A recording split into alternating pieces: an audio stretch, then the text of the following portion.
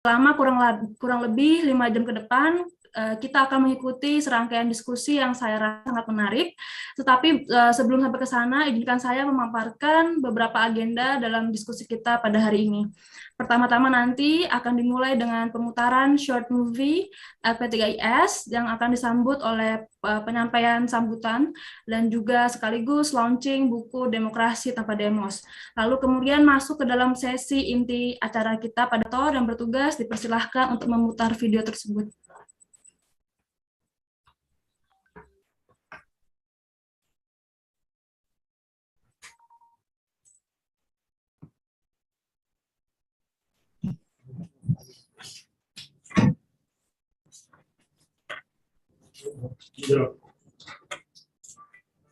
Jalan Jambu, Menteng, Jakarta Pusat adalah nama jalan yang sangat dikenal oleh aktivis LP3IS. Di tempat inilah, pada 19 Agustus 1971, LP3IS didirikan. Dan di tempat ini juga, LP3IS berkantor untuk yang pertama kali sebelum pindah ke Jalan S. Parman 81, Selipi, Jakarta Barat. LP3IS mengembangkan pendekatan pembangunan ekonomi dan sosial secara lebih holistik menuju kesejahteraan bagi warga Indonesia. Pada awalnya, lembaga yang didesain sebagai training ground bagi pengembangan wawasan dan keahlian kalangan muda dalam menjawab persoalan dan tantangan zaman.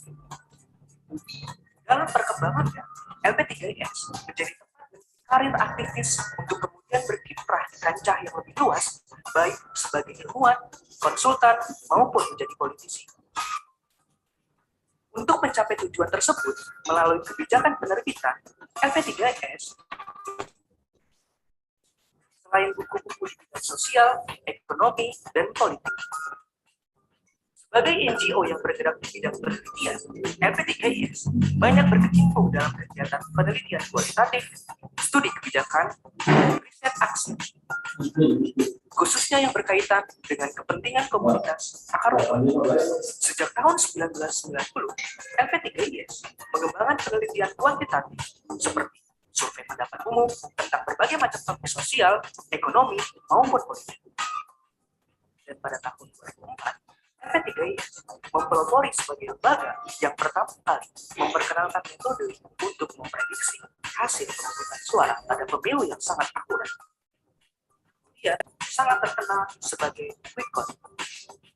Seiring perkembangan zaman dan teknologi yang semakin canggih, LP3IS masih menjadi lembaga terpercaya di Indonesia dalam mewujudkan tatanan sosial, ekonomi, dan politik masyarakat yang demokratis dan berkeadilan dengan berdasarkan prinsip-prinsip kesetaraan hak bagi semua manusia. Kemajuan teknologi membuat LP3IS berpacu untuk terus berinovasi, mengembangkan semangatnya dalam menyebarkan wawasan untuk masyarakat luas dengan aktif di kegiatan podcast, webinar, sekolah riset, sekolah demokrasi, magang, dan juga bekerja sama dengan berbagai instansi berupa riset, pengembangan masyarakat, publikasi, ini. Untuk menyempurnakan visibilitas LP3IS di sosial media dan publikasi lainnya, LP3IS menghadirkan podcast dengan tema Ngaji dan Teliti, Bincang Pustaka, dan Jumat Berbincang. Podcast ini dianggap penting dalam membedah pemikiran-pemikiran atau isi buku yang sudah terbit ataupun akan terbit, sehingga dapat membahas bersama dengan penulisnya. Tahun 2021, tepatnya Agustus, LP3IS merayakan ulang tahun emas yang ke-50. Generasi baru LP3IS telah lahir menyongsong era 50 tahun kedua ke depan, berbekal semangat dan nilai-nilai yang diwariskan oleh para tokoh pendiri. LP3IS sudah berusia setengah abad, usia yang matang untuk sebuah organisasi masyarakat sipil. LP3IS telah melahirkan banyak nama-nama besar dan memberikan bakti yang tidak sedikit bagi negeri ini. Selama 50 tahun berselang, LP3IS perlu merumuskan arah baru karena zaman sudah berubah, sudah sangat jauh berbeda dengan masa ketika LP3IS didirikan. Adaptasi yang harus dilakukan di era milenial ini. Tak kalah penting dari itu adalah melakukan proses regenerasi pada anak-anak muda. Mereka lah tumpuan masa depan bangsa dan lembaga ini. Ke depan, idealisme dan semangat pendiri yang telah diwariskan melalui lembaga ini akan terus dijaga. Kami akan terus menjaga sekuat tenaga.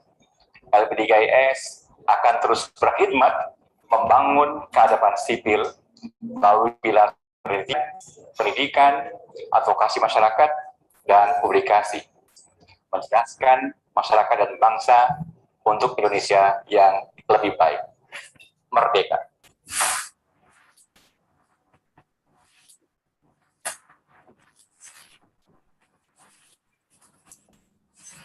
Iya. Ya, terima kasih atas pemutaran videonya. Selanjutnya masuk ke dalam sesi sambutan. Sambutan pertama akan disampaikan oleh Bapak Prof. Didik Jarahbini selaku Ketua Dewan Pengurus sekaligus melaunching buku Demokrasi Tanpa Demos. Prof. Didi, layar maya dipersilahkan. Baik, terima kasih ya, sekali ya, Elsitra. Selamat siang Jakarta, selamat tengah malam Amerika, selamat petang Eropa ya. Allow me to speak in bahasa because almost of you Indonesianis could speak bahasa Indonesia.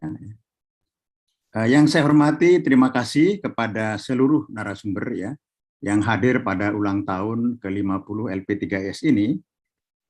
Tercatat di sini Ibu Yatun ya, Sastra Mijaya, Pak Jeffrey yang tengah malam di sana mungkin sudah mengantuk ya, Pak Ward Barenscott, Pak Dik, Ibu Eva Warbunton, dan Andreas Olven, dan Pak Ole Tonquist. Ya. Yang lain ada Prof. Budi, ya, Mas Wija, Pak Fahri Ali, dan semuanya yang tidak saya sebut satu persatu. Ya. Nah, pada kesempatan ini saya tidak akan menyampaikan materi, hanya menyampaikan bahwa LP3IS sekarang sudah berusia 50 tahun. Ya. Ada pasang surut. Ya. Dan sampai sekarang Prisma masih terbit, buku-buku yang bagus tetap diterbitkan oleh LP3IS. Kemudian yang terakhir kami menerbitkan dengan Bapak Ibu sekalian 100 ilmuwan, ya, yang saya kira bersamaan dengan ini kita akan launching. Ya. Baik, Mas Wija, gimana? Saya cukup demikian, langsung di launching bukunya atau bagaimana? Ya, teknisnya. Boleh diperlihatkan, Prof, bukunya ke audiens, daminya ya, dan kemudian mungkin secara simbolis juga diperlihatkan ya, diserahkan mungkin ke Prof. Budi ya. Ini apakah sudah kelihatan bukunya? Belum, Prof, masih itu kelihatan. Ya, Bapak Ibu sekalian, di cover buku itu ada 100 foto dari penulis-penulis yang berdiskusi maraton sepanjang tahun ya. Dan kemudian kita kumpulkan ya, ini hampir 1000 halaman. Jadi 100 ilmuwan, 100 saintis, 1000 halaman ya. Pemikiran didokumentasikan. Dan inilah selama 50 tahun buku yang paling tebal diterbitkan LP3IS setelah buku-buku Hatta ya. Nah, saya kira dari saya demikian ya. Terima kasih semuanya yang tidak terhingga tadi sudah merayakan dengan sarsehan. Kita tidak melakukan mengundang tokoh ya. Apakah itu presiden, wakil presiden, kita hanya sarasehan mengenang perjalanan 50 tahun ya. Demikian Bapak Ibu sekalian, selamat siang dan assalamualaikum semuanya. Makasih Elsitra. Waalaikumsalam warahmatullahi wabarakatuh.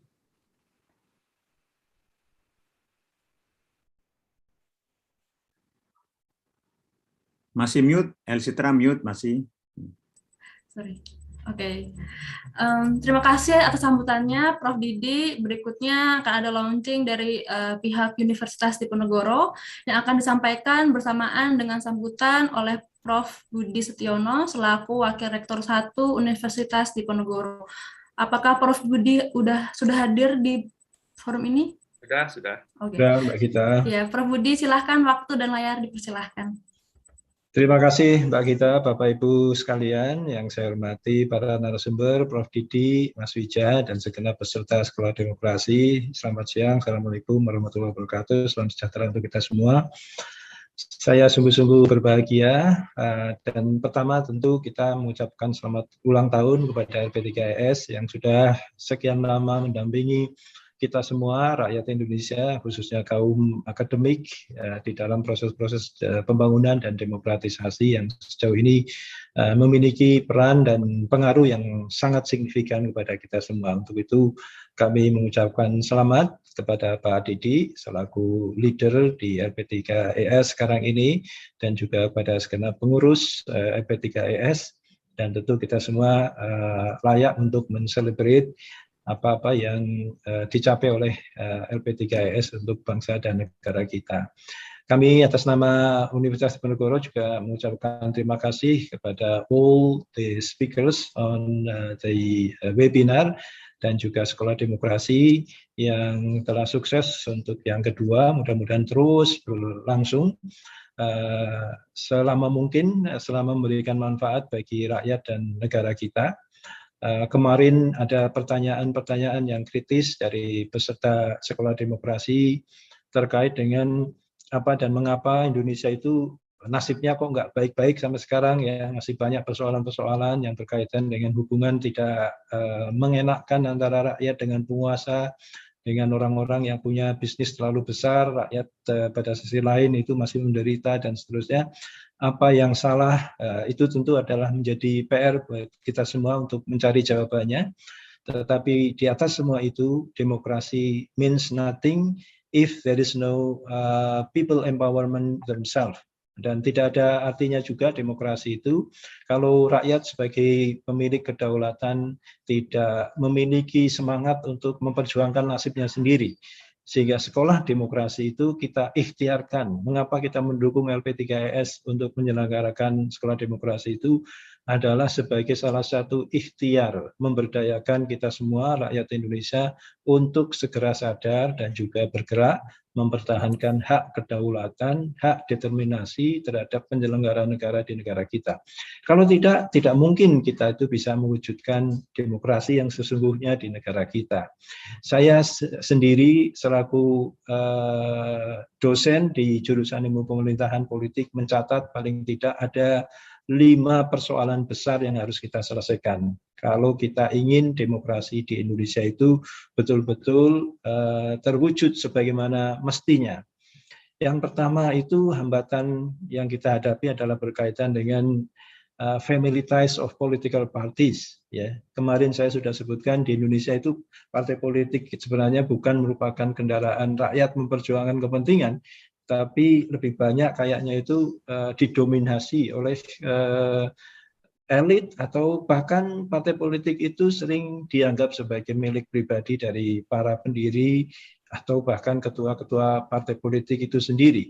Sehingga kalau terjadi misalnya bentrok, perselisihan atau ketidaksesuaian antara kepentingan elit dengan kepentingan publik dalam satu determinasi kebijakan atau dalam keputusan tertentu, misalnya dalam rekrutmen pejabat politik, dalam rekrutmen caleg, dalam keputusan pengambilan keputusan partai dan seterusnya, itu dominasi elit lebih banyak ya menentukan bagaimana keputusan dan warna akan dibuat daripada misalnya kepentingan dari masyarakat. Contoh yang paling gampang itu dalam pilkada-pilkada itu sering kita amati mereka yang menonjol dari bawah, mereka yang dikehendaki oleh rakyat, barangkali dicalonkan sebagai bupati atau gubernur, itu seringkali kalah di garis-garis terakhir ketika mereka harus mendapatkan rekomendasi partai. Jadi suara dari pengurus dan ketua partai politik terutama itu mungkin 99%, rakyat hanya 1%.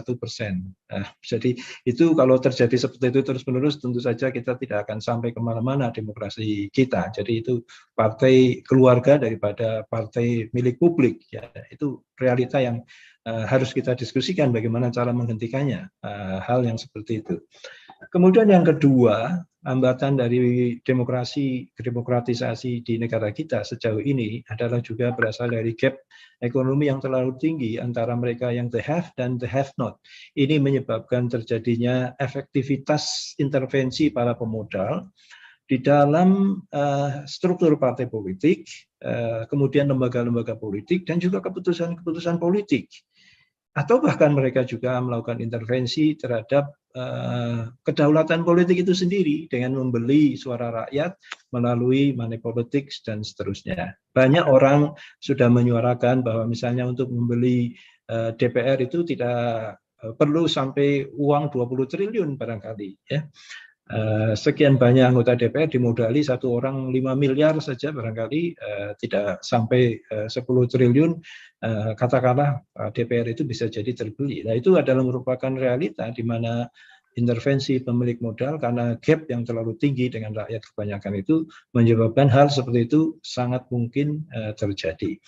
Kemudian implikasi selanjutnya dari itu adalah lembaga-lembaga politik seperti parlemen tentu saja tidak bisa merepresentasi kepentingan demos, ya. Demokrasi without demos yang dikatakan oleh Wija dan buku kita ini saya kira benar itu. Karena dominasi yang terlalu kuat dari elit partai dan pemodal tentu saja kemudian melemahkan atau meniadakan, menegasikan kedaulatan rakyat itu sendiri. Dan kalau itu terjadi terus-menerus, ya kita kalau tidak sadar bahwa rakyat itu kedaulatannya terbeli di dalam money politik atau proses-proses pemilihan dari anggota parlemen itu sendiri, ya tentu saja kemudian demokrasi menjadi tidak bermakna apa-apa. Nah, yang selanjutnya keterkaitan dengan hal itu juga adalah kita harus mengetahui atau menyadari juga, saya kira semua orang juga sudah paham, bahwa adanya atau masih banyaknya evidence tentang oknum-oknum nakal, ya, oknum aparat yang tidak netral secara politik di dalam setiap level tahapan representasi, proses representasi, apakah itu di pilkada, pilpres dan seterusnya, yang ini juga tentu saja mengkhawatirkan karena bagaimanapun aparat, apakah itu ASN, apakah itu Polri, apakah itu TNI, harusnya melayani semua komponen masyarakat untuk memperjuangkan hak-hak mereka di dalam koridor yang benar, di dalam koridor-koridor konstitusional. Sepanjang mereka tidak melakukan hal-hal yang di luar konstitusi, mestinya itu sah-sah saja semua komponen masyarakat itu memperjuangkan hak-hak mereka. Kalau terjadi represi terhadap hak rakyat, justru menimbulkan kesempatan bagi atau opportunity atau cara pandang yang salah bagi oknum-oknum anti demokrasi untuk mengambil tindakan di luar jalur yang semestinya. Nah, oleh karena itu kita juga perlu menghimbau kesadaran dari para aparatur negara, apakah itu birokrasi, militer, kepolisian, dan seterusnya, untuk kembali atau selalu berada pada posisi netralitas yang benar, sehingga kemudian semua pihak itu menyadari bahwa demokrasi adalah the only game in town. Mereka tidak perlu mengambil tindakan-tindakan di luar proses dan institusi demokrasi, tidak perlu mengambil tindakan-tindakan yang inkonstitusional, melainkan justru menyelesaikan segala macam kebutuhan, ya, tuntutan, needs atau aspirasi secara damai, secara terlembagakan, secara bermartabat, tidak menggunakan kekerasan dan seterusnya. Itu yang harusnya difasilitasi oleh aparatur negara, apakah itu sipil, militer, polisian dan seterusnya. Kalau aparatur negara bertindak tidak netral dalam proses politik, ya tentu saja itu bertentangan dengan prinsip demokrasi itu sendiri. Dan hambatan yang kelima, ini yang sering saya juga sayangkan, adalah juga CSO. Ya, lemahnya CSO. Pada awal reformasi kita sangat kagum dengan berkembangnya banyak CSO di Indonesia dan sangat kuat mendeterminasi proses-proses anti korupsi sampai terbentuknya KPK dan seterusnya. Lalu kemudian mereka juga berkiprah di daerah, sehingga saya sendiri disertasinya adalah tentang gerakan anti korupsi di Indonesia. Saya mencatat di setiap kabupaten di Indonesia itu dahulu selalu ada watch, ya, apakah itu birokrasi watch, local government watch, mencontoh apa yang dilakukan di tingkat pusat ada ICW, ya, Indonesia Corruption Watch, sehingga watch di daerah itu hampir puluhan, dan mereka sering melakukan networking satu sama lain, menguatkan kalau ada kasus di daerah, lalu kemudian bersama-sama mereka membongkar bersama rekan-rekan wartawan. Nah, tren itu pada saat sekarang ini justru menurun. Banyak aktivis CSO mungkin tidak tahan godaan, lalu masuk menjadi tim sukses politik dari kepala daerah, apakah bupati, gubernur, mungkin juga presiden dan seterusnya, atau juga anggota DPR. lalu kemudian mereka lupa tugas-tugas pengawasan, evaluasi, atau juga tugas-tugas lain yang berkaitan dengan penguatan partisipasi publik terhadap penyelenggaraan negara. Nah, saya tidak tahu apakah teman-teman CSO itu akan tidur sekian lama atau bangkit kembali pada suasana-suasana di awal-awal reformasi. Kalau itu terjadi, ada kebangkitan kembali teman-teman CSO untuk menguasai proses-proses penyelenggaraan negara di tingkat manapun, mulai dari daerah sampai ke pusat, saya kira itu akan menjadi kebangkitan demokrasi yang kedua. Tetapi kalau tertidur lama-kelamaan, ya barangkali malah proses-proses demokrasi yang dulu kita perjuangkan itu menjadi hilang kembali, ya, tidak memiliki momentum untuk bangkit kembali.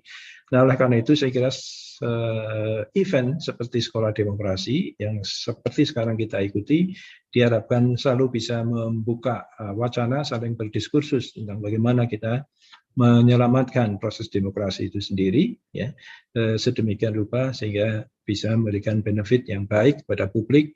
Tidak perlulah kita kembali pada zaman Ken Arok, ya, tumpas kelor ketika terjadi suksesi kepemimpinan, melainkan kita harus melembagakan kesadaran bineka, kebermajemukan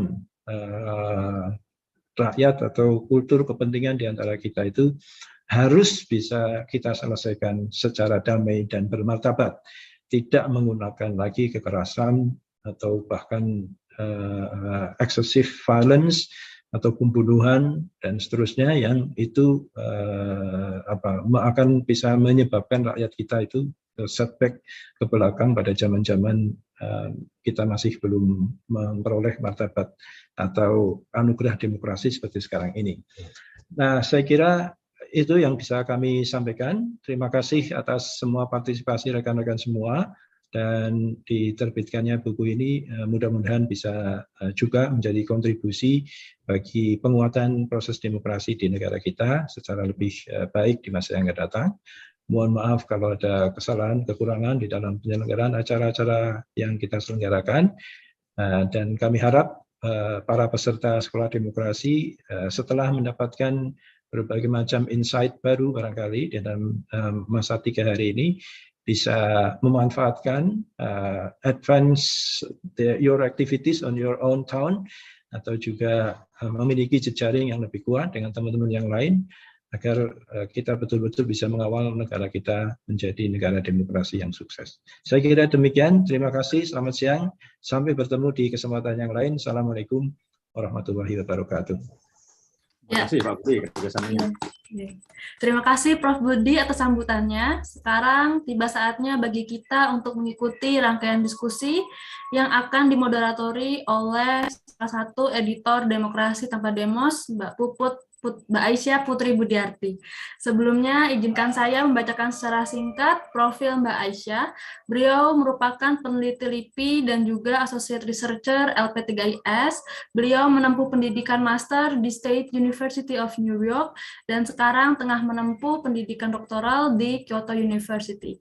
Beliau juga berkiprah sebagai peneliti di Women Research Institute dari tahun 2008 hingga sekarang, juga redaktur jurnal Departemen Ilmu Politik Universitas Indonesia dari tahun 2009 hingga sekarang. Langsung saja, tanpa panjang lebar, saya persilahkan Mbak Aisyah untuk memoderatori sesi selanjutnya. Mbak Aisyah. Baik, terima kasih Alfitra.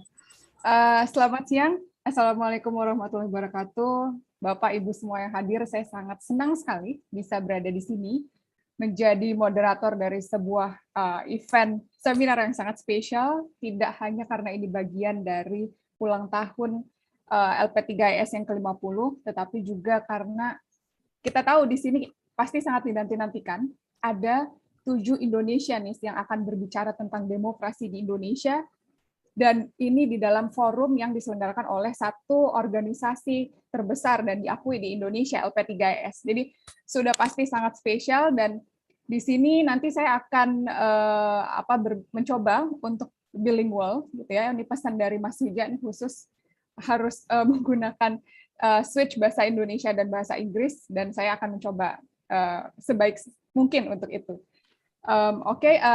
Good afternoon. ladies and gentlemen. I'm very happy to be here as a moderator for the very special seminar. And yeah, I know it's very special, not only because this is part of the anniversary of LP3S, but we know that we have 7 Indonesians that will discuss about Indonesian democracy in one forum held by Indonesian very knowledge organization LP3S. And I'm trying to use English and Indonesian language here in this seminar, and I'm trying to my best to do so. Sebelum saya memulai, saya ingin menyapa dulu Prof. Didik, Prof. Budi yang tadi juga sudah memberikan paparan ya tentang demokrasi di Indonesia, dan juga semua narasumber yang akan berbicara di sini. Di sini ada Mas Wijayanto, tentunya kita semua sudah mengenal Mas Wija. Saya share screen sebentar di sini, dan juga di sini nanti akan berbicara 7 Indonesianis tentang demokrasi. Ada Mbak Yatun Sastramijaya, kemudian ada Mas Wija tentunya membuka nanti, Ibu Eve Warburton, Profesor Jeffrey Winters, Profesor Ward Berenscourt, Prof. Dick Tomsa, Prof. Andreas Uven, dan juga Prof. Ole Tarnkis. Jadi ini sangat spesial kita berada di sini hari ini. Sebelumnya saya akan memberikan overview sedikit tentang apa sih sebenarnya yang akan kita diskusikan hari ini. Ada 3 pertanyaan mendasar yang menurut saya ini sudah menjadi bagian dari diskusi kita sehari-hari di LP3S ya, karena LP3S ini sering sekali mengadakan diskusi setiap minggunya, terutama untuk forum 100 gitu ya. Dan pertanyaan ini selalu muncul tentang bagaimana sih sebenarnya kondisi demokrasi Indonesia hari ini. Apakah memang stagnan atau sebenarnya sudah regresi, mengalami kemunduran, atau justru yang paling kita tidak harapkan ya, kembali memutar balik ke arah otoritarian. Nah, kemudian pertanyaan selanjutnya tentunya apa sebenarnya, apa saja tantangan dan problem yang dihadapi dalam menjalankan demokrasi Indonesia ini, dan kemudian solusinya apa? Ini yang paling vital sebenarnya, solusi ini yang kita perlukan. Nah, kita akan diskusikan bersama tentang ini. I'm going to show you like what we are going to discuss today in this seminar.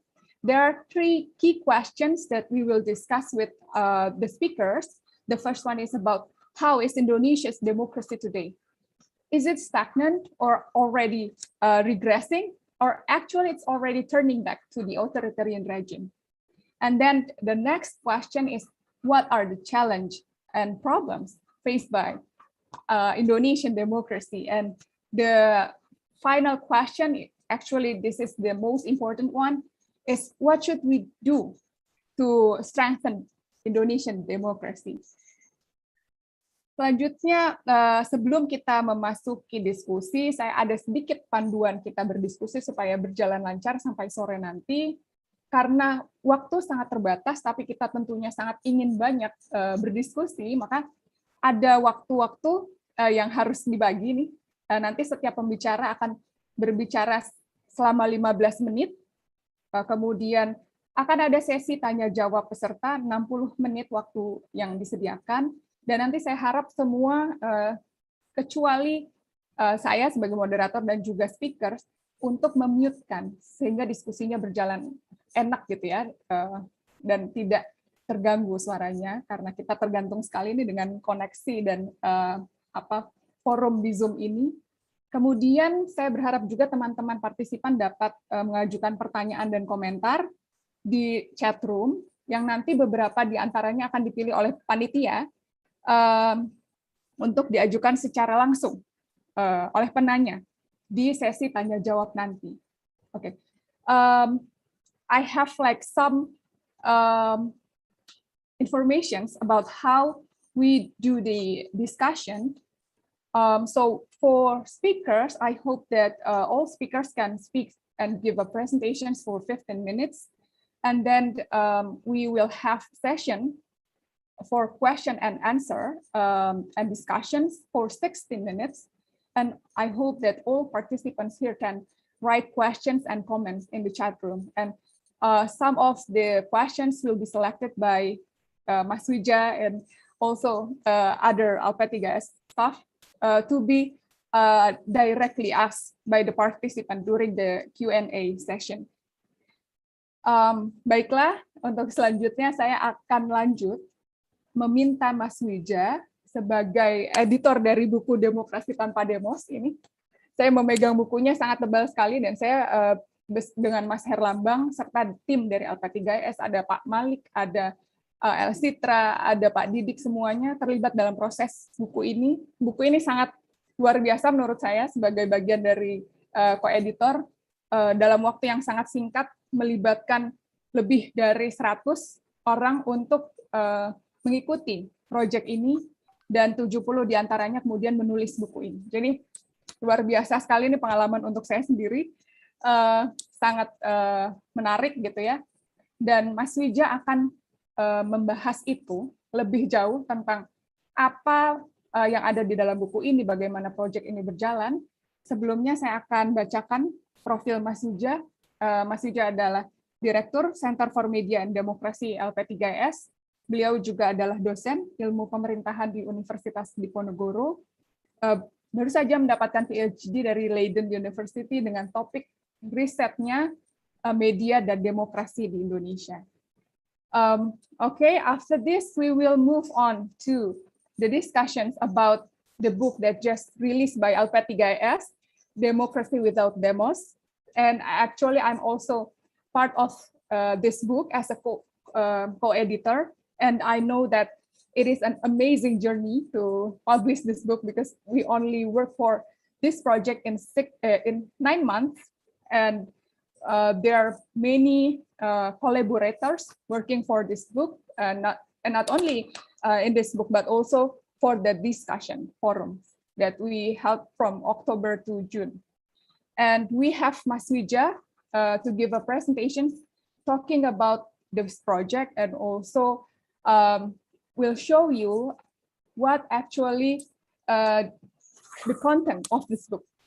So Mas Wijayanto is the director of Center for Media and Democracy LP3S. He is also a lecturer for government studies at Diponegoro University. He got his PhD from Leiden University, and his research topic is media and democracy in Indonesia. So please, time and this forum are yours, Mas Wija. Ya, terima kasih Puput. Thank you so much. Thank you very much Puput ya, harus dulu bahasa ya. I just want to make sure that I also have the book with me now. So this is the book, everyone, and I'm going to present about it very soon. Sebelumnya saya mohon izin untuk share screen ya.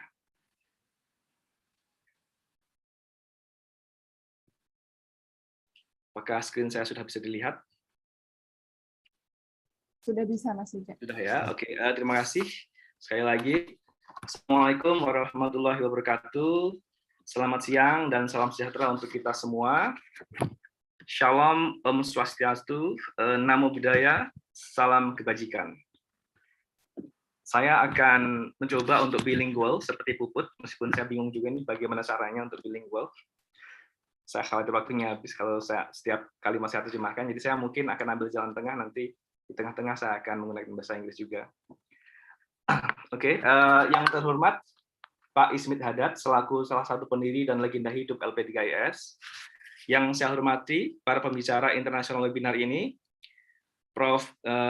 Didi Jirahbini selaku Ketua Dewan Pengurus LP3S dan juga Rektor Universitas Paramadina, Profesor Budi Stiono selaku Wakil Rektor 1 Undip, Prof. Didi mewakili LP3S, dan Prof. Budi mewakili Undip adalah co-publisher ya dari buku ini. Lalu Prof.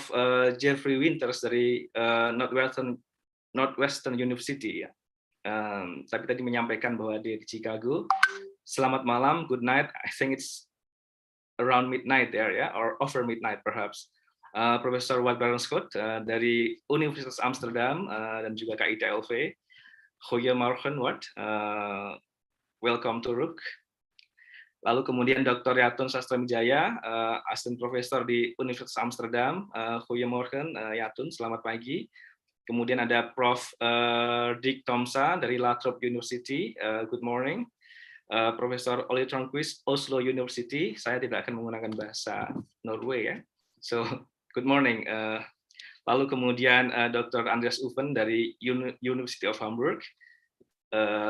Selamat pagi, good morning, dan Dr. Iver Brutsen di Australia ya.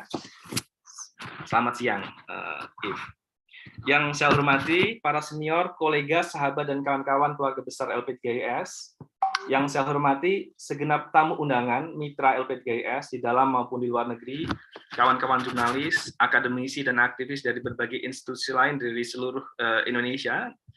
Yang saya banggakan para alumni Sekolah Demokrasi Angkatan 1 dan 2 LP3IS, juga peserta Sekolah Demokrasi Angkatan 3 yang saat ini masih sedang berlangsung. First of all, allow me to send a good prayer that we are all healthy and happy today. In the days when the pandemic is still afflicting this country, which the Put Joko Pinurbo described as hari-hariku terbuat dari innalillahi. Kesehatan adalah semua yang terpenting. Health is all that matters. Akhirnya semua akan tiba pada suatu hari yang biasa, pada suatu ketika yang telah lama kita ketahui. Dua kalimat itu adalah, teman-teman segenerasi saya pasti sangat familiar, adalah puisi pembuka dari Suhogi. Dia adalah salah seorang intelektual ya, yang dan aktivis pada masa Soekarno, di penghujung Soekarno dan pada masa awal Orde Baru, yang pemikirannya terkenal karena buku hariannya yang diterbitkan setelah dia meninggal. Buku itu berjudul Suhogi, Catatan Seorang Demonstran. Ia diterbitkan pertama kali oleh LP3IS pada tahun 1983. Atau 14 tahun setelah tokoh ini meninggal pada tahun 1969. Buku ini saya rasa sangat berpengaruh ya bagi saya dan kawan-kawan segenerasi saya. Ia bahkan telah difilmkan pada tahun 2005. Jadi pengaruhnya semakin lama berlangsung. Baru hari-hari ini saya tahu bahwa buku ini tidak akan sampai ke pembaca jika tidak diterbitkan oleh LP3IS dan secara khusus tanpa peran dari satu nama yang telah mengumpulkan dan mengkurasi naskah catatan harian itu, Ismit Haddad. Yang tak lain adalah salah satu pendiri dan legenda hidup LP3IS yang masih ada bersama kita hari ini.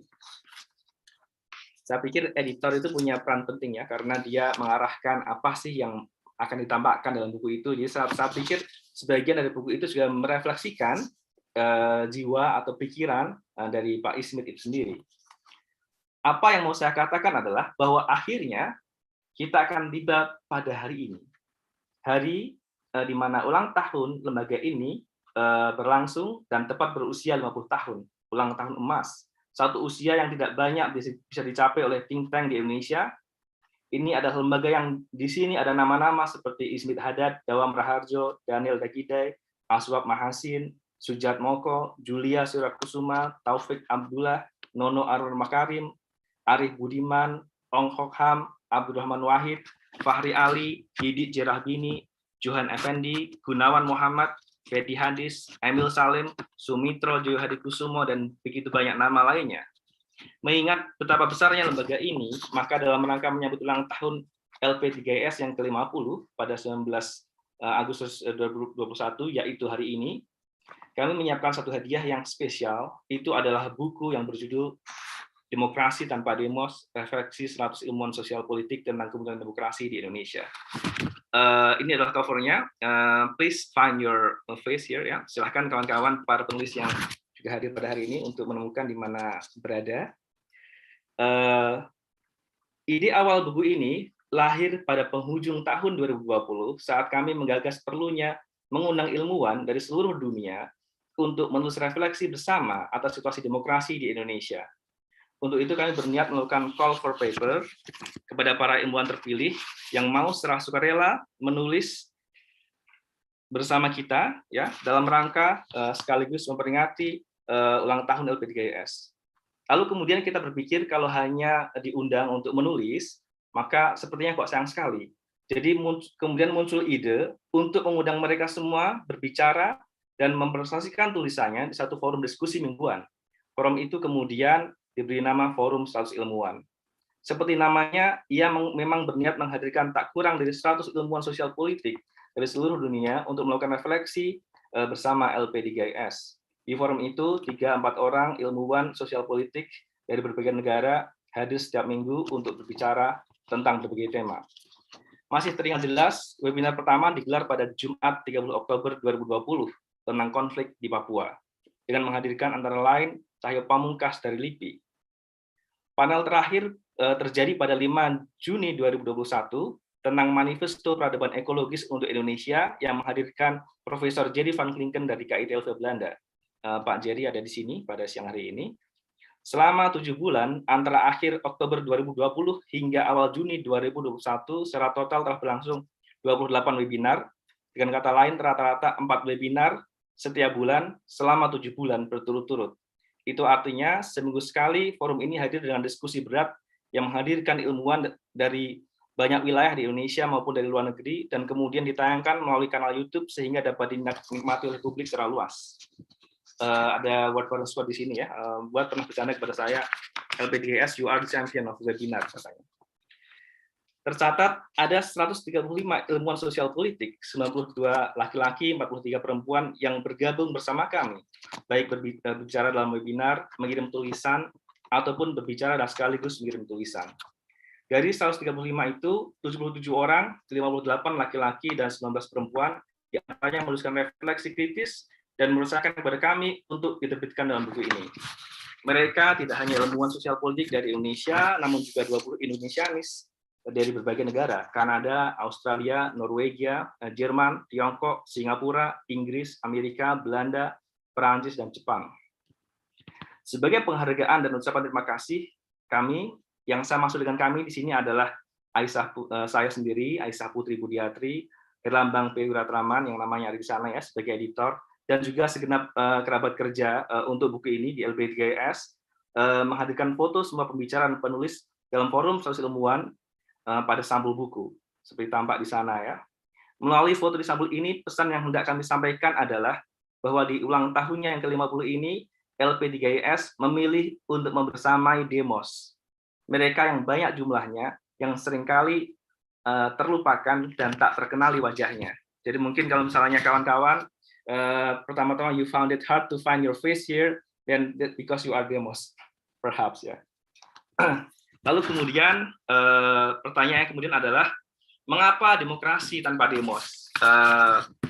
I will try to explain it in English karena seperti yang tadi ya, bilingual.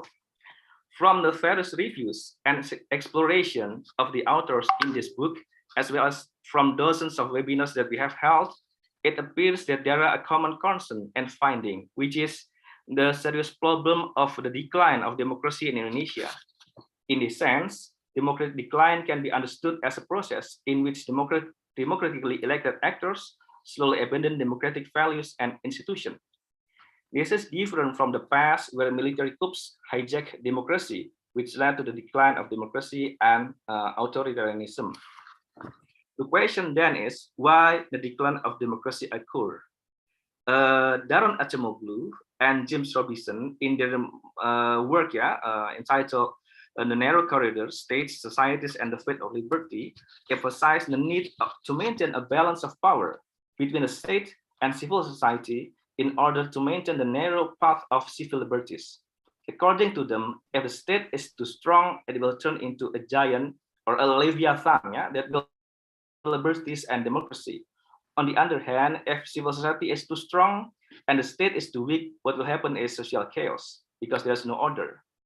Inspired by this work, we see that one of the main causes of the decline of democracy in Indonesia is the power, the oligarchic power, which quickly consolidated after 1996 and especially since 2019.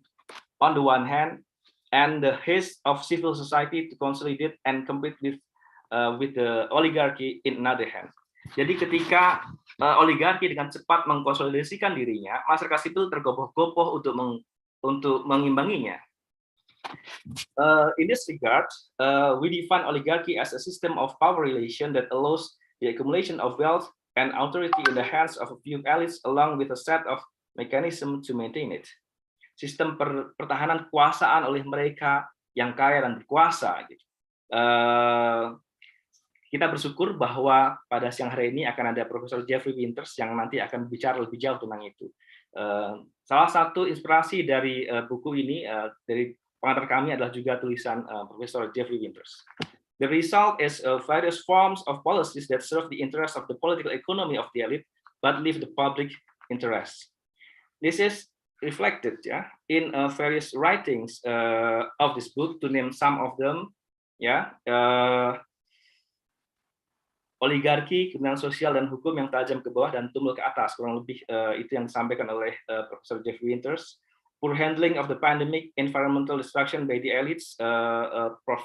Dick Tomsa, Prof. Jerry Van Klinken, lalu kemudian Yogi Setia Permana juga menyampaikannya. Rampant corruption at national and local levels, Zaki Ahmad Khairul Umam, lalu kemudian Kenny dan Warburton, convey the message. Perampasan tanah petani, Warburton Scott dan Ahmad menyampaikannya. And then the narrowing of public space and freedom of speech, Usman Hamid, poor crisis of communication during the pandemic, and various other problems. And the most important thing is actually what we are going through today in Indonesia. In 17 July 2021, New York Times wrote, "The pandemic has a new epicentrum, Indonesia." This book was born in the midst of the second wave of the COVID-19 pandemic that hit the country very hard.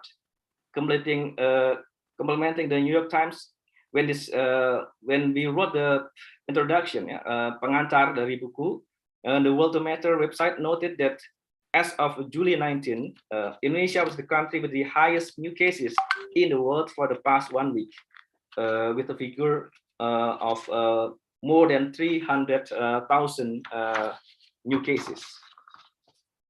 And we are in the second rank with death case in the world after Brazil in 7th of July.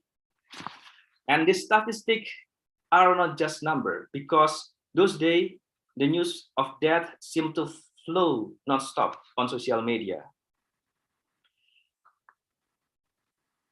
In WhatsApp group, in mass media, almost every day we read news about relatives or friends we know personally who died or abandoned by their family because of COVID-19. More often, we hear news about very often, almost every day, and LPDKIS is no exception. Not a few activists of LPDKIS also suffer this. And some of our families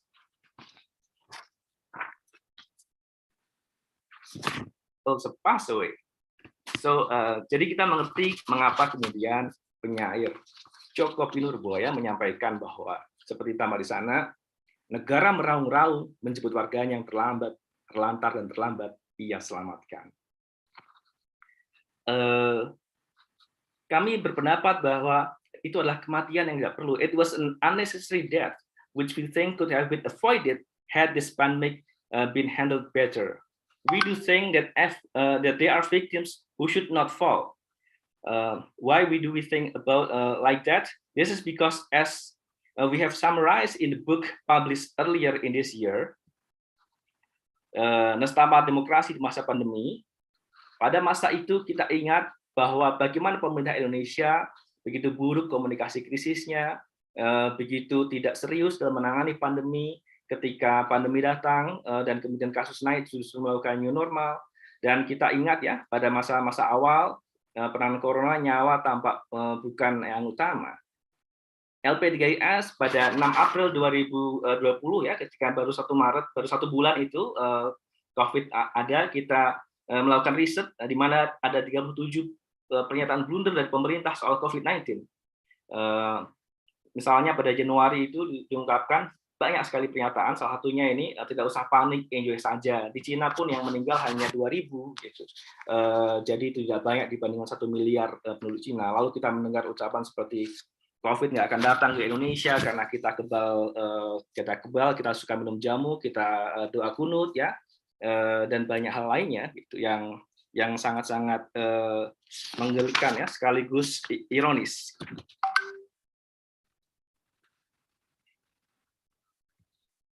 Oke, nah jadi kita melihat sebelum saya sampai sini bahwa di sini demokrasi tanpa demos kami pilih menjadi judul buku. Kami makna ini sebagai suatu situasi di mana demokrasi memang tampak dilaksanakan secara prosedural, tapi secara substansi tidak dilaksanakan untuk kepentingan rakyat.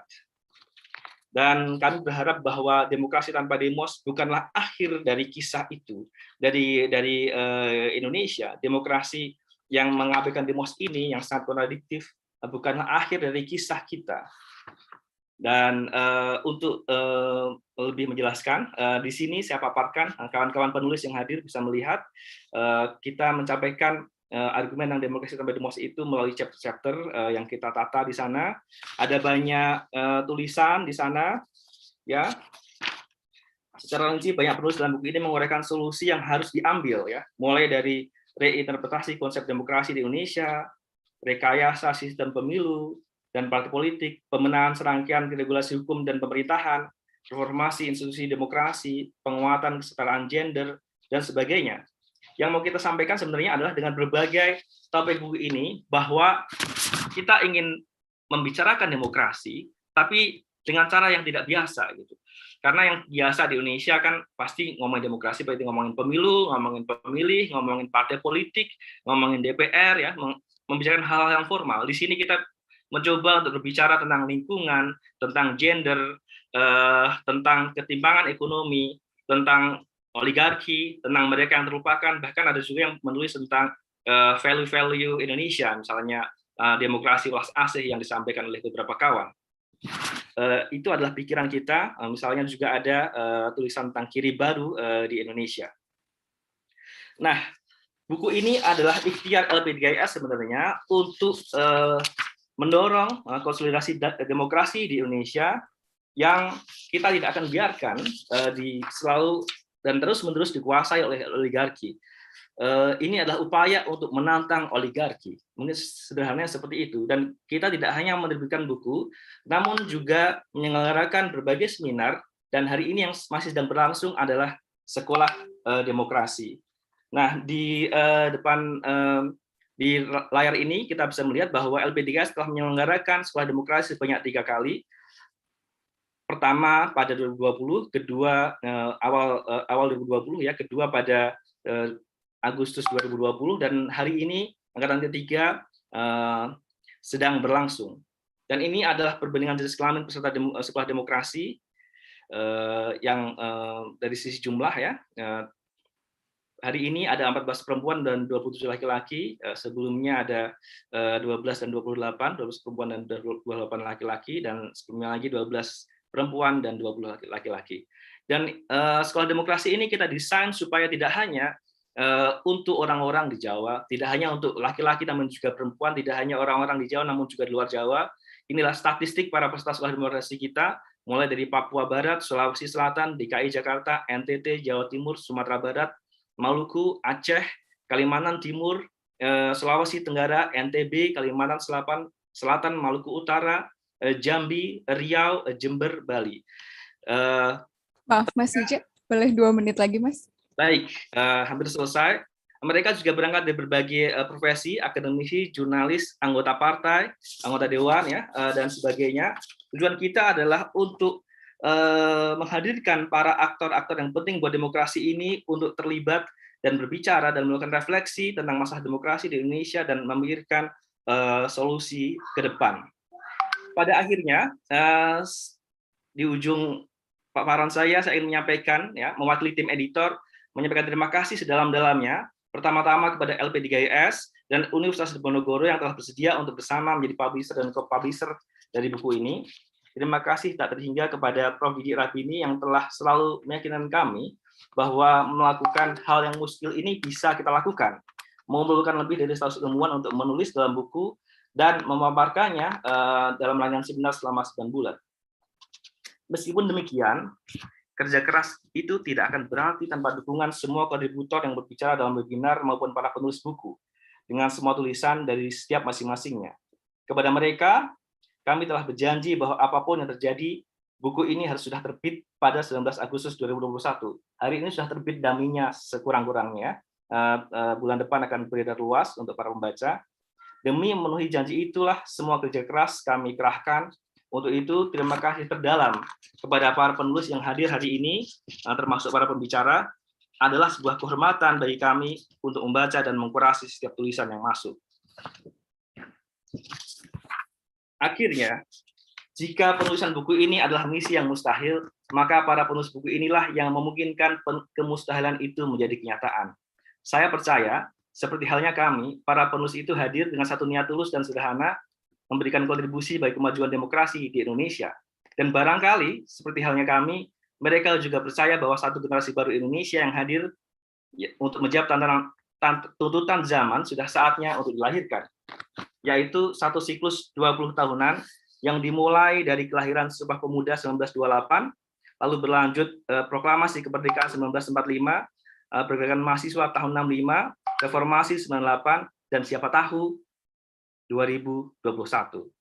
Satu generasi yang lebih bercorak kosmopolitan yang berisi orang-orang Indonesia ataupun bukan, yang berbagi nasib menyaksikan pandemi yang belum tentu terjadi 100 tahun sekali, yang benaknya prihatin memikirkan kemunduran demokrasi di Indonesia, dan bersama-sama melakukan refleksi dalam buku ini. Semoga niat itu sampai ke langit, lalu kembali turun ke bumi, menjadi butiran-butiran air hujan yang menjadi satu penanda generasi baru akan segera dilahirkan. Selamat ulang tahun LP3IS, semoga terus berperan untuk mengawal demokrasi di negeri ini dan sekolah demokrasi, dari sekolah demokrasi dan forum sosial ilmuwan menuju kelahiran generasi baru Indonesia. Terima kasih, selamat siang, Assalamualaikum warahmatullahi wabarakatuh. Waalaikumsalam warahmatullahi wabarakatuh. Terima kasih banyak, Mas Wija. Saya senang sekali tadi mendengar apa yang dipaparkan Mas Wija, karena saya berada di proses itu gitu ya, untuk menyelenggarakan berbagai diskusi dan juga menseleksi, kemudian mereview, mengedit, menerjemahkan tulisan-tulisan, dan itu adalah satu proses yang sangat menantang gitu untuk saya dan juga untuk tim yang menjadi bagian dari buku ini. Dan dari apa yang dipaparkan Mas Wija, saya menangkap ada 2 poin penting setidaknya. Yang pertama, bahwa buku Demokrasi Tanpa Demos ini menunjukkan bahwa ada banyak problem yang menggerogoti demokrasi di Indonesia saat ini. Dan ini tidak hanya berkaitan dengan hal yang sifatnya kelembagaan atau institusi politik seperti partai, parlemen, gitu ya, tapi juga berkaitan dengan hal-hal lain, termasuk aspek lingkungan, gender, media, dan ini semua ada di dalam buku Demokrasi Tanpa Demos. Kemudian ini menunjukkan ada hal yang mendesak nih, harus kita kerjakan bersama untuk mencegah demokrasi tanpa demos. Kalau tadi di chatroom ada yang bilang bahwa sejak awal kita memulai era reformasi sudah tidak ada nih demokrasi tanpa demos. Nah, ini menjadi perdebatan yang menurut saya bisa kita diskusikan bersama di forum ini. Selanjutnya mungkin saya tidak perlu menerjemahkan ke bahasa Inggris ya. Saya sudah tuliskan di sini kedua poin tadi, karena waktu kita terbatas, saya langsung berpindah ke sesi selanjutnya. Kita punya, dan ini menurut saya sangat dinanti-nanti oleh semua partisipan di sini, kita punya Profesor Jeffrey Winters.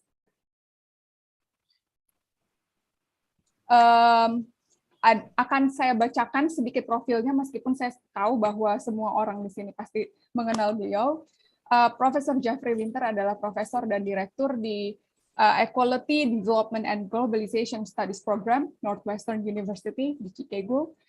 Beliau mendapatkan PhD dari Yale University dengan topik riset yang sangat, menurut saya semua orang pasti baca bukunya nih, kalau mahasiswa ilmu politik ada oligarki dan elit.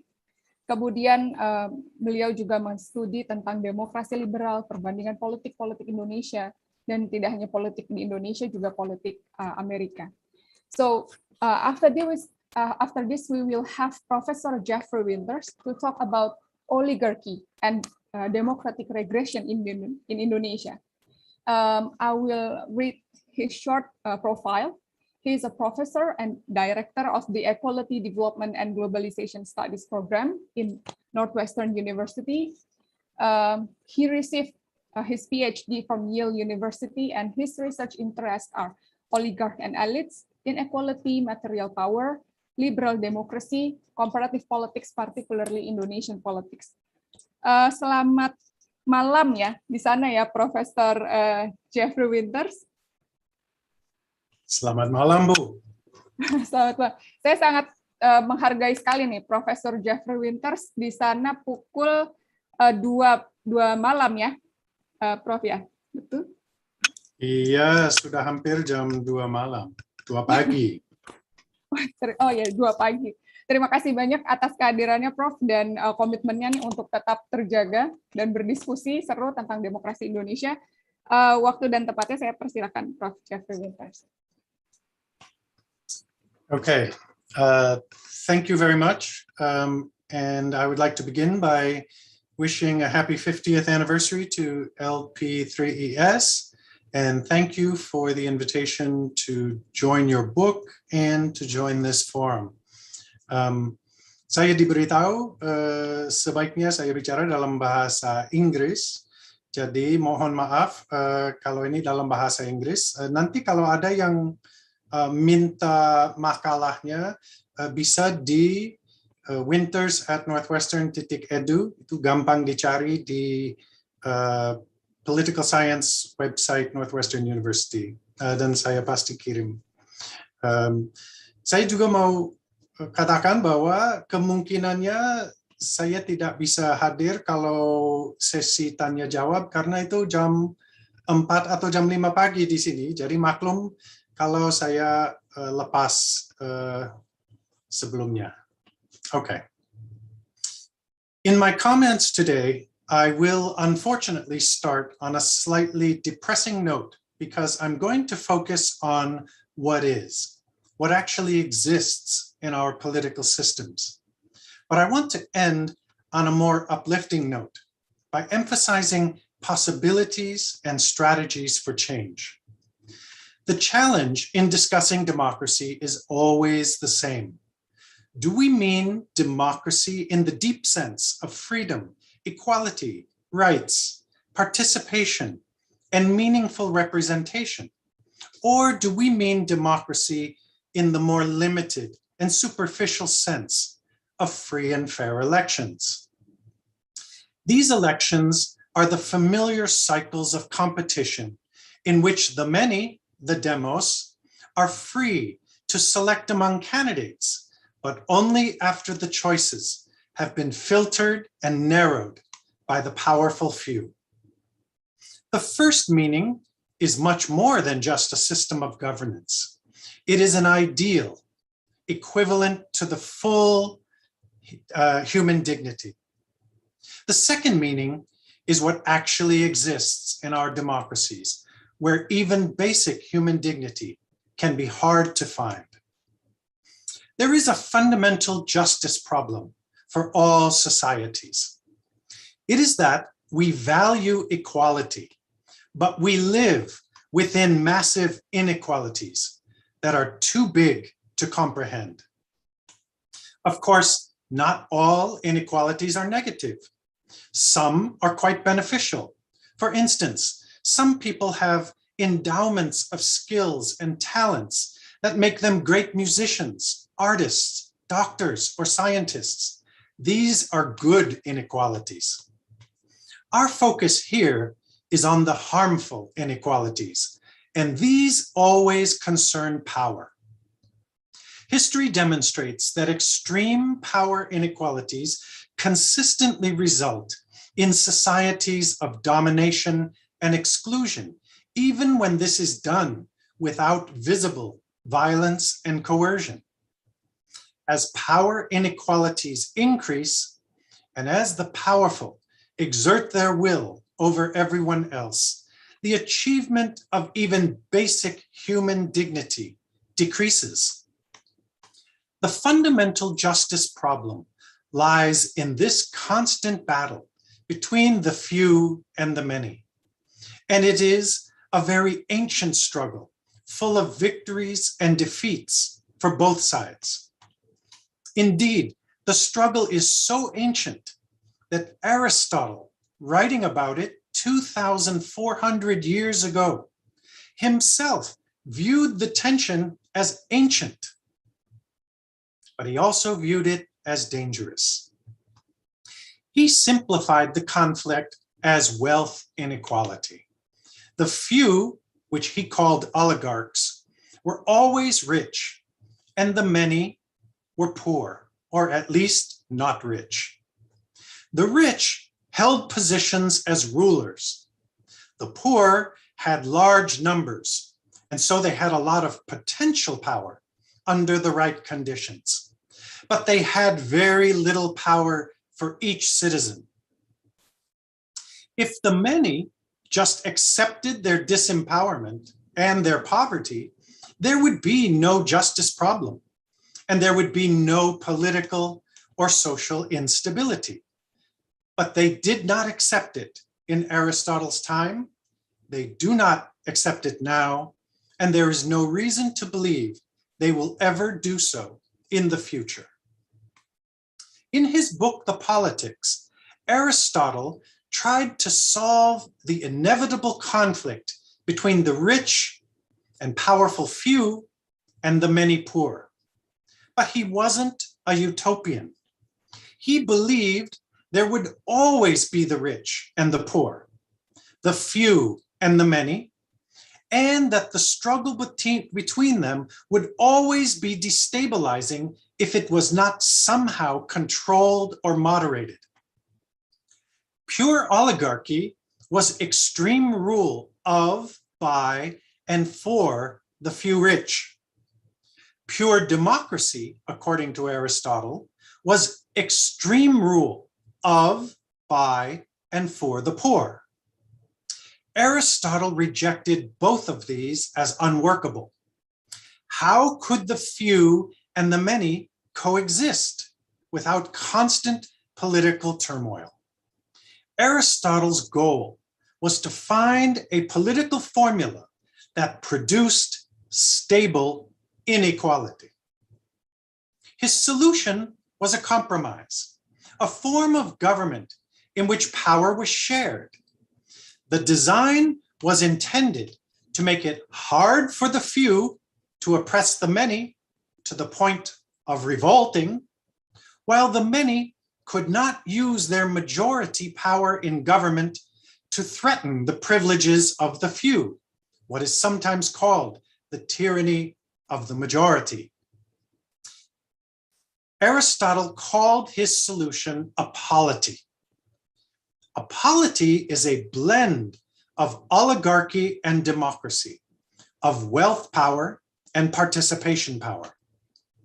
Aristotle said, you would know when you had the mix just right if on any given day you were not sure you were living in an oligarchy or a democracy.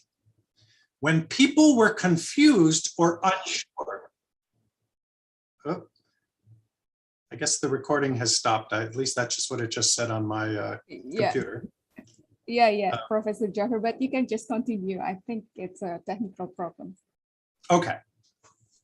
So I was saying Aristotle said you would know the mix was right when on any given day you were not sure you were living in an oligarchy or a democracy. When people were confused or unsure, it was a sign that the blend was perfect. The University of Chicago political theorist John McCormick calls such a system elective oligarchy. And he is referring not only to the system that Aristotle was trying to suggest, but he was also referring to the democracies that all of us live under today. In an elective oligarchy or polity, we hold competitive elections. There is a clear element of freedom, participation, and choice. But oligarchic power is also present and never seriously threatened. This is because oligarchs play a key role in ensuring that democracy cannot overperform and possibly eliminate the oligarchs themselves. It is a standoff, a stalemate. Aristotle's solution, the one we live under today, is both good and bad. On the plus side, the power sharing produces peace and stability, which is what Aristotle cared about most. Living under constant upheaval is frightening, dangerous, and destructive. But, and on the bad side, it also guarantees that tremendous inequalities in society will be locked in, something Aristotle ignored because he never thought that inequality could be changed anyway. So locking it in wasn't an issue. Note that the inequalities are not permanent in an absolute sense.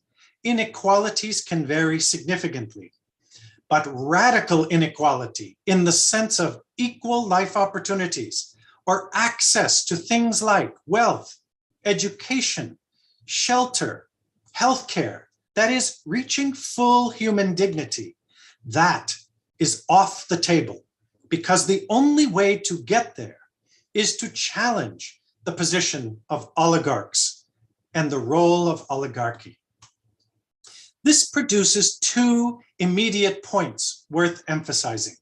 One is that if we set aside the absolutes where the few win 100% or the many win 100%, it is clear that there is a range of possible outcomes that are more or less equal or unequal.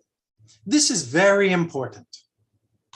The other point is that no democracy can be significantly improved if it does not confront the oligarchy problem. This claim is rarely stated so explicitly, although I'm delighted to know that it is a central theme in the new book by LPTGES.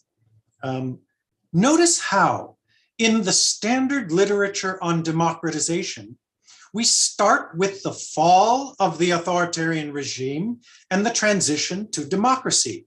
Then there is a long and difficult process of improving the democracy through democratic consolidation. Throughout all of this, we have things like widening suffrage. So for example, in societies like the United States or Europe, women who were initially excluded get the vote, or people of different ethnicities or race get included, until suffrage is universal. One person, one vote. There are also various institutional and procedural reforms, like the number of parties, candidate thresholds, proportional representation, parliamentary and presidential systems, and so on. And there are also important things like freedom of the press, access to information, transparency, and rights of expression and assembly. These are all the things that in the standard literature on democracy we focus on. But nowhere in the literature on democratic transitions and consolidation do we ever see references to the oligarchy problem. Not a single body in the world, such as Freedom House, tracks the degree to which the wealthy few dominate and distort democracies and lock in extreme inequalities. It does not affect a country's score or ranking. If the power of oligarchs is fully and smoothly integrated into democracy itself, as Aristotle proposed, and if democratic procedures are followed, it does not matter if oligarchic wealth dominates the agenda, the candidates, the procedures, and the choices. A vigorous electoral campaign between different oligarchic competitors meets all the standards of a full democracy, even if being responsive to the interests and needs of the people was never really on the agenda. What is also fascinating about how democracy is tracked and judged is that there is never any measure in the algorithms for things like how wealth power has been diminished or increased, or whether objective measures of equality improve. For instance, not just an improvement in Gini coefficients, but indicators like less wealth concentration in the hands of oligarchs, or a smaller gap between the wealth of the 1% and the 99%. These are not really seen as democratic issues or indicators, and this is not an accident. When democracy is designed to be a compromise between the rich few and the poor many, and it is designed to preserve both, the degree of wealth concentration in society is irrelevant as a matter of democracy. And this helps explain one of the most startling facts about the modern democratic era during the past 250 years. There is no doubt that many indicators we track show that democracy around the world is increasing and improving. Many countries have become free and democratic, and rights to participate within established democracies have improved over the long term, despite fluctuations.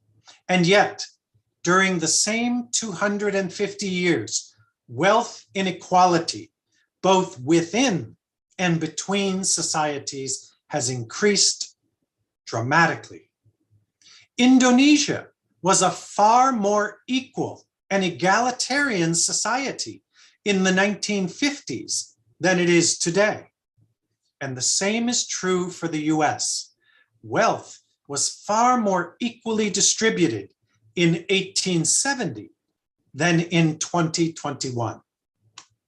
Indeed, in today's democracies, wealth is more concentrated in fewer hands than perhaps at any time in human civilization. 3 people in the United States have as much wealth as the bottom 50% of the population combined. Indonesia is not that extreme, but it is on the pathway to getting there. Globally, the 10 richest people in the world, and they are all men, have as much wealth as the bottom 50% of the world's population, 4.6 billion people. Again, 10 people in the world have as much wealth as the bottom 4.6 billion combined. 15 years ago, you needed 150 of the richest oligarchs in the world to match the bottom 50%. So what we are seeing is, even in a short period of time, and even as democracy arguably is widening, oligarchy and power of wealth concentration is increasing. And the rise of democracy over the last 250 years has not stopped or reversed this process of wealth concentration. It has actually facilitated it. And I'm not sure this is what Aristotle had in mind.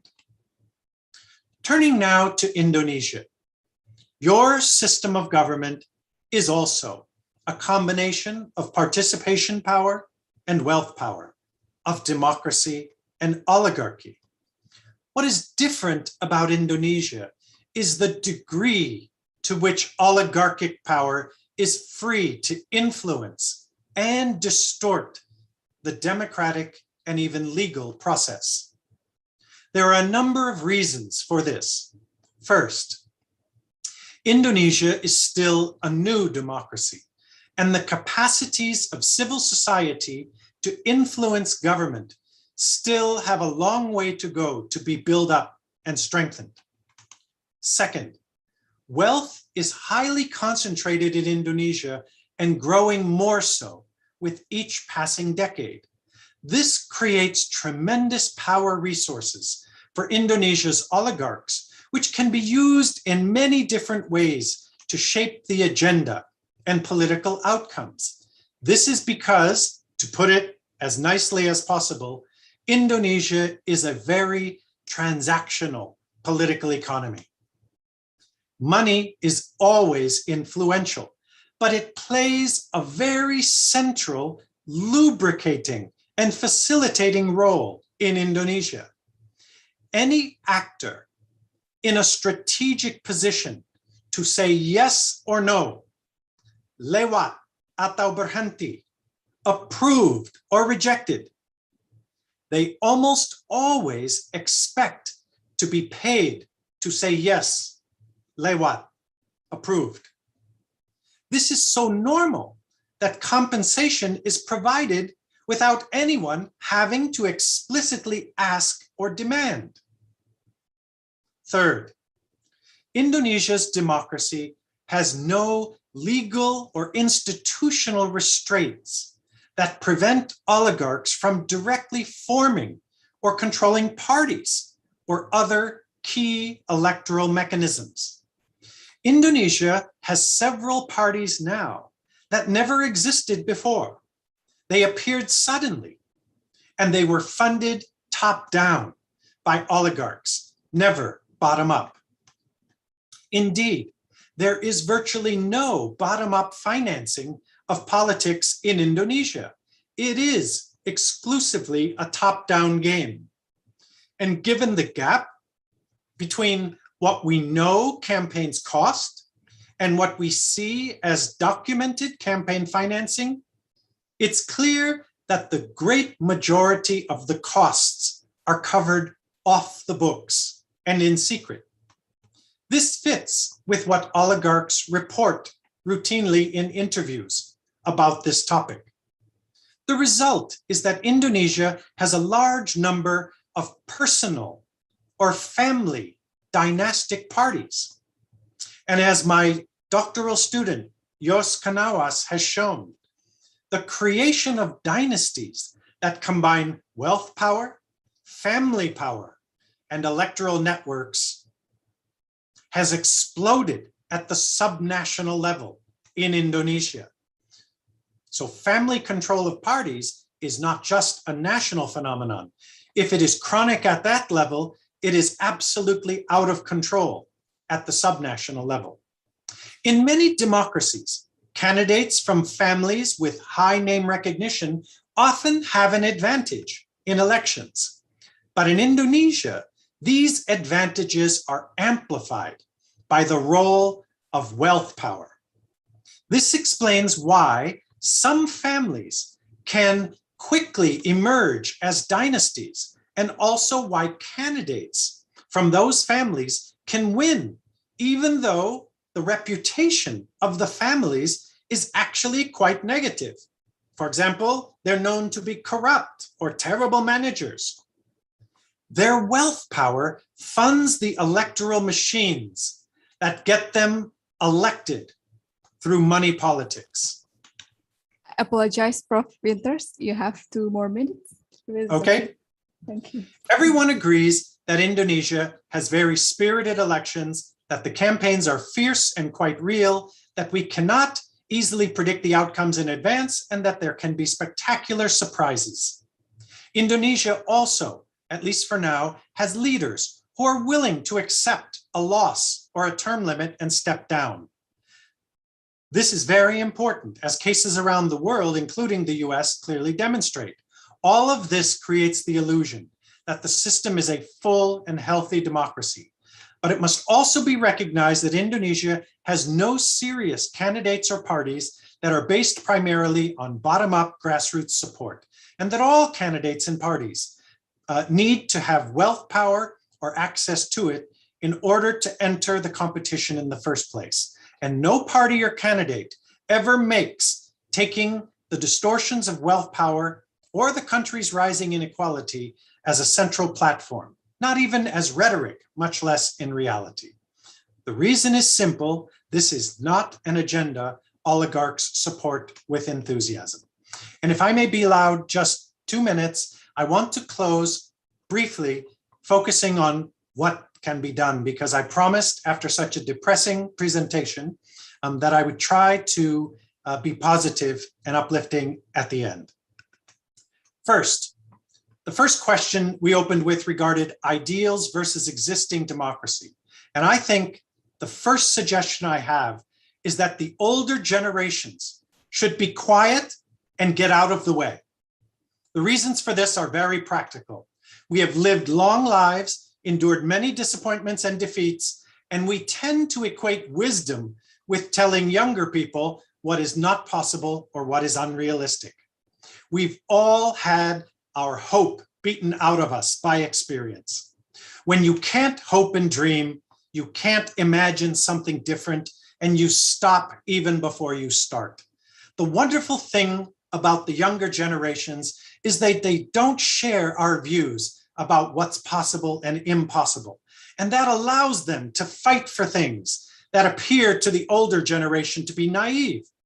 Every important change in Indonesia and elsewhere has come from the willingness of the young to ignore the limits and the boundaries that the old think are real and can't be overcome. They can. It's just that we old people are too wise and experienced to realize it. The second point is that the problem of oligarchs and oligarchy needs to be raised as a measure of how healthy or consolidated a country's democracy is. And I salute LP3S for making it a central issue. I'm going to jump ahead and you can read other comments if I send you the paper. And I'm going to jump ahead to the last point, which is wealth can never be stripped of its power dimension, but the effectiveness of wealth as a political power resource can be increased or decreased. The key is how easily money power can be converted into political power. And this depends on a country's laws and institutions. And so there is a long list of things, which I won't go into now, that you can change, that you can work on, that don't eliminate the power of oligarchs, jangan harap, but that can greatly reduce the power of oligarchs while increasing the power of the many. And I think this is an extremely important thing to consider. And with that, I will close my presentation and thank you very much for your kind attention. Terima kasih banyak Prof. Jeffrey Winters atas presentasinya yang menurut saya sangat menarik dan sudah membawa perdebatan bahkan nih di ruang diskusi kita. Saya akan ada sedikit poin tadi saya sempat catatkan. Bu, maybe in the interest of time, tidak perlu review because everybody just heard it. Yap, oke. Jadi ini pentingnya langsung aja ke pembicara selanjutnya, tapi menurut saya penting nih untuk melihat ini ada persoalan tentang kekuatan kekayaan oleh oligark, dan ini nanti kita diskusikan lagi selanjutnya di sesi tanya jawab, meskipun nanti mungkin Profesor Winters tidak hadir bersama kita. Nah, selanjutnya kita punya Profesor Ward Berenscott yang akan mendiskusikan tentang land grabbing, citizenship, and democratic regression in Indonesia. Saya akan membacakan sedikit profilnya sebelum masuk ke presentasi beliau. Profesor Ward adalah profesor di Antropologi Politik Perbandingan Universitas Amsterdam dan Leiden University. Beliau juga adalah peneliti senior KITLV dan juga fokus risetnya terkait dengan kampanye pemilu. Kita tahu satu buku yang sangat terkenal, DEMOKRASI for Sale bersama Pak Edward Espinel, dan juga diskusi tentang konflik tanah yang akan dipresentasikan oleh Prof. Ward. Selamat siang, selamat sore Prof. Ward. Apakah sudah bersama kami? Selamat pagi. Oh, selamat pagi. Selamat siang, selamat malam semua. Ya, silakan Prof Word untuk waktu dan tempatnya saya persilahkan 15 menit. Terima kasih, Prof. Terima kasih. Saya senang dan bersyukur atas kesempatan ini untuk mengucapkan selamat ulang tahun kepada LP3S.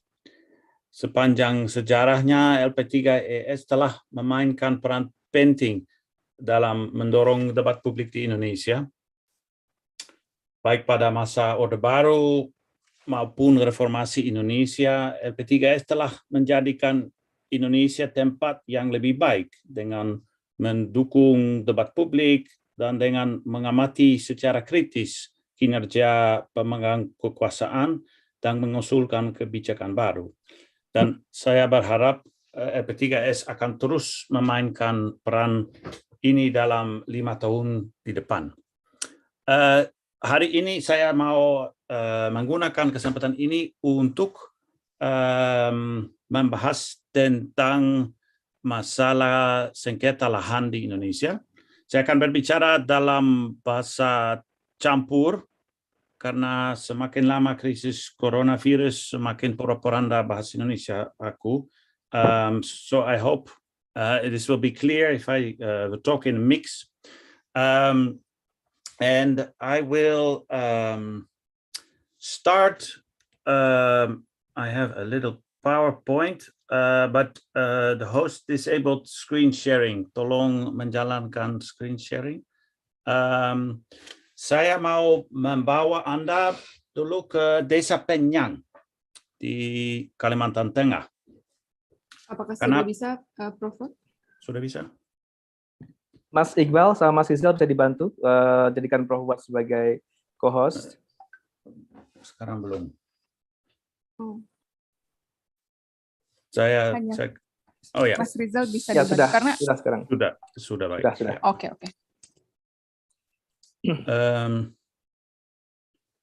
Jadi bentar.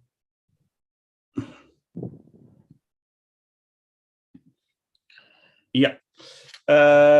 Pada tanggal 17 Februari 2020, Polres Kota Waringin Timur, Kalimantan Tengah, menganggap Dilik dan Hermanus, 2 warga Desa Penyang, dan beberapa hari berikutnya mereka juga menganggap orang lain, James Watt. Perusahaan sawit PT Hamparan Mas Sawit Bangun Persada menuduh mereka memanen buah sawit bersama beberapa warga lainnya. Tapi di baliknya,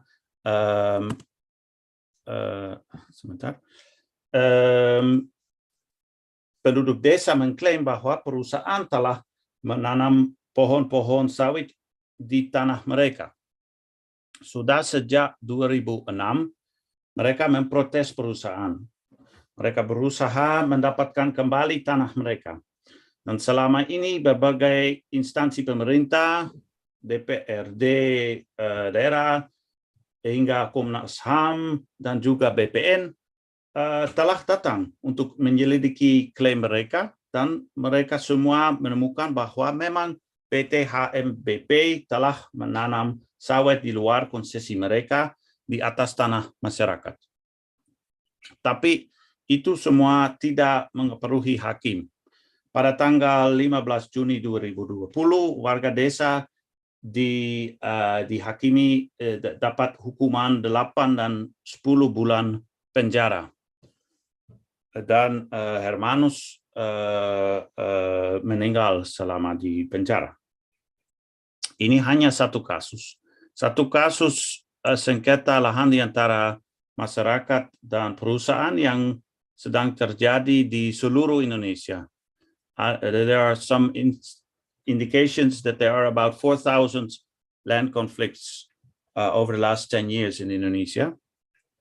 And in many cases, the complaints of villagers are very well documented, like in this case. But still, masyarakat tidak dapatkan lahan kembali. And if they protest, they get arrested, like in this case of Dilik and Hermanus. And in my presentation, I want to talk about why this is.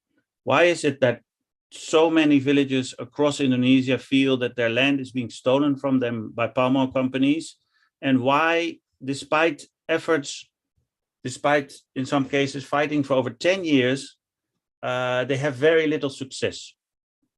And I will do so on the basis of a research project that I'm working on at the moment, where we documented 150 conflicts, 150 sengketa lahan, and we found of these conflicts that 102 conflicts, so 68%, saw no results at all, or no actual benefit coming out of these conflicts for the community. And in discussing the reasons why there's so little success and why so many people across Indonesia feel that their land could be stolen, itu seperti sebuah studi kasus of what Professor Jeffrey Winters just told. He spoke about a democracy dominated by economic elites. And in that sense, this story about land conflicts is what this kind of domination by economic elites looks like in practice, and how it translates into struggles and difficulties for people fighting for their rights. So my main argument is that the reason why land is so easily obtained by companies and why it's so difficult for people to get their land back is basically that in rural Indonesia, we are talking about a situation of rightlessness. Situasi, how to translate it? Ketidakkeadaan hak. On paper, people have rights, but in practice, the machinations of the state and their interactions with elites ensure that basically the rights of citizens are rendered ineffective. And this is why it makes sense to make a distinction between de jure rightlessness and de facto rightlessness. Indonesian citizens have rights on paper, even though not as much as they should. But it's also what happens actually on the ground that creates a situation of having very little rights to land, to protest, to organize. And there are three sources of this rightlessness. And I want to briefly, within my limit of time, discuss them with you. Ada tiga sumber situasi ketidakkeadaan hak in rural Indonesia. So the first one goes back to, to my ancestors, I guess, to the Dutch colonial regime. Dan itu terkait sistem hukum yang ada di Indonesia. Because already the legal framework that is present in Indonesia already curtails the land rights of Indonesia.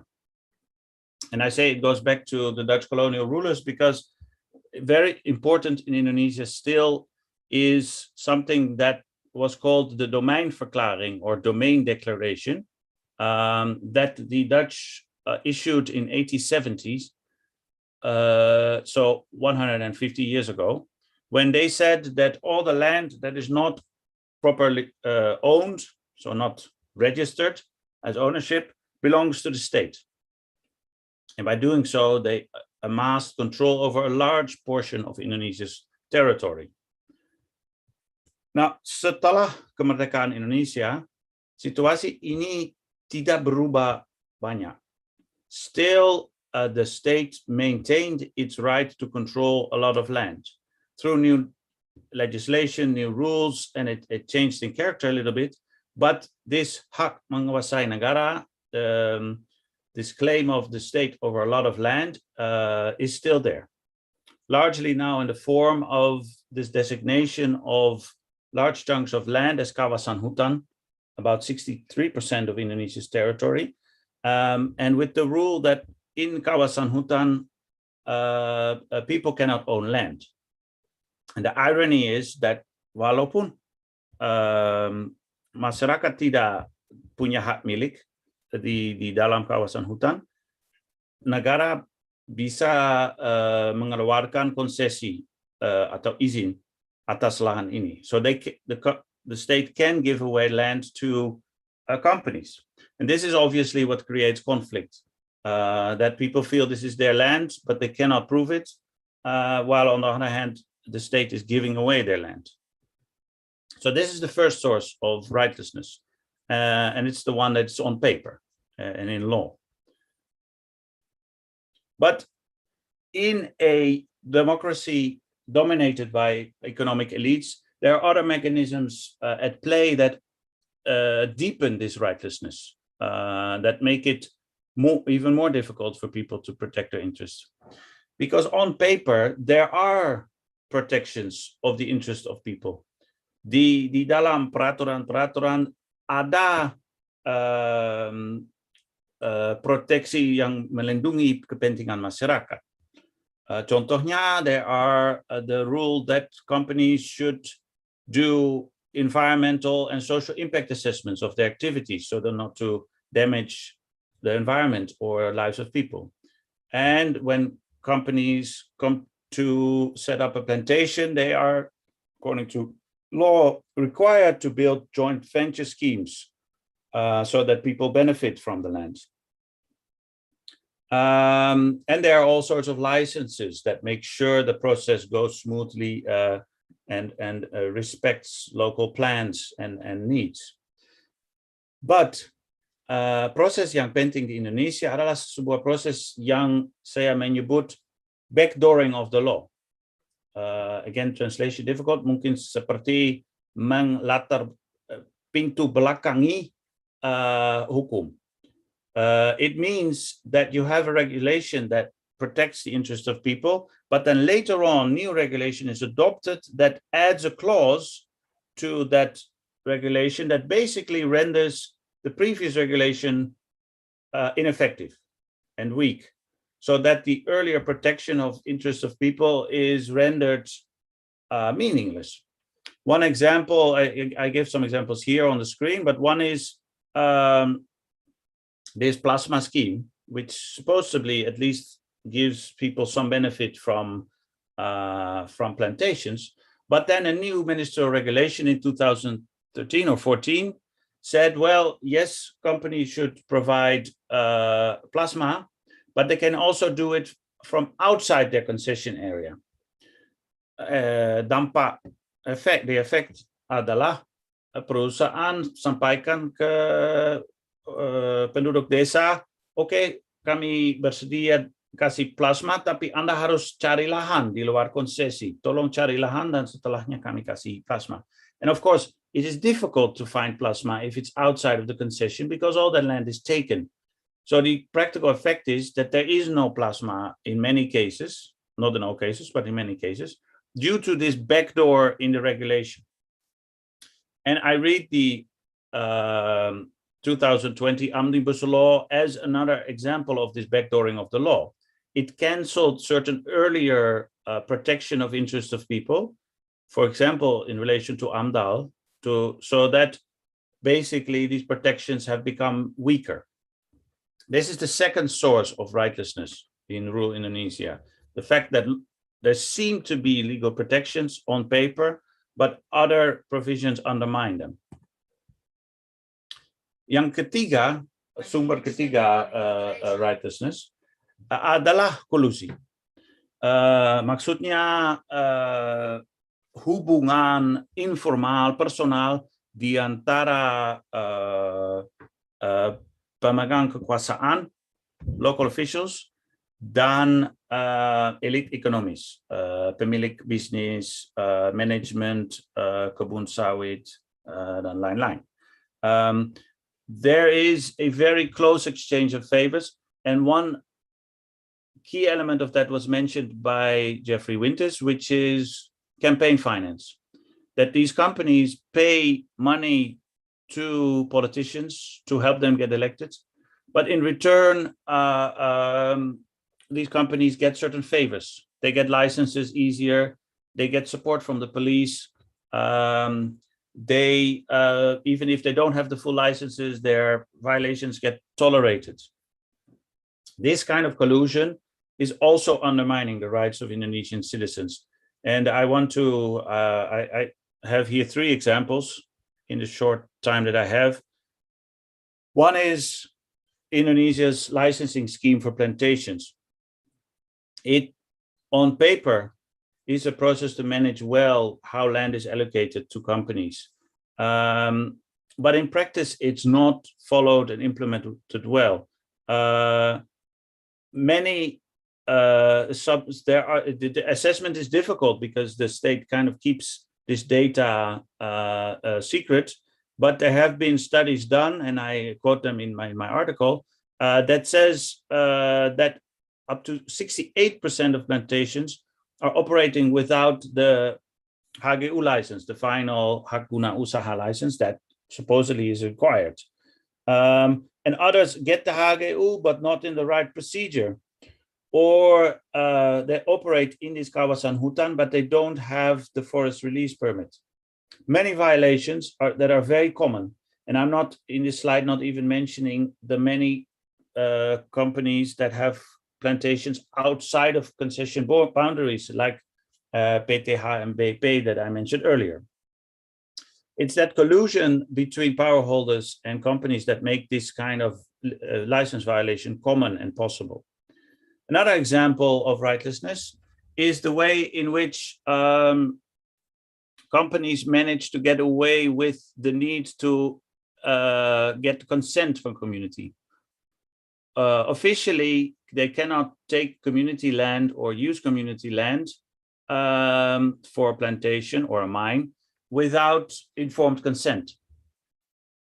But in practice, there are many ways in which that need to get consent from community is circumvented or made complicated. Local village heads get co-opted, preman or are hired, local community members. There's coercion, there's intimidation, sometimes with the help of police. And the result is that in many cases, and we found 45%, the community had lost their land, but had not received any monetary compensation. As you can imagine, that's a big source of conflict, that people want the compensation and are not getting it. And also in 31% of the cases that we studied, villagers report that they have been intimidated during this process of getting informed consent. And in the end, villagers decide, well, it's not worth these threats, let's just give up the land. In the process, it means that their right to give or withhold consent to losing their land has basically been violated.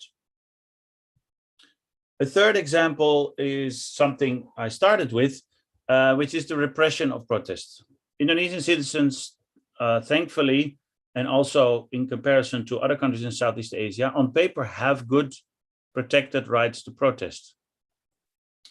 And we see a lot of it, thankfully. But also that right is being undermined by informal relationships between companies and the police.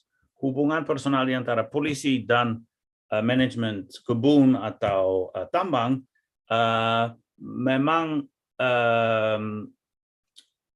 they create risks for protesters.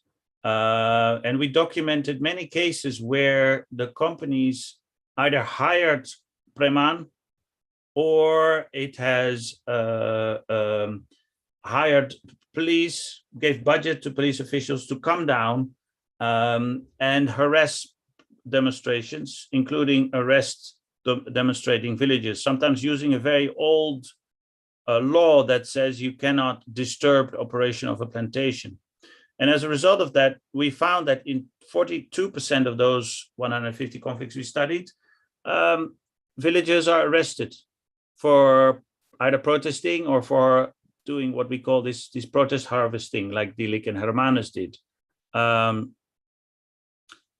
So in many cases, it's not so easy to demonstrate, and people in our interviews, it seemed many people don't dare anymore to demonstrate in front of plantations because it's too dangerous.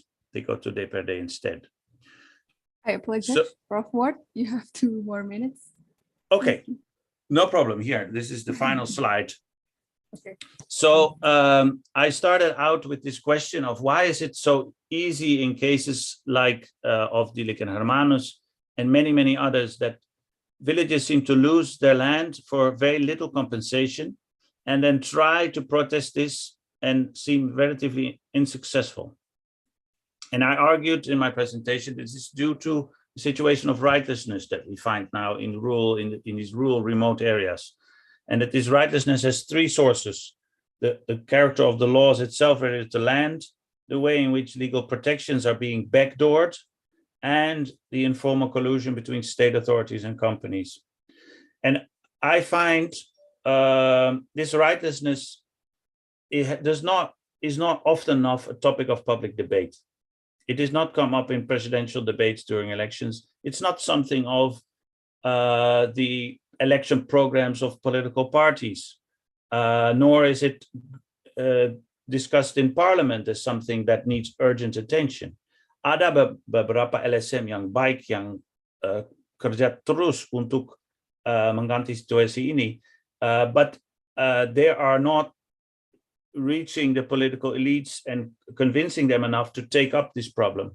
And this is, and in that sense, I agree with Jeffrey Winter, an indication of the oligarchic nature of Indonesia's democracy, which makes it very difficult to address this problem properly. But it is a reason why we should talk about it, and why I think more efforts are needed to study this rightlessness, but also to bring it to public attention so that there can be something done about it. This is not a force of nature. This is due to a lack of monitoring the character of legal frameworks and policies that can be changed. And I hope efforts will be done to work on this. Thank you. Thank you, Prof. Baron Scott, for the presentations. I think it's very new for us. Topik ini sangat baru untuk kita. Ya mungkin sudah banyak yang mendiskusikannya, tapi tidak menjadi diskusi mainstream seperti tadi Prof. Ward juga sudah sampaikan. Saya izin share screen juga. Oh, sorry. Terima kasih, Prof. Ya. Oke. Ada poin penting tadi terkait dengan adanya persekongkolan buruk terhadap peraturan hukum dan praktik kolusi, serta lemahnya perlindungan hukum terhadap warga, menjadikan warga menjadi nyaris tanpa hak. Dan dalam konteks ini ada land grabbing, ada perampasan tanah milik warga yang dilakukan oleh industri, oleh perusahaan. Nah, beranjak dari isu ini kita masuk ke presentasi selanjutnya oleh Prof. Yatun Sastramijaya. Prof. Yatun adalah profesor di University of Amsterdam, mendapatkan PhD dari UvA, dan research topiknya sangat menarik. Ini berkaitan dengan youth activism in Southeast Asia, especially in Indonesian, di Indonesia. Dan ini juga berkaitan dengan relasi antara anak muda, demokrasi, dan digital teknologi. Ini sangat menarik karena tadi kita mendengar ya dari Prof. Winters bahwa salah satu solusi untuk menghapus ketidaksetaraan, inequality, dan menghapus oligark itu bukan menghapus, mengurangi ya, kalau tadi Pak Winters bilang adalah dengan memotong generasi. Jadi sudah lupakan nih yang lama, generasi lama, kemudian majulah generasi baru. Nah, ini akan didiskusikan juga. Sepertinya menurut saya ini terkait oleh Prof. Yatun. Apakah Prof. Yatun sudah di sini? Iya, sudah. Sudah. Bisa silakan waktu dan tempatnya, sekitar 15 menit, Prof. Yatun. Oke, saya izin share screen ya. Ya, silakan. Apakah sudah bisa akses, Prof? Belum. Untuk share screen. Bisa dibantu Mas Rizal karena hanya host yang bisa. Silakan. Ya, terima kasih. Ya, pertama sambil menunggu ini, oh ya ini sudah ada. Saya mau mengucapkan selamat ulang tahun kepada LP3S, Dirgahayu, sangat senang ya, and very honored to be part of this event. So I'm going to indeed. Ya, Cing Reza, sorry aku sambil dengerin seminar yang LP3S. Oke. Saya lanjutkan ya. No problem. So I will actually indeed pick up on one of the hopeful points, and perhaps even both of the hopeful points that Jeffrey Winters ended his presentation with. And I have been specifically asked to talk about youth, social media activism, and democratic regression. And in order to do so, I think I want to disentangle these three concepts first, these three big concepts, right? Pertama, youth, kedua, social media activism, and ketiga, of course, what we're all talking about, democratic regression, in order to see how these concepts, these phenomena relate to one another and also affect one another. So let's start with the concept of youth. Karena apa itu youth? So in Indonesia, it is very much, very much tied to the notion of angkatan. Ya kan? It's very deeply ingrained in political historiography, in national mythology, that generations, younger generations, angkatan muda, they are the ones who, determine the course of history. And it's very interesting, though, if you look at the history of that concept of angkatan in Indonesian political thinking, that we have seen a shift that we tend to forget about now, because there was the first who used this notion of angkatan was actually President Sukarno in the early 1960s. Actually, is when he started using this term. Now, in Sukarno's version, actually, it looks very different from the version that we know now in Indonesia, right? So in Sukarno's version, he talks a lot about history being shaped, being guided by three generations.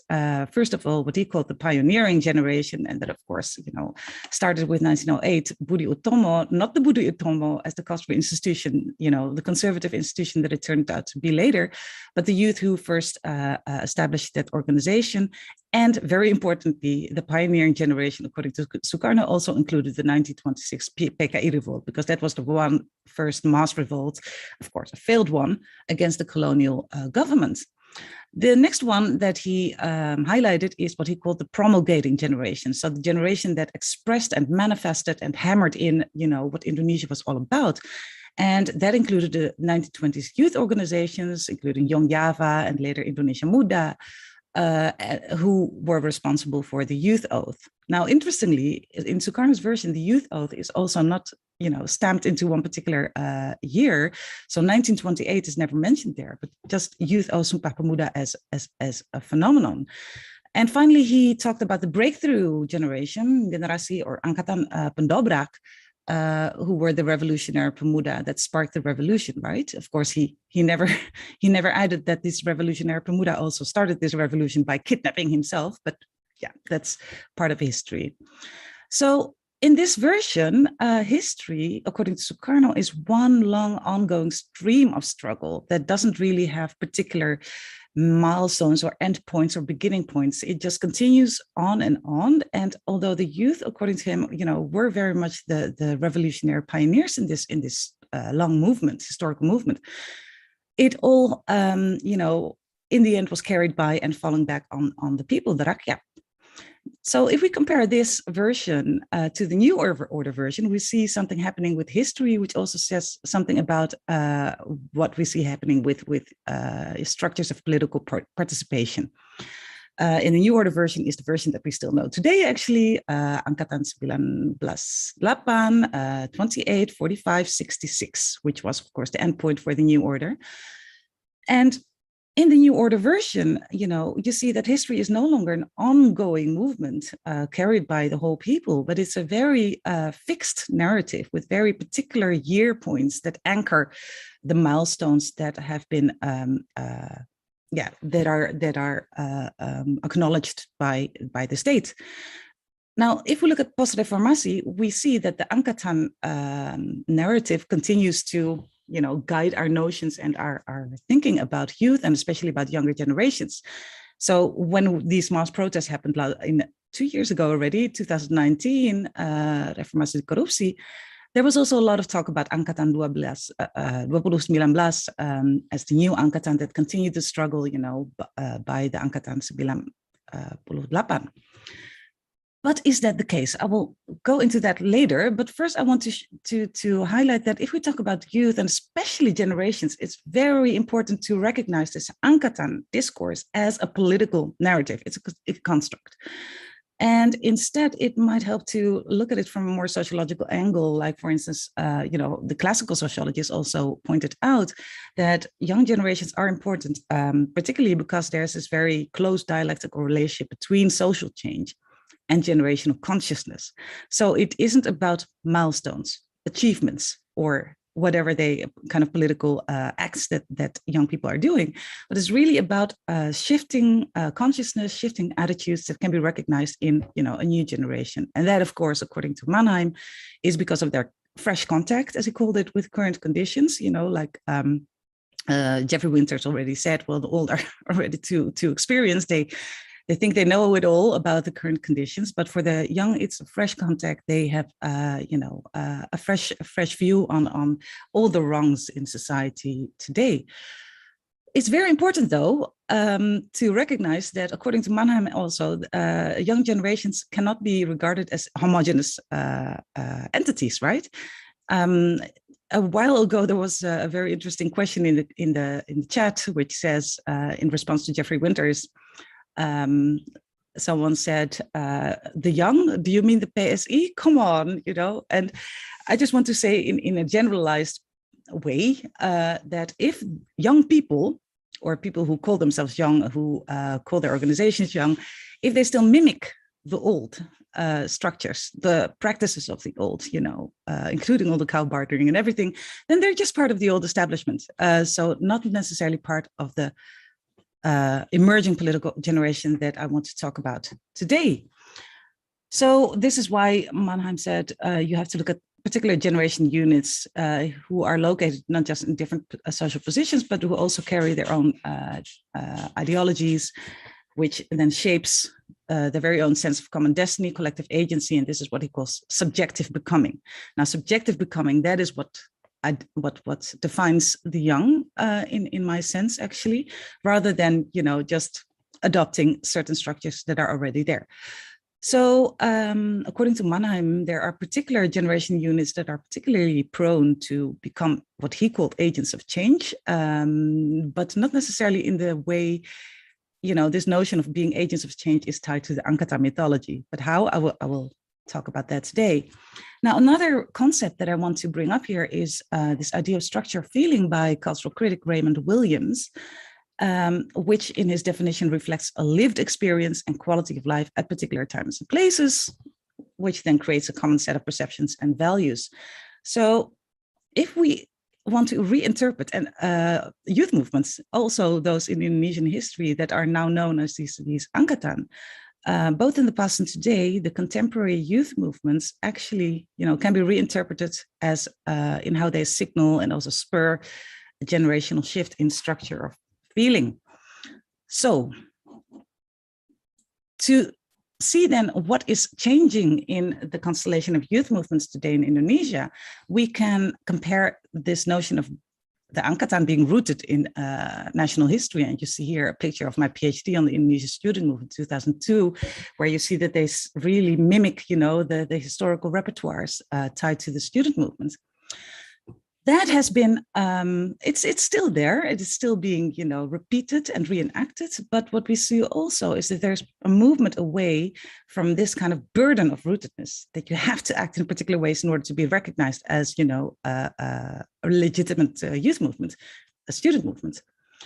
What we see now is that there's a movement towards more fluid, what we can call a youth assemblage, which emerges from this fresh contact, as I just explained, with current conditions and this shared structure feeling. Now, we can also apply here and this is what I'm borrowing from, the theory by Deleuze and Guattari on rhythmatic assemblage.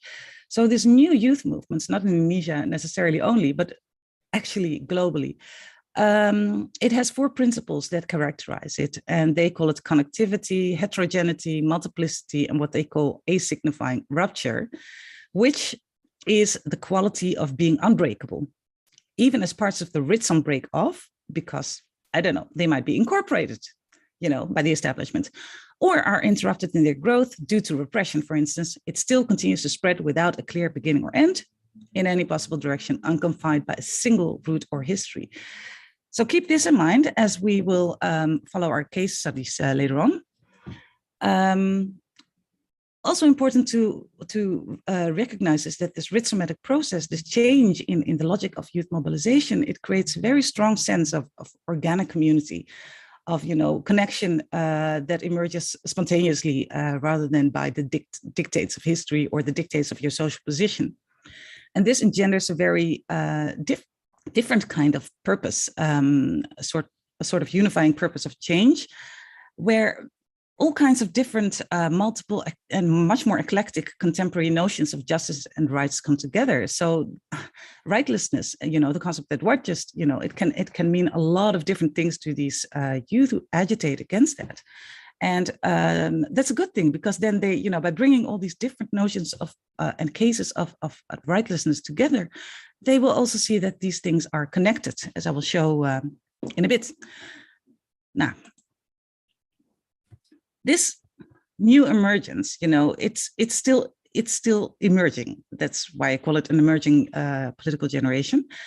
But it's a very important kind of development, because it has this potential of something that hasn't happened before in Indonesia, and that is to link and also continuously expand to different generation units that haven't been part of this narrative of youth struggle previously, both in different geographical locations, meaning both city and the rural communities, both within Indonesia and other places in Southeast Asia, perhaps even further on in the global South.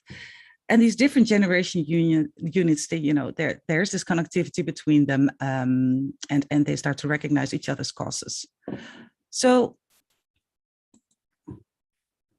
now on to the concept of social media.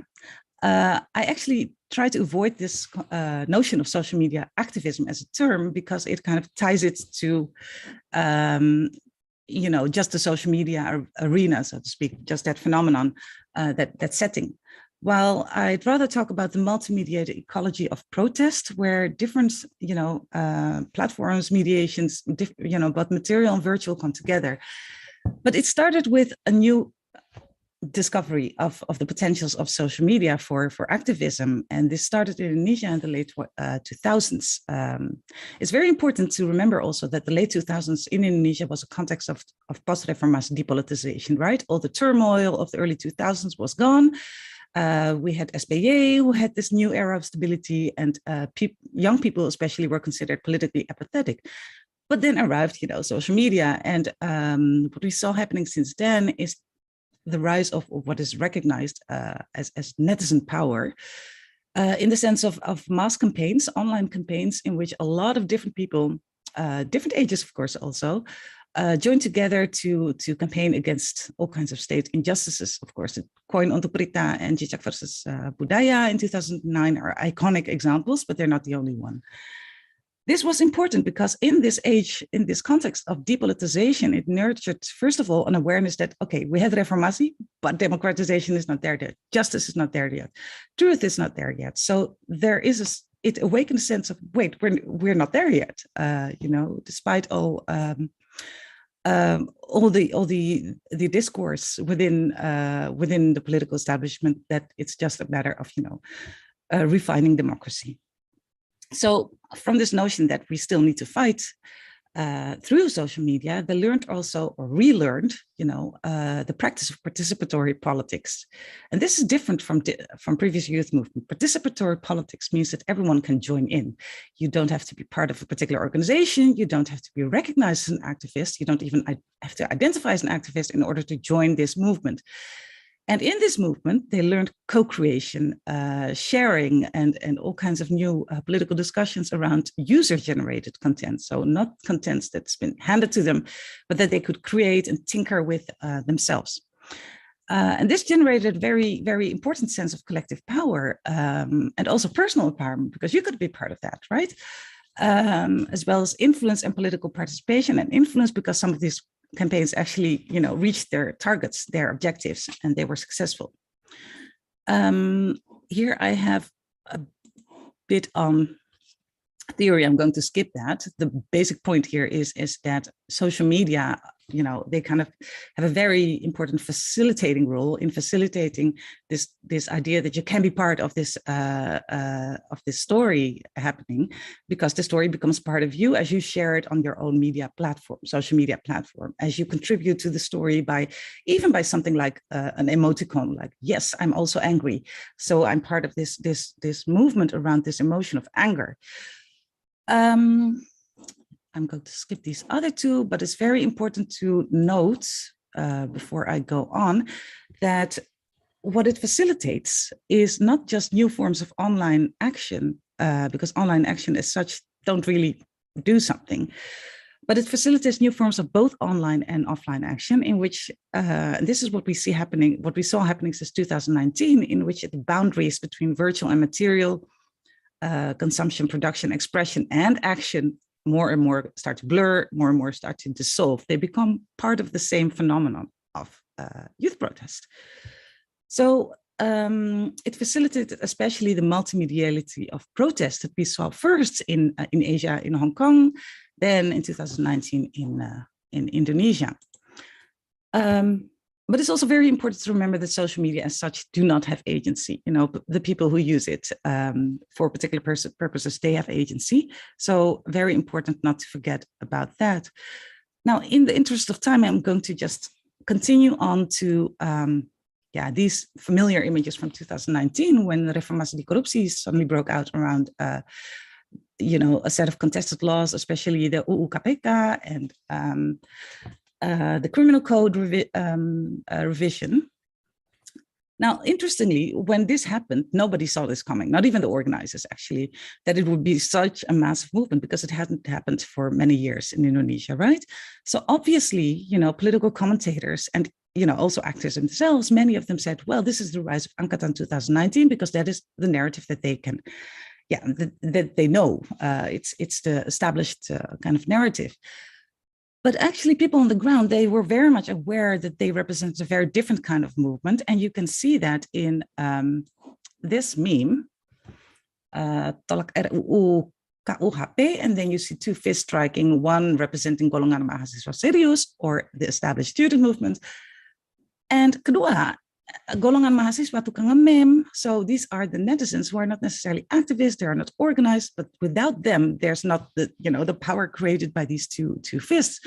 So you saw that also in the very different character of the street protest, different from what we know from traditional student protests. I mean, these two images are very familiar in Indonesian history, but the kind of different protest signs that were brought on the street and that also attracted a lot of media attention, that actually showed that this was a much more organic movement. There were also many more girls on the streets than typically the case. And there were a lot of references to K-pop. That was also very interesting. So here, Batal Nonton Konsor EXO, EXO, of course, a very popular K-pop band. Demi ikut demo, aku arminya BTS, another K-pop band, tapi hari ini aku jadi arminya rakyat Indonesia. And also there was a lot of sexual references, very explicit ones on the street that we are absolutely not used to in Indonesia. You see it here. Jangan mau diperkosa negara.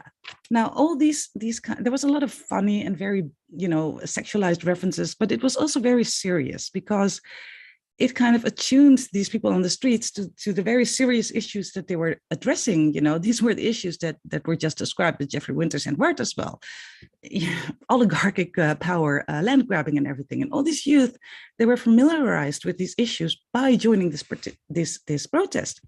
So you saw here, for instance, where all these issues that they were agitating against, it's about women's rights, it's about, anti-corruption. It's about the forest being sold out to the oligarchs. It's about Papua being, still subjected to military oppression. It was about petani digusur, buruh diperas, privasi terancam. So also a very new issue like digital rights became part of this whole constellation of issues that they were agitating against. Demokrasi dikebiri, that is kind of what facilitates all this. Rakyat dibungkam with a question mark, no lawan. So there was a very new consciousness that in order to fight one of these things, you had to fight all the other things. A sort of new consciousness of intersectional struggle,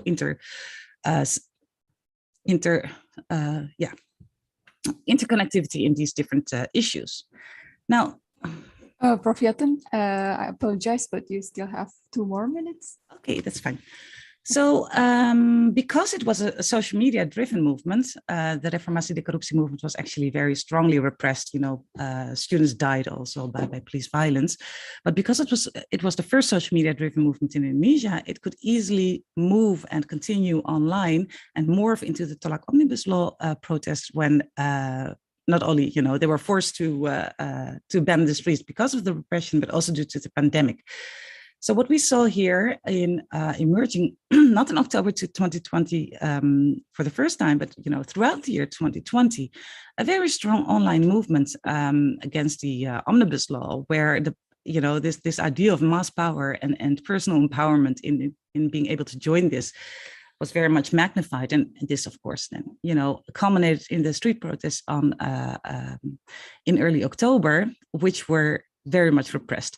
And here you can see that the authorities actually learned from from Reformasi de Corruptie, and what they had learned is what you can see in a leaked telegram dated, I think it was 3 October, and then it was published in Tirto on 5 October. It was a leaked telegram from the National Police instructing all his men, first of all, to influence public opinion, to make it disagree with protest actions, and to do so through media management, so management of mainstream media, and cyber patrolling of social media in order to nip, any kind of protest, critical voices in the bud. And this is very interesting, not just to police and survey and repress, but also to build actively counter-narratives, what the police were supposed to do suddenly against issues that discredit the government. And they did so very actively and effectively by, getting back to the old anarchy discourse, which is, of course, a newer legacy. And in mainstream media, you saw a very concerted movement of delegitimization of the protesters. And on social media, there was a very active push from cyber troops, shadily linked in a way to the authorities, some more openly than others, buzzers who were just, always taking the side of the authorities. And this was really effective because it was very intimidating. There was also, like during the Reformasi de Corruptie protests, a lot of hacking, a lot of online violence, actually, hate speech and everything, which really helped to quell the movement, in addition, of course, to the police brutality on the streets. So this is where we get to, where we can question the notion of democratic regression, actually. There was a lot of digital manipulation that emerged, and that became institutionalized during the Omnibus Law protests in order to repress the protests. There was a lot of intimidation online and on the streets, policing online, digital repression, and these you could interpret as what Kurata and Fossati in their recent article said, called authoritarian innovations, which mark, they are part of this new authoritarian turn, not just in Indonesia, it's actually across the global south, where democratically elected governments, turn increasingly authoritarian or have more and more authoritarian tendencies in order to cement their oligarchic grip on power. Can we call this democratic regression? I'm not sure, because we miss a lot, I think, if we use the word democratic regression alone. It's not a regress going back to, an authoritarian situation we had in the past. There's a new authoritarian system emerging, partly also in response to the new types of protests that have been emerging in the past decade, in the past years. So we need to keep that specificity, that historical specificity in mind, I think. What is clear that this trend towards digital authoritarianism is, it's both a threat to democracy, that it has a very chilling effect of civic space online and offline. Lots of polls in Indonesia, recent polls have shown that citizens are becoming more and more afraid to openly express their opinion on social media or anywhere else, basically, unless it's in private space. So this kind of, reminds us of new order suppression. And it's also a symptom of failing democracy. But what's different now is this political consciousness that has been brewing among this generation, right? And you can call that rhizomatic resilience and the evolution of this kind of rhythmic assemblage. So despite the repression, despite the silencing that we see now, there's a lot of drive and spirit still present among this particular younger political generation that continues to evolve at the moment, you know, even though they're not in the newspapers, in the headlines anymore. And that is also partly because they see what's happening in Thailand, in Myanmar, the resilience of their peers there, and the fact that they're basically fighting the same causes. Recently also in the Philippines, and this will definitely expand more in Malaysia. There was a very interesting youth protest a few weeks ago. So they follow this, and this nurtures a consciousness that they are part of a much broader generational movement. And this is why we should also look at how this consciousness develops outside of protest cycles that are being covered in the mass media, right? This is where you can see, if you follow closely, you know, the conversations. Oh, recording stopped, or can I continue just 20 seconds? Yeah. Okay. Yes, sure, for 20 seconds. Thank you, Prof. Okay.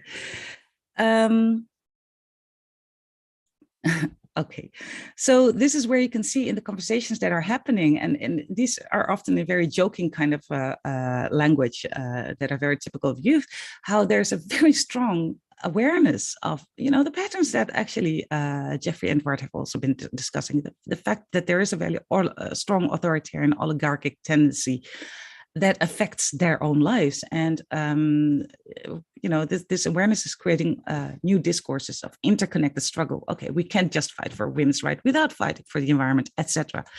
We can just fight for democracy without fighting for justice elsewhere. Now, of course, they're facing a very strong enemy in that sense, and it seems to be a mission impossible to defeat these repressive regimes, because these regimes are also still hegemonic. They do have the support of a large part of the population because of all these tactics, you know, of public consent. But these youth movements do engender, through this consciousness, micro-level transformations in political culture and subjectivity that have very significant long-term political effects. And in that sense, they do prefigure what you could call democratic citizenship. And they do so in a way that is catchy. It becomes a virus, you could say, that expands beyond the youth, where citizens are awakening to their civic potential for active and activist citizenship beyond the generations. Okay, I'll stop there. Thank you. Thank you, Prof. Yatun. Sangat menarik sekali paparannya terkait dengan anak muda. Nah, dari sini kita akan beranjak langsung, waktu yang sangat terbatas, tapi diskusinya pasti akan sangat menarik. Kita lanjutkan nanti di Q&A session. Setelah ini kita punya profesor dari Australia, Lathrop University, ada Prof. Ditongsa. Research interest Profesor Tomsa ini adalah tentunya Indonesian politics, kemudian studi-studi demokrasi, politik Islam, pemilu dan partai politik, serta saya ingat Prof. Tomsa meng-email saya bahwa Prof. Tomsa fokus juga dengan isu lingkungan baru-baru ini. Saat ini kita akan mendengarkan presentasi Prof. Tomsa tentang lingkungan, kerusakan lingkungan dan keterkaitannya dengan regresi demokrasi. Halo, Prof. Tomsa? Ya, halo. Ya, saya persilahkan Prof. Waktu dan tempatnya 15 menit. Iya. Baik, terima kasih atas undangan dan selamat ulang tahun untuk FFTIS. Saya mulai dengan share screen saya. Okay. All right, yeah. Some of you here may know that in the past I've worked mostly on elections and political parties. And when I was asked to contribute here today, I thought this topic is certainly still dear to my heart, and it's been very disappointing how Indonesia's political parties have evolved over time. But I was also asked to provide perhaps some personal reflections. And as Maisa just said, I have a strong personal interest in the environment and have recently tried to integrate that a bit more into my professional interests as well. So I chose to speak about the environment today. And I want to basically structure the presentation into 4 main points, highlight briefly what Indonesia's main environmental challenges are, then outline some of the initiatives that have been taken, both from the bottom up as well as from top down to tackle the challenges, and highlight some of the obstacles to environmental protection. And finally, link it to the trend that we've been seeing in Indonesia in recent years. In the opening remarks, it was the question was raised whether Indonesia is in democratic stagnation or democratic regression. I think it is. The quality of Indonesian democracy is declining. And the question that I'm starting to explore now is what kind of implications does that have for the environment? The literature on this is anything but clear. There is great variation in findings about the link between regime type and implications for the environment. Some scholars argue that that democracies are better placed to protect the environment, but others also point to the so-called authoritarian environmentalism, that authoritarian states might be better. Here I will highlight that fragile, vulnerable democracies, countries that are still democratic, but that are losing many of their democratic freedoms, are often most vulnerable, or the environments in these countries are often most vulnerable. And I'm afraid Indonesia falls into this category right now. And I'll finish with some examples of why I'm concerned about the Indonesian environment in the context of democratic decline. So as I said, I want to start off with just a little personal note. I've been visiting Indonesia regularly, well, before the pandemic, that is, for about 20 years now. And while a lot of that is for work, a lot of that is for family reasons, but one personal interest is also to visit Indonesia's wild places and to see what's left of Indonesia's natural environment, and in particular, to see what kind of wildlife persists and survives in Indonesia. Indonesia is a biodiversity hotspot, or it has two main biodiversity hotspots, that is areas with enormously high diversity of endemic species, both plants and animals. And in contrast to many Indonesians, I like seeing those animals in the wild rather than in cages. So whenever I'm there, I try to see as many of those places as possible. And over the years, I have noticed that forests that I visit are increasingly quiet, that it's becoming increasingly difficult to see animals, and that is a trend that corresponds to the decline in democratic quality. So on that basis, or coming from this starting point, I've been starting to look a bit more closely of what Indonesia's main environmental problems are.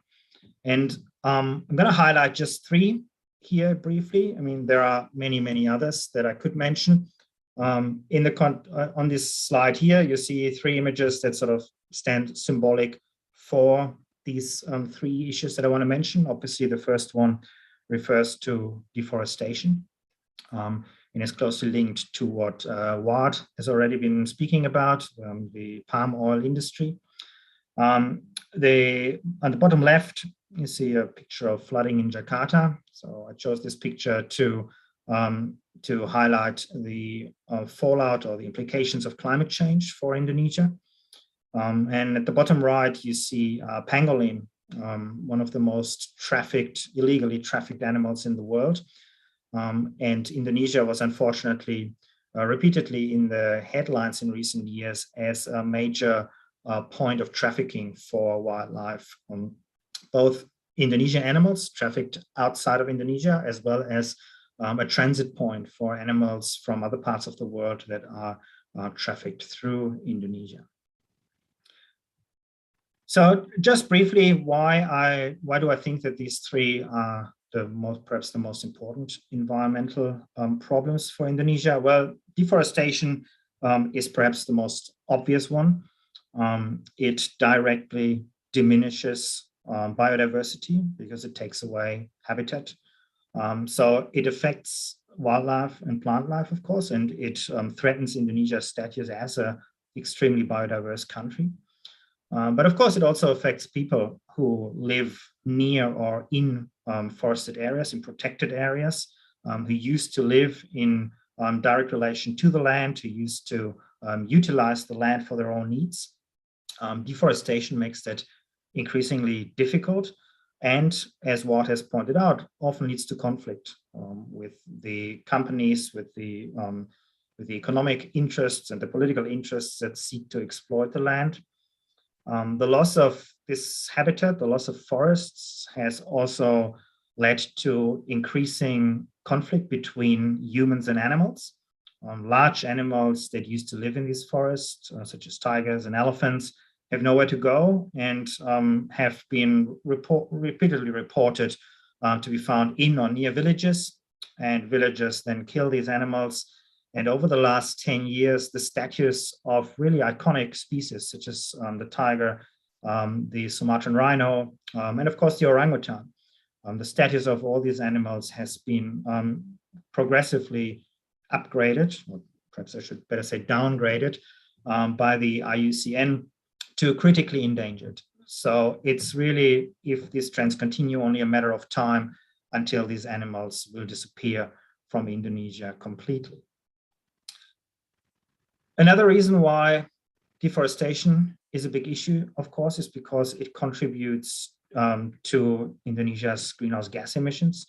Indonesia has become one of the largest emitters of greenhouse gas emissions due to the large-scale deforestation in recent years, not only because of deforestation, also because of other uses of energy, of course, but especially the burning of forests is problematic in that regard. And of course, the burning of forests has also caused trouble for Indonesia with its neighbors when the haze travels over to Singapore and Malaysia. And it causes health problems directly for the communities who live nearby. So yeah, deforestation is on many fronts arguably the most important environmental issue in Indonesia. So deforestation contributes to climate change. At the same time, Indonesia is a country that is often listed as one of the most vulnerable countries to severe weather events in the context of climate change. We've seen, of course, flooding quite regularly, but we also see extreme droughts in other parts of the country. We've seen the increasing salinity in the ocean, and that has implications for the coastal communities, especially in some of the smaller islands. So climate change has already and will continue to affect Indonesia on many, many fronts. Therefore, it's really imperative for Indonesia to confront this. And as I said, the last issue is a bit of a pet topic, if you allow me the pun, pet topic of mine, the trafficking of animals. About 20% of Indonesians, according to a public opinion survey, about 20% of Indonesians own a pet bird, at least one. So if you take the Indonesian population of 270 million, you can calculate yourself how many birds are kept in cages in Indonesia. Many of them are taken directly out of the wild, out of the forests. So when I say that the forests are falling increasingly silent, that I mean literally, whereas many cities and towns are alive with bird song, but from birds in cages. All right, so in view of these problems, what's being done about it? It's not that the Indonesian government is not doing anything about it. The previous president, Susilo Bambang Yudhoyono, famously declared that he wanted to be a pro-green president, and he initiated various policies that were aimed at improving Indonesia's environmental track record. He pledged to reduce greenhouse gas emissions, for example, by 29% or even over 40% with foreign assistance by the year 2030. And in order to achieve that, he initiated various policies. The moratorium on new forest clearings for palm oil plantations and logging is arguably the one that has grabbed most of the headlines. That moratorium was repeatedly extended since Yudhoyono introduced that, and it's now being made permanent. But as Ward mentioned in his presentation, of course, there is always a big difference between what's written in the letter of the law and how that's being implemented. But at least if we look at government policies, that was arguably positive. We've also seen a big expansion of the social forest program that, again, on paper at least, allows communities that live in or around forests to manage their resources more independently. We've seen a range of measures to contain fires or to limit the impact of fires that has damaged Indonesia's reputation in the past. Some of these measures quite coercively. Jokowi in 2016, for example, mobilized local army and police forces to intimidate small-scale farmers and stop them from burning forests like they did in the past. So that's all in regards to deforestation. We've also seen an important step to recognize that more and more animal and plant species in Indonesia are endangered. So Indonesia upgraded its list of nationally protected plant and animal species in 2018 quite drastically. So again, on paper, that looks like a good step. And at the bottom, at the grassroots, of course, we have many NGOs and advocacy groups who are campaigning for better protection for the environment and the communities that depend on them. And if you look at the graph here on the right, you might be tempted to think that the anti-deforestation measures have actually been quite successful, because the rate of primary forest loss in Indonesia has actually indeed declined in the last 3 years. But the jury is still out of what the main reasons for this are. It's probably a combination of various factors, including the ones that I mentioned here, but especially in 2019. It's also been pointed out that COVID-19, of course, had an impact because of the decline in demand for Indonesian timber products and palm oil. It's also had an impact because the economy in Indonesia generally declined quite drastically. And of course, the COVID-19 impacted on the ability of communities to work there. But it was also a particularly wet year, so there were less fires.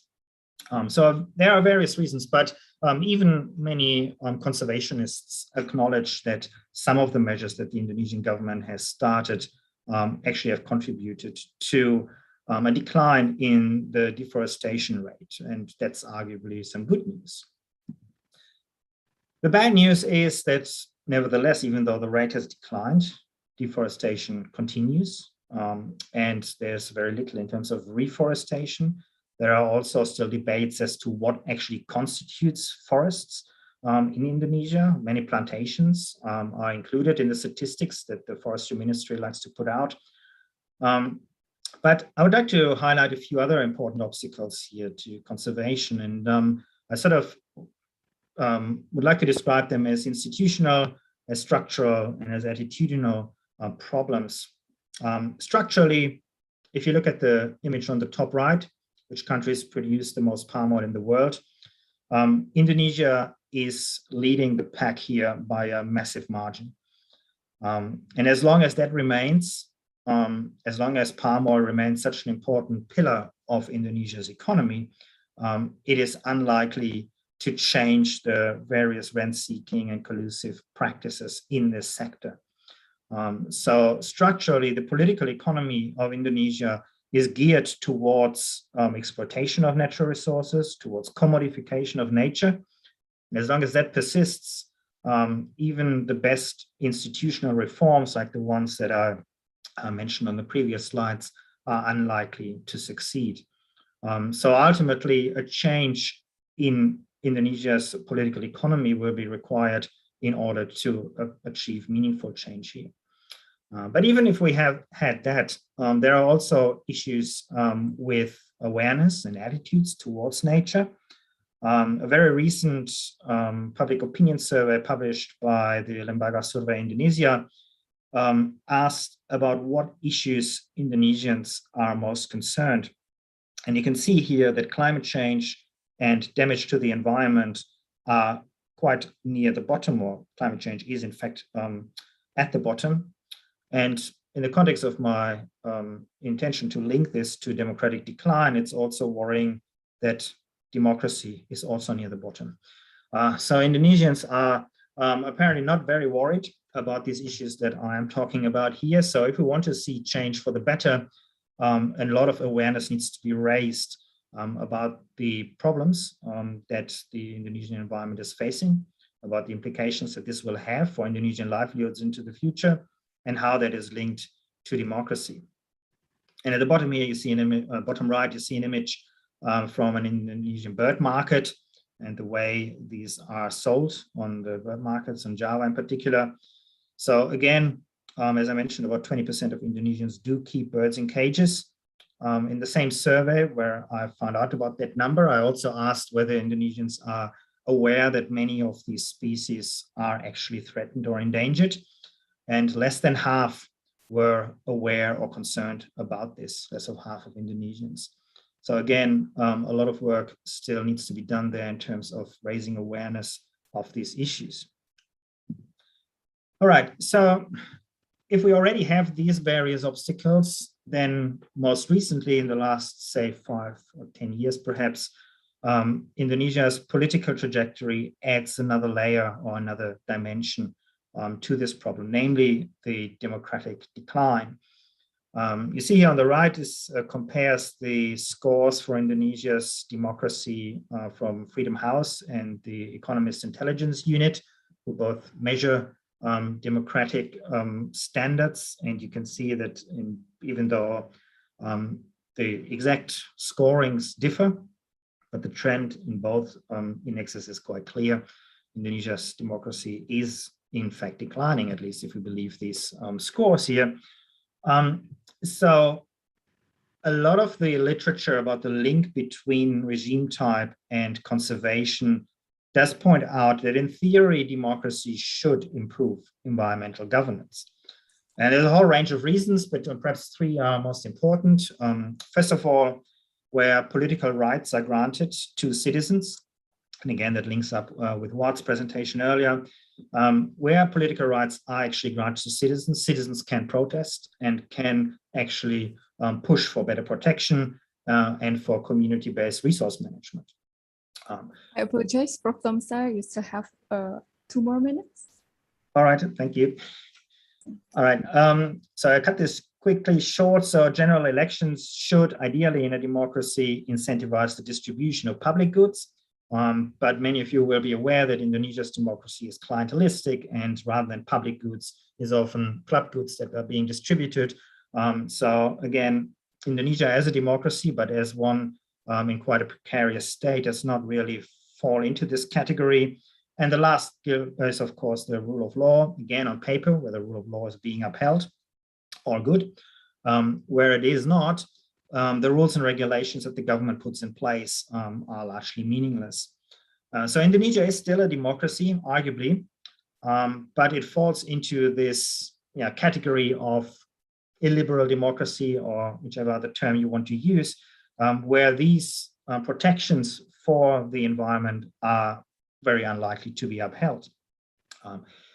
At the other end of the spectrum, even if they were upheld, as I said, many studies have actually pointed out that even liberal democracies do not always utilize these freedoms for the protection of the environment. And there's a lot of intervening variables there, ranging from economic factors to psychological factors to awareness about the environment.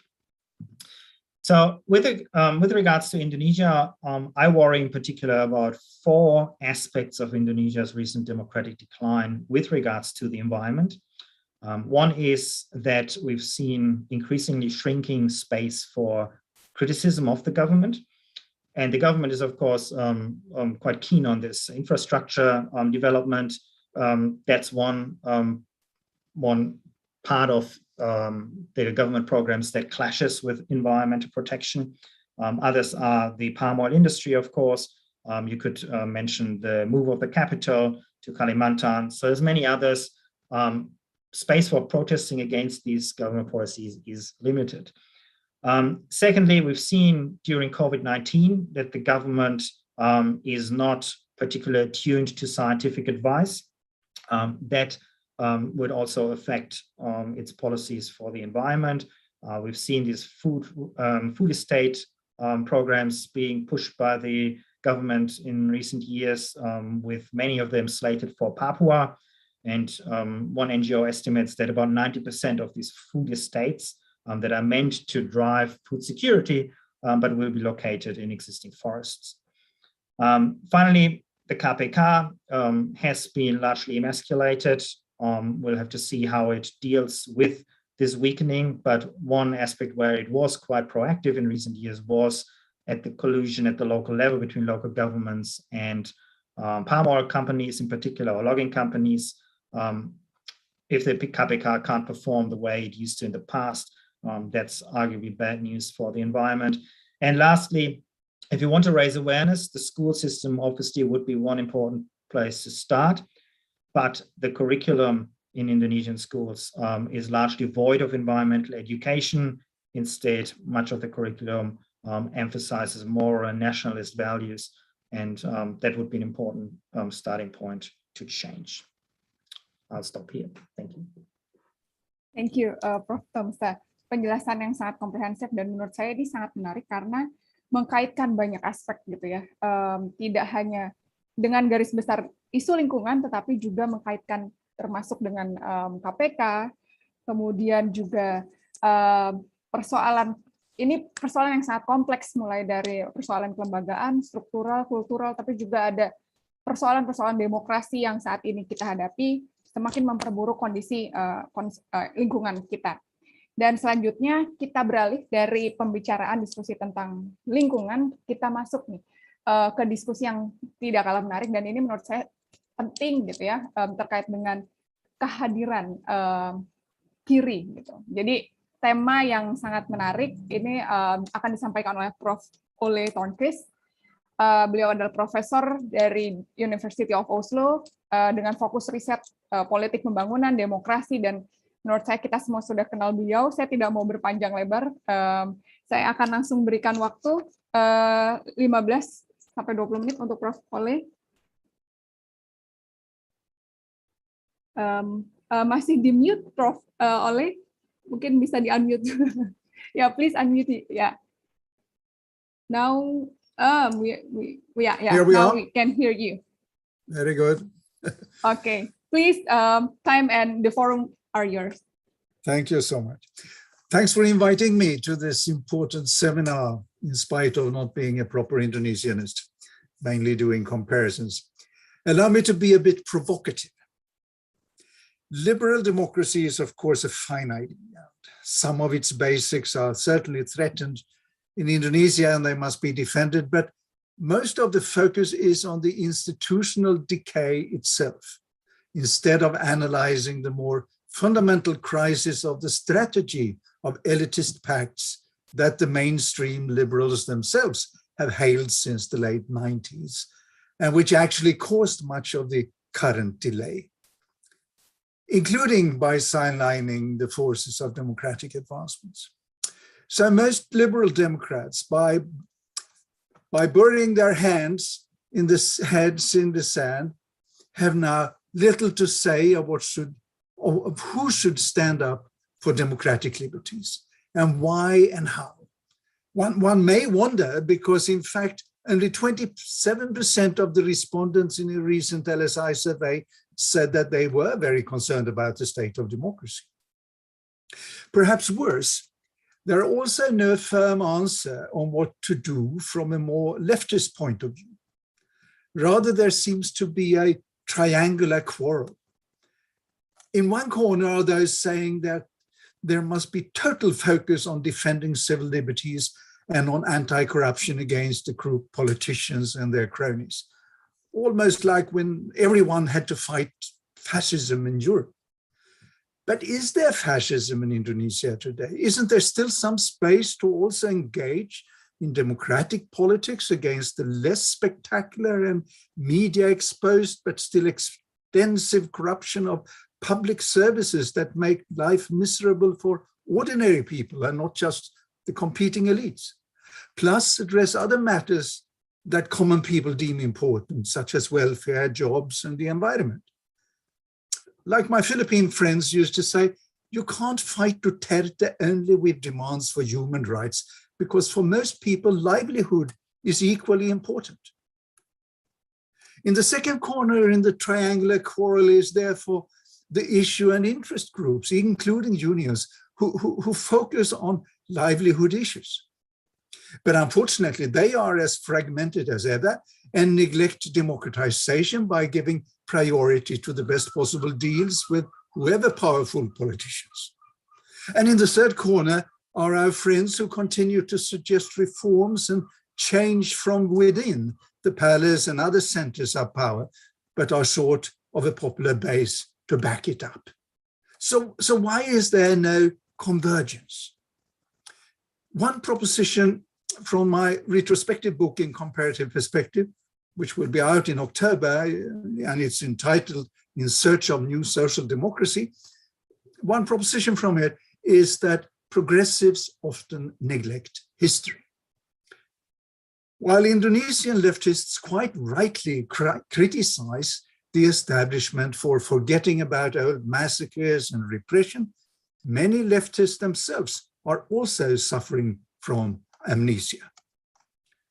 Since long, the issue of democracy has actually been the leftists' own Achilles heel. In the late 1950s, the reformist communists and left nationalists gave up liberal democracy in favor of Sukarno's and the armist, populist-guided democracy. Along with the anti-imperialist campaigns that did not undermine the rising oligarchs and a land reform that did not unify the rural poor. To make things worse, liberals and middle-class oriented social democrats preferred instead US-backed politics of order and even General Suharto and the witch hunt of leftists. In the 70s then, some of them changed their mind and turned critics, but they still said that democracy was premature.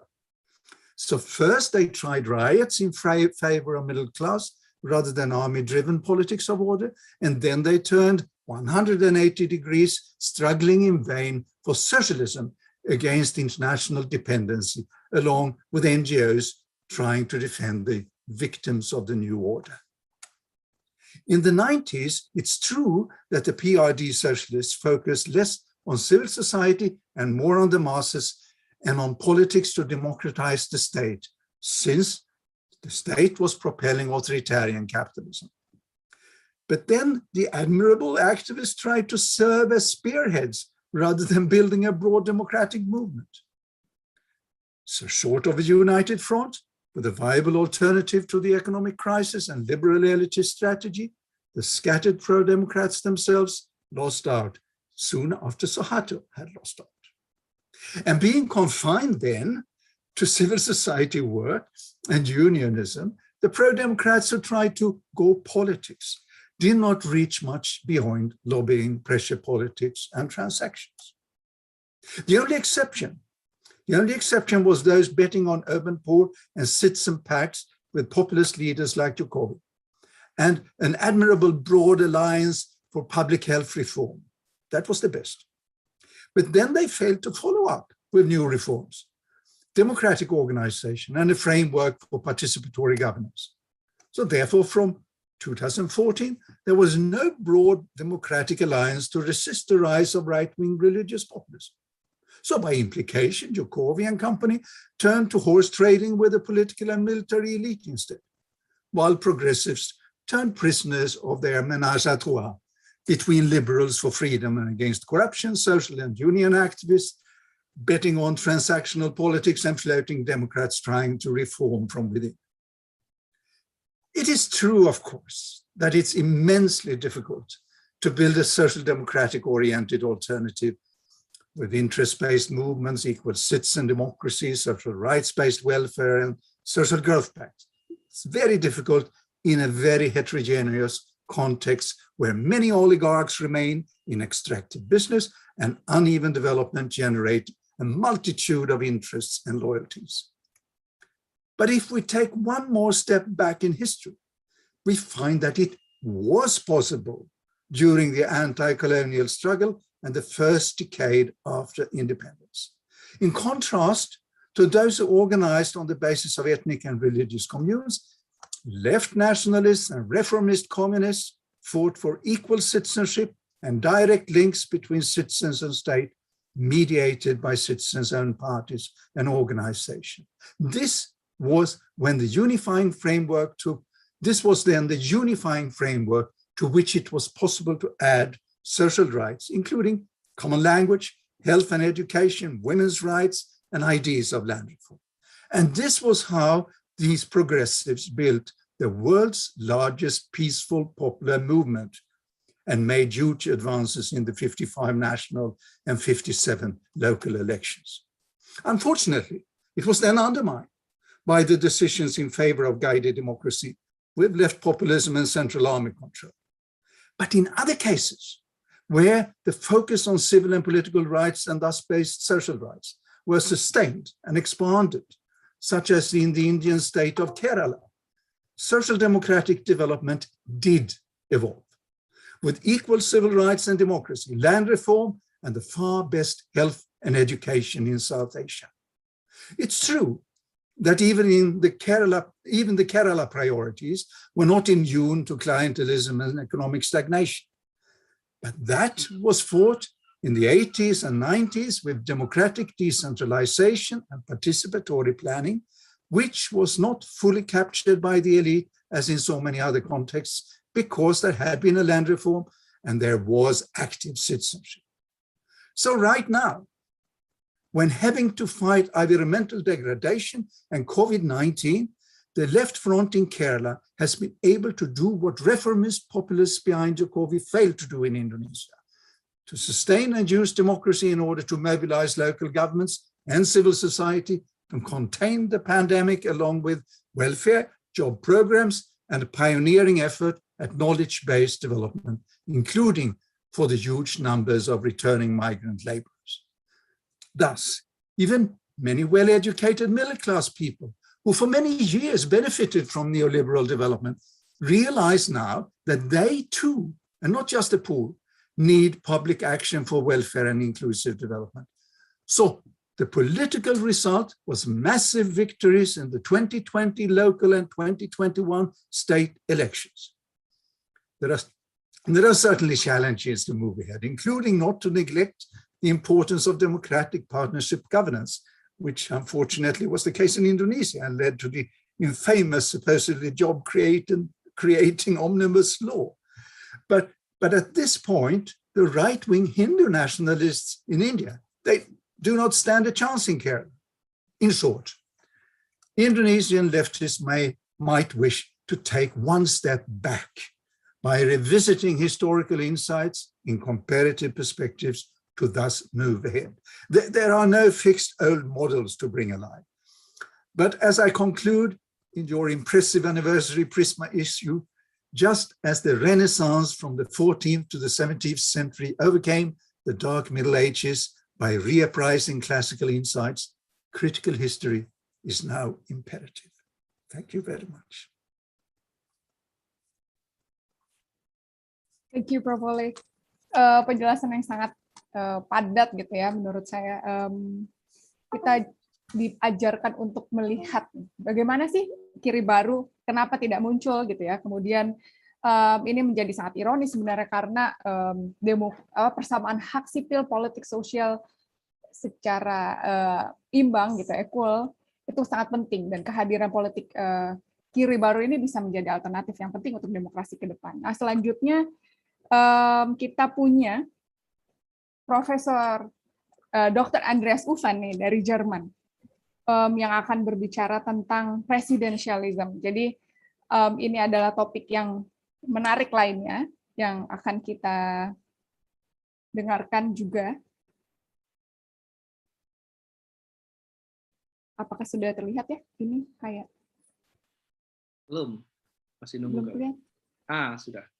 Sudah, oke. Oke, selanjutnya kita akan mendengarkan Dr. Andreas Uffen untuk berbicara nih tentang presidensialism yang di dalamnya juga nanti akan mengupas tentang partai politik dan kaitannya dengan demokrasi. Dr. Uffen adalah senior researcher di GIGA, German Institute for Global and Area Studies, dengan fokus riset yang tentunya kita sudah banyak baca, tulisan-tulisan dan artikelnya mengenai partai politik, kemudian weak states and political violence, regional integration, dan tentunya Indonesian democracy. Selamat siang ya, Dr. Ufan ya. Ya, Di masih Jerman selamat sekarang. pagi. Saya Oh, kira. selamat pagi. Oke. Baik, 15 menit sampai 20 menit waktu saya persilahkan. Yeah, okay. Thanks very much. I will try to share a few slides if this is possible. Yeah, sure. Can you, yeah, okay. So you can see it? Yeah, it's processing now. Okay.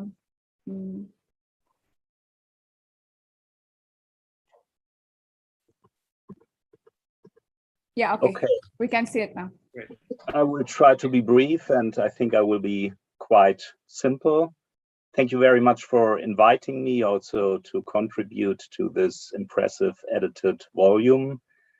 This morning, I remembered that I was for the first time at the office of LP3 ES in May 1997, shortly before the 97 elections in Indonesia, and I met Imam Ahmad and Rustam Ibrahim, and at that time, LP3 ES was already quite important and working on issues like democratization. At that time, I actually started to write my PhD dissertation on democratization or opportunities to democratize New Order Indonesia, and a year later it actually happened.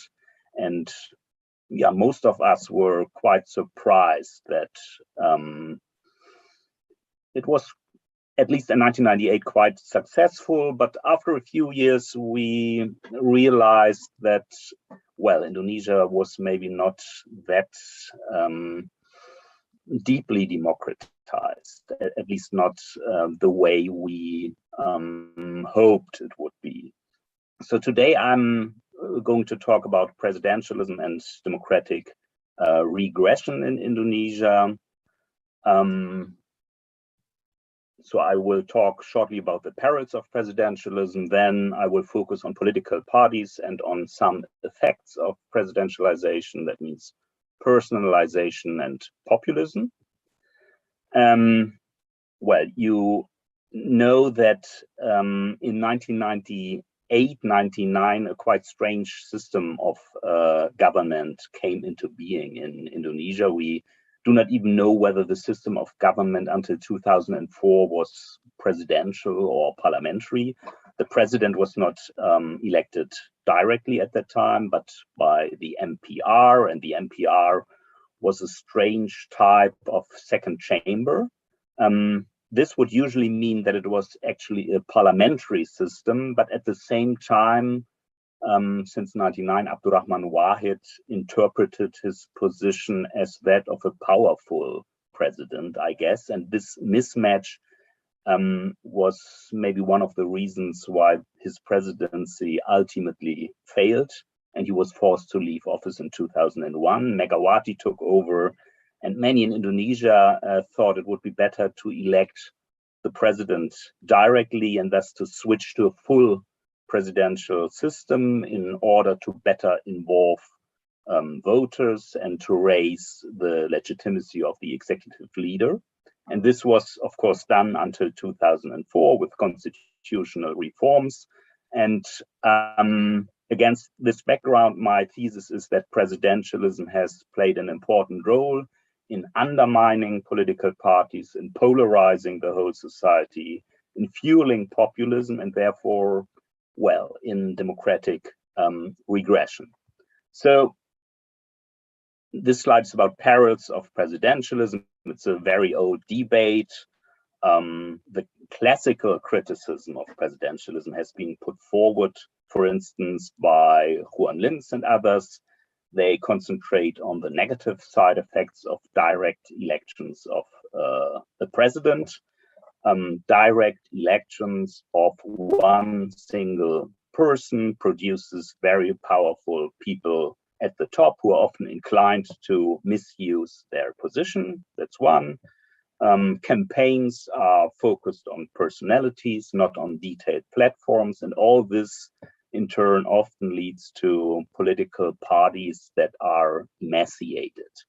So in the 1950s, Indonesia had a multi-party system with 4 big players, relatively well rooted in Aliran or socio-cultural streams after 1998 until 2004, with the introduction of the presidential system.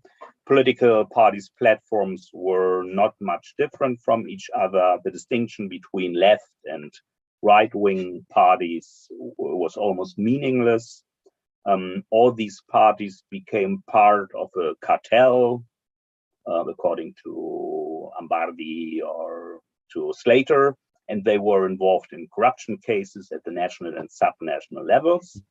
Even the religious cleavage in parliamentary elections has become weaker over time because the secular parties have begun to stress their religiosity, and the Islamist parties lost in elections or toned down their stances.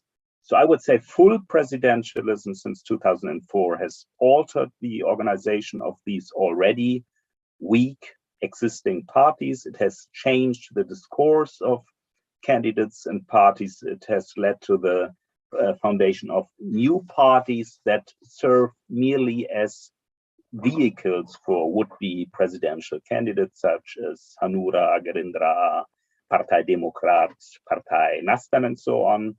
And these vehicle parties are highly personalized ad hoc organizations that have ready-made platforms, and they often center around a leader who often possesses charismatic qualities. And these parties are, of course, financially dependent on this leader or on the personal financial backers of this leader. So establishing a vehicle party requires a great deal of money, and is only possible in an environment where money really matters and where politics is commercialized and campaigns are expensive. This de-alignment of political parties that's going on since '98, but is intensified since 2004, is paralleled by other processes, personalization, a growing populism, and a rising polarization, especially outside of parliaments and of political parties. So personalization of politics encompasses the rise of outsiders like, well, you could say Prabowo or Jokowi, the increasing interest of voters in personality traits of politicians, and the focus in campaigns on individual politicians who are often independent from the parties that have nominated them. This, of course, also includes Pilkada, not only presidential elections. With this and the constitutional powers comes an extraordinary position of presidents. Jokowi, for example, has in recent years increasingly morphed into a president, well, somehow intolerant towards opposition. He intervened in intra-party elections of PPP and Golkar, maybe also of Partei Demokrat, and he used some legal instruments to intimidate opposition. The ban on Islamist organizations like Hizb ut-Tahrir or FPI was seen by some civil society activists with feelings of a certain satisfaction, but the legal justification of the bans was at least questionable. So Jokowi is to some observers a populist, to others not really. Anyway, until 2014, populism, I would say, was not a hallmark of politics in Indonesia, but this has changed. You all know this with the elections, the presidential elections in 2014 and 2019. The presidentialization of politics obviously already started with the advance of Susilo Bambang Yudhoyono, who was nominated by one of these vehicle parties that were fully dedicated to him. Yudhoyono's rise was a result of his attempt at forging broad alliances, and he stood, one could say, for harmonizing, not for polarizing social groups, although minority rights suffered due to some Islamist pressure during his incumbency. But all this has changed with the battle between Jokowi and Prabowo in 2014 and 2019.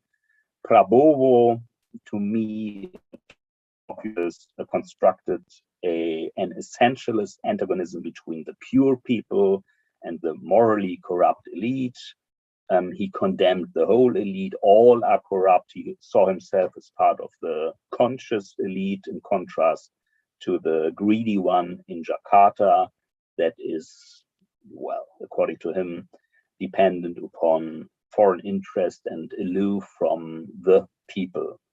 Allegedly, only he could rescue the country that was on its way to collapse if the current elites were not replaced. And when he finally lost the presidential elections, he interpreted the results as fixed and depicted himself as a victim of a huge conspiracy. So this is typical populism. This populism has intensified and was intensified by market polarization involving civil society. To be sure, a presidential candidate has run a populist campaign, whereas the political parties are, according to the definition I use, not really populist or only at a very low level, in contrast to many European party systems. So in Indonesia, it's a presidential populism, not a real partisan populism, and that's, well, different in Europe. So a few conclusions. After all, was it a good idea to introduce a full presidential system in Indonesia? I would now, after many years, say not really. And this is, of course, a European point of view. I think maybe the impact of US-trained Indonesians at that time was a bit too strong. I think a parliamentary system with strong parties, that means the strict regulation of intra-party democracy and transparent funding, would have been better. Why? Because direct presidential elections have weakened political parties, because they necessitate a focus on single candidates. They tend to flatten programmatic profiles of parties. Highly personalized vehicle parties are a response to this shifting political environment. Presidentialism has produced a party system where some parties are still relatively well rooted, but others are merely vehicles. So the reforms have also accelerated the rise of campaign expenses. All this has augmented the role of business people within parties.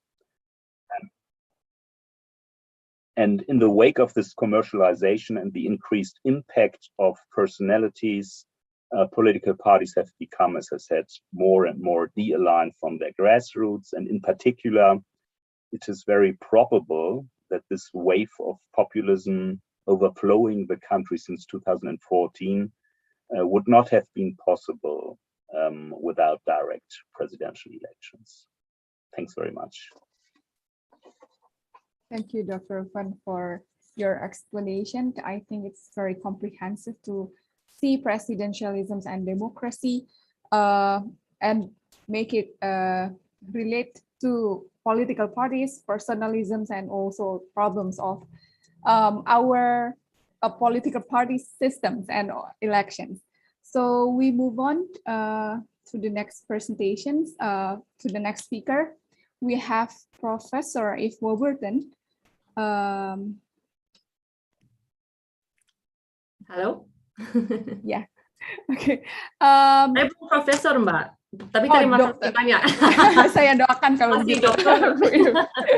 Ibu Yves saat ini sedang postdoctoral di Asia Research Institute National University of Singapore, ya, berarti dari Singapura ya Ibu Yves ya. Kemudian research interest-nya adalah identity politics, political polarizations, election, and democracy. So please, Ibu Yves, 15 to 20 minutes for the presentation. Terima kasih banyak.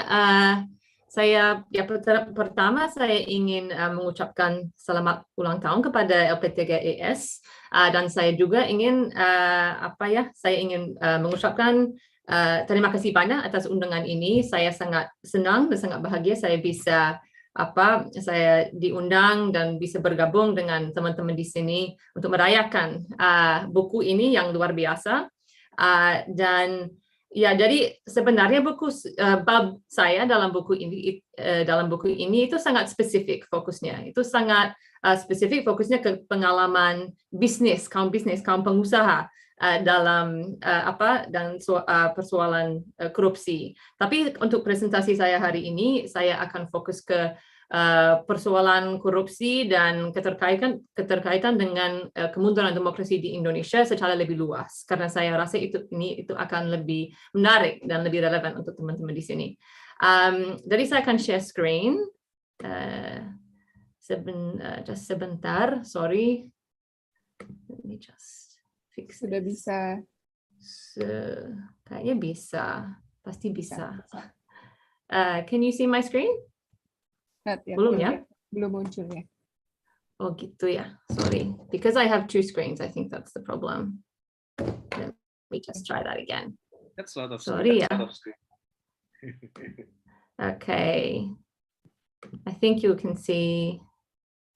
Can you see it now? Ya, tadi sempat berproses, sekarang sudah hilang lagi. Oh, hilang lagi. Okay, let me try again. Sorry, everyone. I want Zoom so much, and yet masih bisa mengalami masalah seperti ini. Sorry. Okay, let's try once more. Ya, sudah. Okay. Lagi berproses. Okay. I think you can see. Can you see it? Nah, ya, we can see. Okay, jadi saya juga akan pakai bahasa Inggris karena saya sama seperti Pak Ward, karena sudah hampir 2 tahun saya tidak sempat ke Indonesia, jadi bahasa saya sudah kaku sekali, sudah jelek, jadi saya akan pakai bahasa Inggris. Saya juga diminta pakai bahasa Inggris juga oleh Pak Wijah. Okay, so corruption and democratic regression in Indonesia. So what I want to do over the next 10 minutes is try and trace how Indonesia got from the picture on the left to the picture on the right. And everyone in the room will be very familiar with the picture on the left, of course. This was a really incredible moment in the Reformasi movement in Indonesia in 1998, where student protesters took over the parliamentary building. And we know that the democratic movement in Indonesia wasn't just about trying to achieve greater representation and greater political participation for Indonesian citizens. It was in many ways driven by a desire for greater accountability and greater transparency. And in those early years, and Prof. Setiono was just talking about this at the very beginning of today's discussion, that these reform, the early years of Reformasi were marked by incredible progress. There was a proliferation of NGOs and whose job it was to act as watchdogs, essentially. And with their pressure combined with a kind of reformist, an enthusiasm for reform among sections of the political elite, resulted in incredible change. And of course, one of the most important changes was the establishment of the KPK. And over the next sort of 10 to 20 years, 10 sort of years or so, we saw, and indeed 15 years, I'd say, we saw really important progress in Indonesia in terms of reducing corruption, in terms of giving citizens, at least, the sense that there were mechanisms in place to check corruption at the highest levels. And there was immense trust placed in the KPK.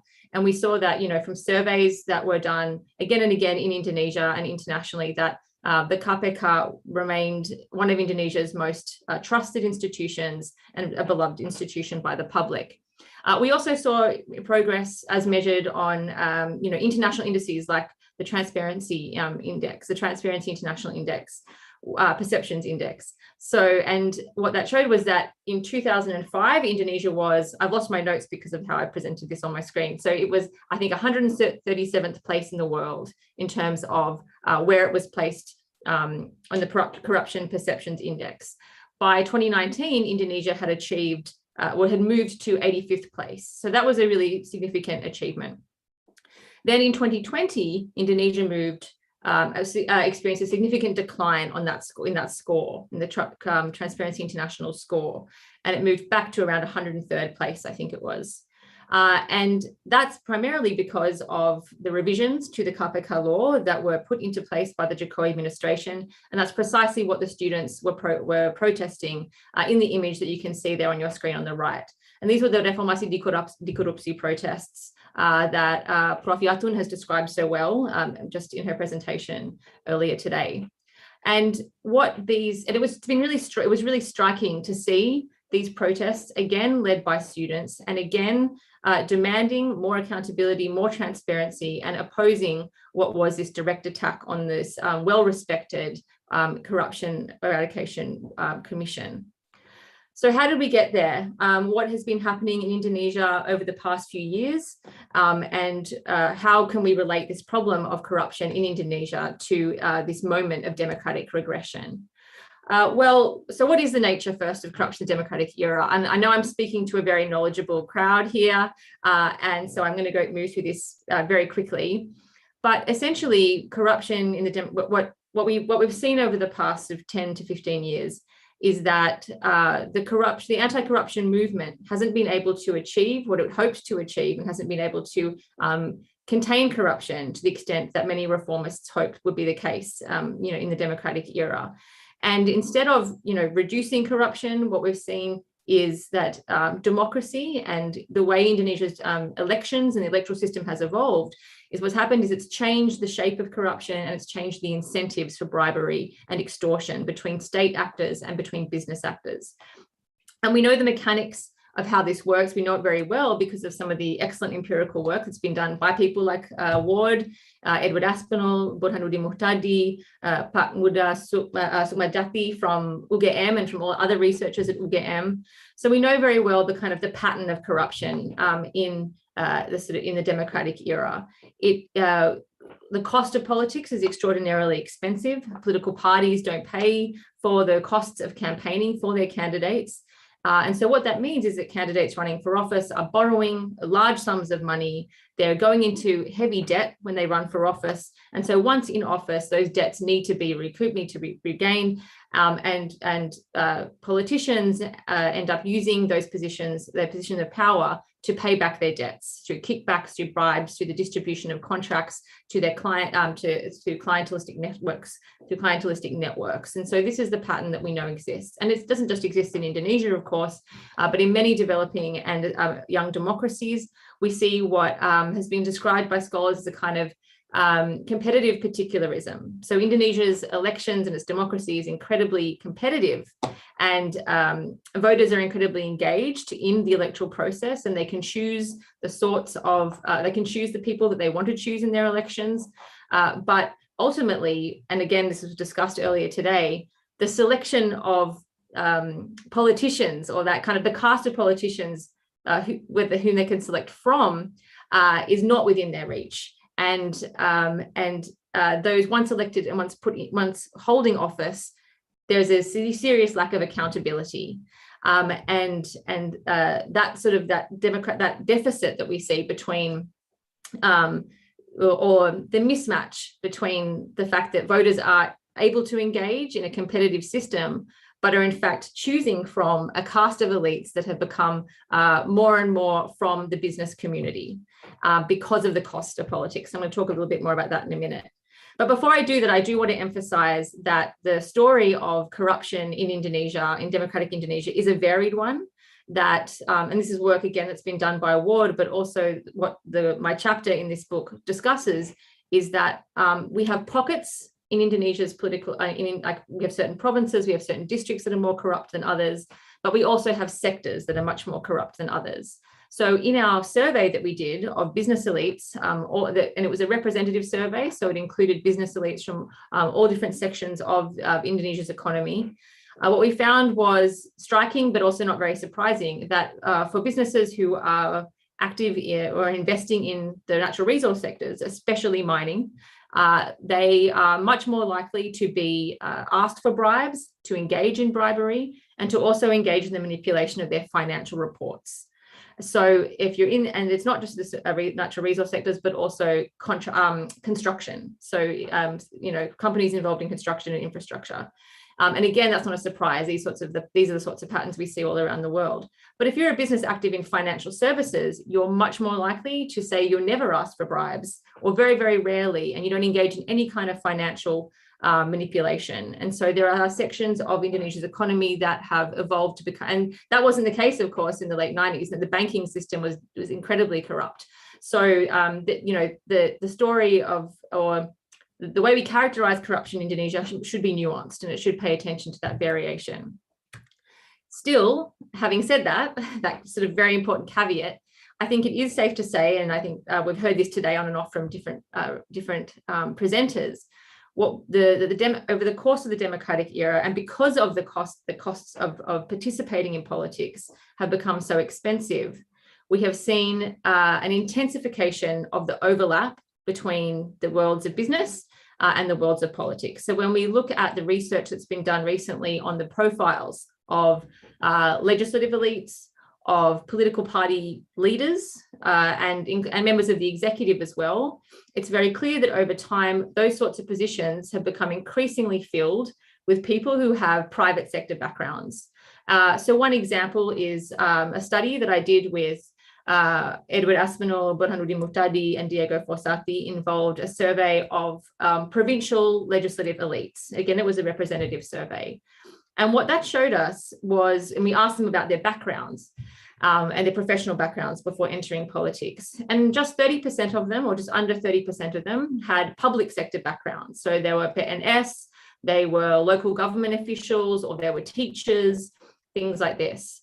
Over 50% of them had private sector professional backgrounds. So some of that, you know, includes positions like lawyers, but over 25% were pengusaha. They were employers in trade and services.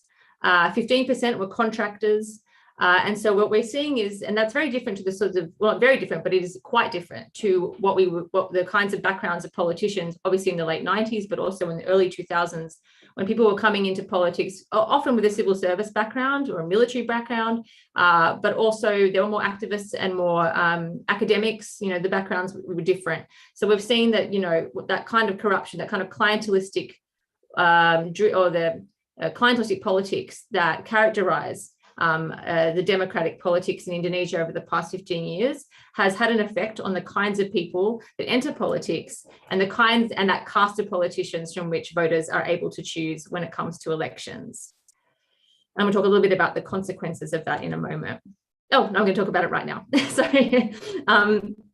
So what are the consequences of this intensified overlap between business and politics? I should say that, you know, we started today's discussion with Prof. Jeffrey Winters, who has long talked about the nature of oligarchy in Indonesia, and that politics have long been dominated by oligarchs in Indonesia. And that is, of course, true. I'm not suggesting that this is a particularly new phenomenon, but we do need to pay attention to incremental and to sort of changes at the to the changes that we're seeing, so that we are noticing, even if we can say oligarchs have always played a really outsized role in Indonesian politics, what we are seeing now is an intensification of this overlap.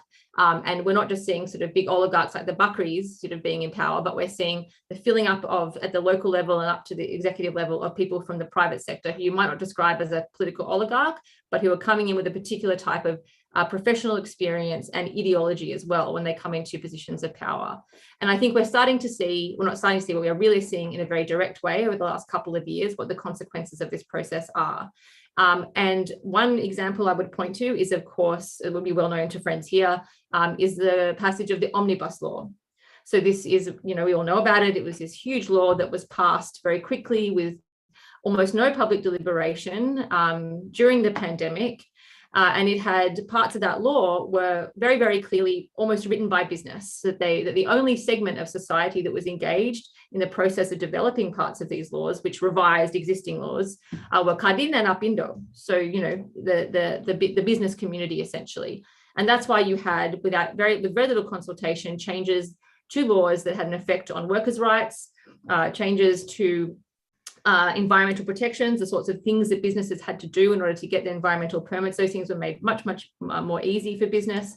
Revisions to the 2009 mining law, similarly, clearly just a reflection of business interests. And I followed the development of that law back in 2009 and 2014, and these revisions. And there is a difference. There is a clear difference in the way these things have evolved, and the direct role that business now has in kind of in basically shaping the outcome of these sorts of laws.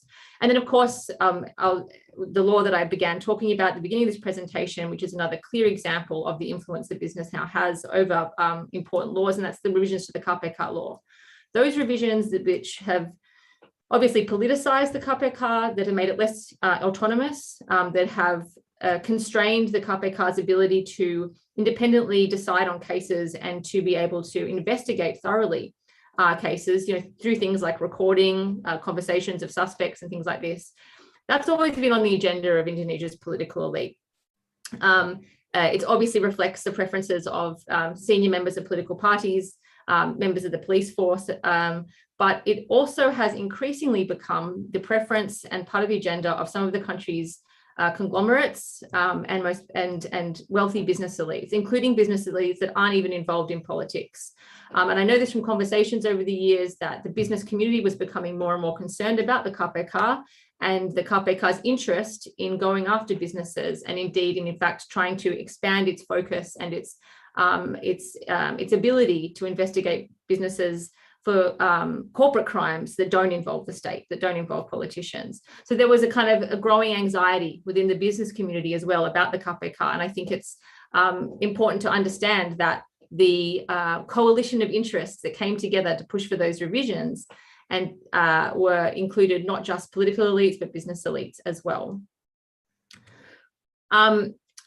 So, and I just want to talk very quickly now, I'm not quite sure how long I've been speaking for, but just a couple more slides left. Importantly, Indonesians notice what's going on, of course, and we've seen quite a remarkable increase in the number of people who now believe that corruption is increasing in Indonesia. So really, since about November of last year, we've gone from 40% of people saying that corruption is increasing up to 60%. So this is the highest it's been in many, many years. And I think that's a direct response to the changes to the KPK law, although it could also be a function of how people feel things like the bansos have been implemented during and the way aid has been distributed during the pandemic. It's a little bit unclear as to what exactly is going on, but I think we have to see that as partly a response to changes in the KPK. And we know, and something that helps us sort of, or that makes that suggests that is indeed the case is, and I'm sorry if you can't see this very well, I only got this slide today. This is a slide that is just an LSE slide of a recent survey that asks people about, it's a very standard question that they ask all the time, how much do you trust these various institutions? And what we're seeing now, this has serious consequences, I think, for a democracy like Indonesia's, and that is we're seeing a reduced trust in the sorts of institutions that people once trusted, and that is the KPK. And so you can see the KPK used to always be in sort of the top three when it came to the institutions that Indonesians trusted the most, along with the president and the TNI usually. And you can see here the KPK is now fourth from the bottom. So the trust has really just sort of fallen away from this one sort of once independent critical watchdog. And I think that when we look at the literature on corruption and democratic decline, or the relationship between sort of transparency and democracy, one of the most important things is that citizens view their state and view their political system as legitimate and as accountable and as trustworthy. And I think when you start to see a reduction in trust towards these sorts of the institutions that are designed to ensure accountability, then you have serious worries about the quality of a country's democracy. Also, just as an interesting data point, I think this is the first time that the provincial government and district governments have been number 1 and 2 in terms of the institutions that people most trust. And I'm pretty sure that's a function of the pandemic and how people feel about the response by the president versus their local governments. But that's not quite relevant to our conversation, but interesting nonetheless. What else does it mean for Indonesia's democracy? Well, I think the controversy that has surrounded these revisions to the KPK law and people's perceptions of increasing corruption in general, and their sense and their lack of trust, I should say. If you look down here, there's a complete lack of trust in politicians and the DPR. What that's telling us is that we're getting this increasing deficit of representation in Indonesia. And I wanted to share this other data point, which I think is relevant. This is a comparison of what people versus what politicians view as the most important policy problems that should be solved by the government. Our survey of provincial legislators was conducted in early 2018. And so we compared it with a survey that was done around the same time of citizens. And you can see here that both citizens and politicians say, okay, economic management and growth, that's the most important thing that we should be worrying about. For citizens, it's corruption. That's the second most important policy problem. And if you ask Indonesians today, and I think it was Dirk that showed that slide, and indeed corruption is number one on people's minds. If you look at what provincial legislators see as important, it's crime and law enforcement. And that's just not a priority for most Indonesian citizens. That comes down in number 6 for them. Corruption for politicians is all the way down at number 6. So you can see this mismatch between what it is that citizens think is important and what it is that provincial legislators think is important. And I think we can trace that back again to what has become a much more narrow sort of professional background, that we're getting these people from the business community, and not people from a wider kind of socioeconomic and professional sectors of society. And finally, what does this mean for democracy? Well, what it means is that we've seen, we've seen more street protests in Indonesia over the last few years than we have, I think, since 1997, 1998. And because when people begin to lose trust in their politicians, when they believe that important, institutions that are designed to check power and to prevent corruption, when they think that those institutions are under attack, then you get protest, you get opposition, you get discontent, which arguably might create, greater instability in a polity. But I didn't want to end on a very, depressing note. What has been going on in Indonesia, and this sort of this perception that the reforms that were initiated during Indonesia's transition to democracy, that those sorts of reforms are under attack, and that the KPK has been under attack, it seems to be generating new forms of opposition. I know that opposition has been met with intense repression by the state, but it was still nonetheless remarkable to see young people, students, unionists, activists on the streets once again, using the language of liberal democracy and using the language of reformasi, in a way that we haven't seen before, haven't seen much at all in recent years, despite clear evidence of democratic regression. I also wanted to end on the note that surveys are also telling us that it's younger people, so people under 25, under 30 and under 25, that are the most dissatisfied with democracy and that are the most sensitive to corruption, and who believe that corruption is increasing. I think it's around 70 to 80% of young people believe that corruption is increasing. And so I would sort of, I guess, connecting to Yatun's presentation, so that it's interesting that once again, it's the youth, it's the pemuda of Indonesia that appear to be the most sensitive to these issues and that are willing to take to the streets. The big question, of course, is whether the state under Jokowi has now learnt how to quash those sorts of protests and how to contain that sort of criticism. But I did want to end on a positive note and say that, that these sorts of interventions, especially when it comes to the KPK, I think are generating discontent and generating opposition in a way that we haven't seen in a long time. Thank you very much for the opportunity. That's it from me. Terima kasih banyak. Oh, and I should say that because we've gone over time, I might not be able to stay for the entire Q&A as I have a family commitment, but I will do my best. Okay, thank you. Baik, sekarang saya mengucapkan dulu sebelumnya terima kasih kepada Ibu If atas presentasinya tentang korupsi di Indonesia, yang ini sudah jadi perdebatan yang panjang gitu ya di Indonesia, dan di LP3 sendiri sudah seringkali membahas dan mengkritik sebenarnya langkah penegakan anti korupsi kita yang semakin kacau gitu ya. Nah, selanjutnya kita masuk ke Q&A session. Seperti yang tadi sudah saya sampaikan, kita punya waktu 60 menit awalnya, tapi sepertinya karena waktunya agak mundur, maka saya mengefektifkan, mempadatkan lagi menjadi sekitar 30-40 menit. Ada beberapa orang yang saya akan persilahkan untuk bertanya langsung. Saya sebutkan yang pertama, Mas Joko Waluyo, apakah online masih? Saya akan mempersilahkan waktu Mas Joko Waluyo untuk bertanya kepada forum, karena ada beberapa pertanyaan yang menarik nih untuk kita diskusikan lebih jauh. Mas Joko Waluyo, apakah masih ada di forum ya? Oke. Selanjutnya saya berikan kesempatan juga untuk Mas Justin Wejak. Masih ada Mas Justin Wejak? Ada beberapa pertanyaan juga tadi disampaikan Mas Justin Wejak. Oke. Selanjutnya Ibu Naning Mardinia. Ibu Naning Mardinia, apakah masih ada di forum Zoom kita? Sebentar, saya mau memastikan, Puput, Mas Rizal dan Mas Iqbal mengaktifkan fungsi untuk meng-unmute diri sendiri ya. Kalau misalnya ada peserta yang bertanya. Karena jangan sampai ada orang bertanya, dia nggak bisa ngomong karena di-mute oleh host secara otomatis. Bisa, sepertinya Mas. Bisa, oke. Ya, silakan lanjut, Puput.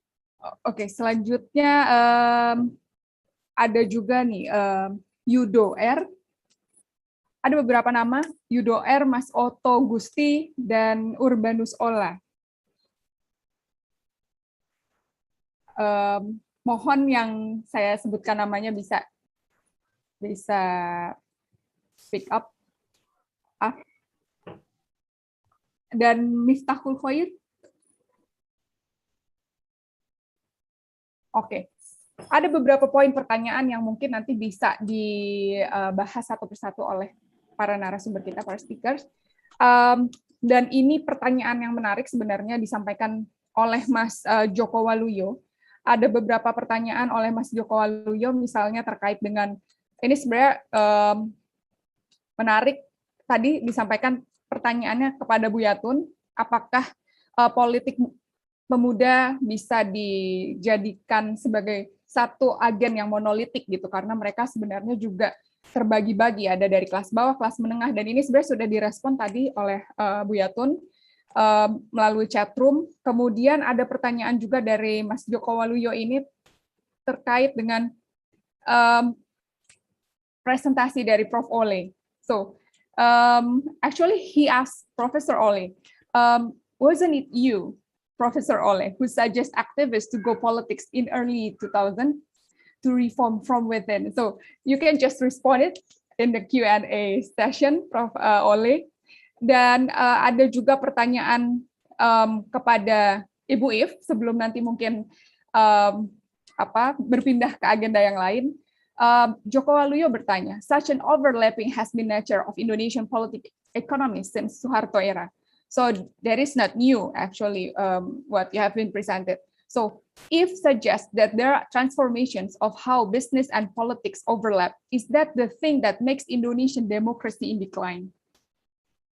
Beberapa aspek sebenarnya tadi sudah sempat dipresentasikan juga oleh Ibu If, mungkin nanti bisa dielaborasi lebih jauh keterkaitan tentang demokrasi dan korupsi ini, the overlapping between the business sector and politics, and how it then impact on the democratic regression. Kemudian ada pertanyaan juga dari, ini ada banyak sekali pertanyaannya ya, Ibu Naning Mardinia bertanya, tapi Ibu Naning seperti masih ada kayak di Zoom ini. Bu Naning ini bertanya kepada Prof. Word. Ada pertanyaannya di sini, comment ya, lebih ke comment. Prof. Word, there are around 10,000 of villages located in the forest area and 30 villages located in the border or forest land.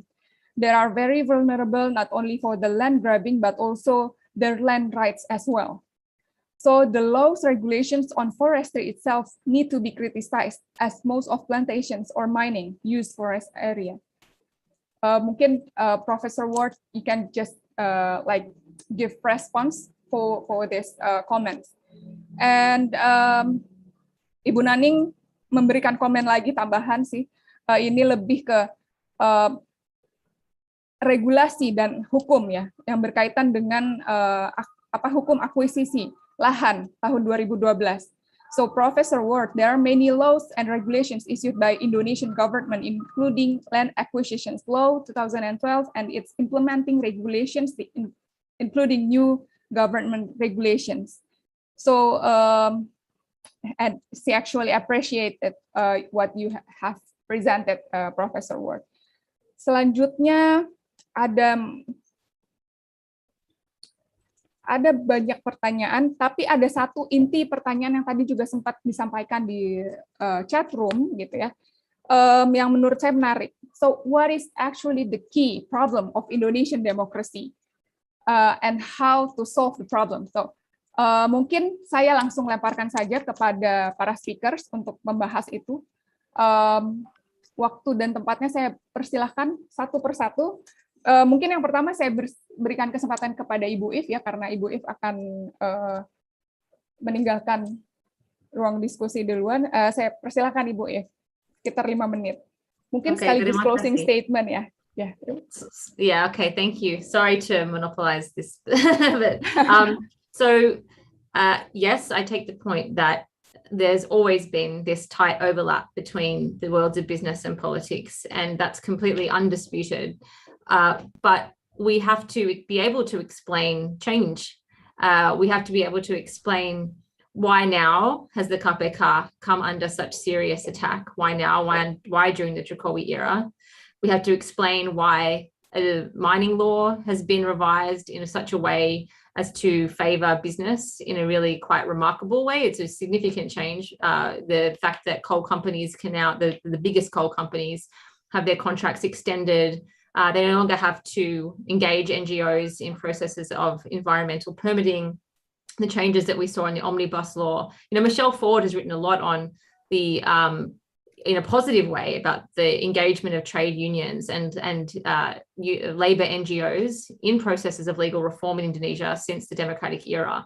But that really isn't the case when we look at the omnibus law. So even though business and in democracies all around, capitalist democracies all around the world, business and politics are tightly intertwined, but things have changed in Indonesia and we have to be able to explain why. And I think there are lots of reasons why, but one of them is over time, the increasing cost of politics has no doubt changed the profile, the sorts of people that take up positions of power in parties, that take up positions in the legislature, and that take up positions in executive government. And I think I'm right when I say that this government and this particular cabinet has the most business elites in it than any other cabinet. And someone should fact check me on that, but I think that's right. And we can look at that partly as a result of the structural trends that I've just been describing, but I think we also have to acknowledge that we have a business elite as a president. His background is a business elite, and his own ideology is a developmentalist ideology, and he emphasizes investment and economic growth above all other aspects of governance. And combined, those two trends and the agency of the president have now put Indonesia in a position where key laws that have serious consequences for citizens, for labor, for transparency, for accountability, for the environment, have been shifted in such a way as to pivot towards the interests of business. And so this is what, this is the kind of argument we always have, that structure versus agency in political science. It's as old as ever. But we have to be able to explain the changes that we're seeing in the context of Indonesia's democratic progression. And just to come back, and I'll finish now to answer the other question, or what has it always got to do with how can we use this to explain democratic progression? Well, I think we're using this to sort of explain one aspect of democratic progression, and that is the reduction, the decline in and the erosion of institutions that are designed to ensure accountability and to ensure a check on power. And I think that, and that's where I'll leave it. So thank you. Thank you, Ibu. So saya akan memberikan kesempatan kepada Pak Word untuk merespon beberapa komentar tadi ya, terutama dari Ibu Naning. Waktu dan tempatnya 5 menit, Prof. Word. Yes, thank you for this nice discussion also, and terima kasih untuk Ibu Naning untuk 2 pertanyaan ini. Yes, so Ibu Naning says that there are various laws and regulations that make villages vulnerable to land grabbing. And what I think about them. And I agree. I mean, the rightlessness that I discussed in my presentation is partly due to legal provisions, but it's not the only thing. And her question puts the finger on that second mechanism that I mentioned, this backdooring of the law. And one other example of it, which I hadn't mentioned, which is this practice in Indonesia to make implementing regulations. So you have a law which is subject to democratic the debate and discussion, and it's in parliament, and it looks semi-okay or not so okay, but well, it's there and it's debated. And then you have parliament making, ministries making implementing regulations, which usually happens outside of democratic scrutiny, outside of debate, outside of journalists following them critically. And usually these implementing regulations are worse. They make these villages more vulnerable even than already in the law. So I think one thing that also needs, that's an example of this backdooring of the law, that there are many regulations in Indonesia that are on paper semi-okay, and then come new regulations or implementing regulations or other laws that make them even worse than they were. And I think civil society and us as academics should put effort in showing these mechanisms, showing how existing legal protections of citizens are undermined through this backdooring practice. And then I want to use my time to make a second comment on the fight or the civil society mobilization against this rightlessness, as well as the other problems that my other colleagues discussed, corruption, environmental degradation, domination of economic elites. What struck me when I was studying all these villages protesting against land grabbing in provinces in Indonesia is that they largely fight on their own. They fight their own fight against their own company. And while they suffer from legal frameworks and overarching structures, their fight is not against these legal structures, or they don't put their energy into engaging with politics and asking politicians to change these laws and regulations. Their energy goes largely into targeting a particular company and try to secure a better deal with them, which makes sense if you are a remote village and this is your urgent problem. But at the same time, it does show, illustrate some of the things my colleagues have been saying about the problem of representation, that there is not what political science mentioned, interest aggregation going on. There's a lack of leaders saying to all people in all these villages, look, what you have in common is a problem with laws and regulations related to land, related to land acquisition laws, related to implementing regulations, etc., and that these leaders take that into the political arena. So right now, politicians, as I mentioned, are often not talking about the actual day-to-day problems that people have and proposing problems. And this is, I think, that the problem of representation that Professor Tonquist talked about. It's an example of it. And I think this is where a lot of work could be done, that there is a scope for mobilization of all these villages that clearly are mobilized, engaged, and feel they have a problem, but are only fighting autonomized singles, their own conflict, and are not fighting for legal change, for reform at a more national or provincial level. And I think that requires civil society work that is very important and that needs to be done. But in the context of, and that's the point I always make, so I'll end with it, that kind of civil society work would get so much easier if the role of money in Indonesian politics is reduced. This is a running theme of all the presentations. The elections in Indonesia are too expensive. It fosters corruption, and it fosters this embrace between business and politics that for example, Eve highlighted. And I think this is also simply a technical issue. Elections do not need to be so expensive in Indonesia. It's not needed to have all this vote buying. It could be monitored much more strictly, for example, by giving Bawaslu more scope. Electoral reform is very much needed to reduce the cost of elections. And I think it's a wasted opportunity that every 4 years the election system gets slightly reformed, but only with the aim of reducing the number of parties and focusing on whether there are too many parties. Electoral reform in Indonesia should focus on reducing the cost of elections. And that is possible. It will never be not a problem. It will remain a problem, but it does not need to be a problem that big as it is now.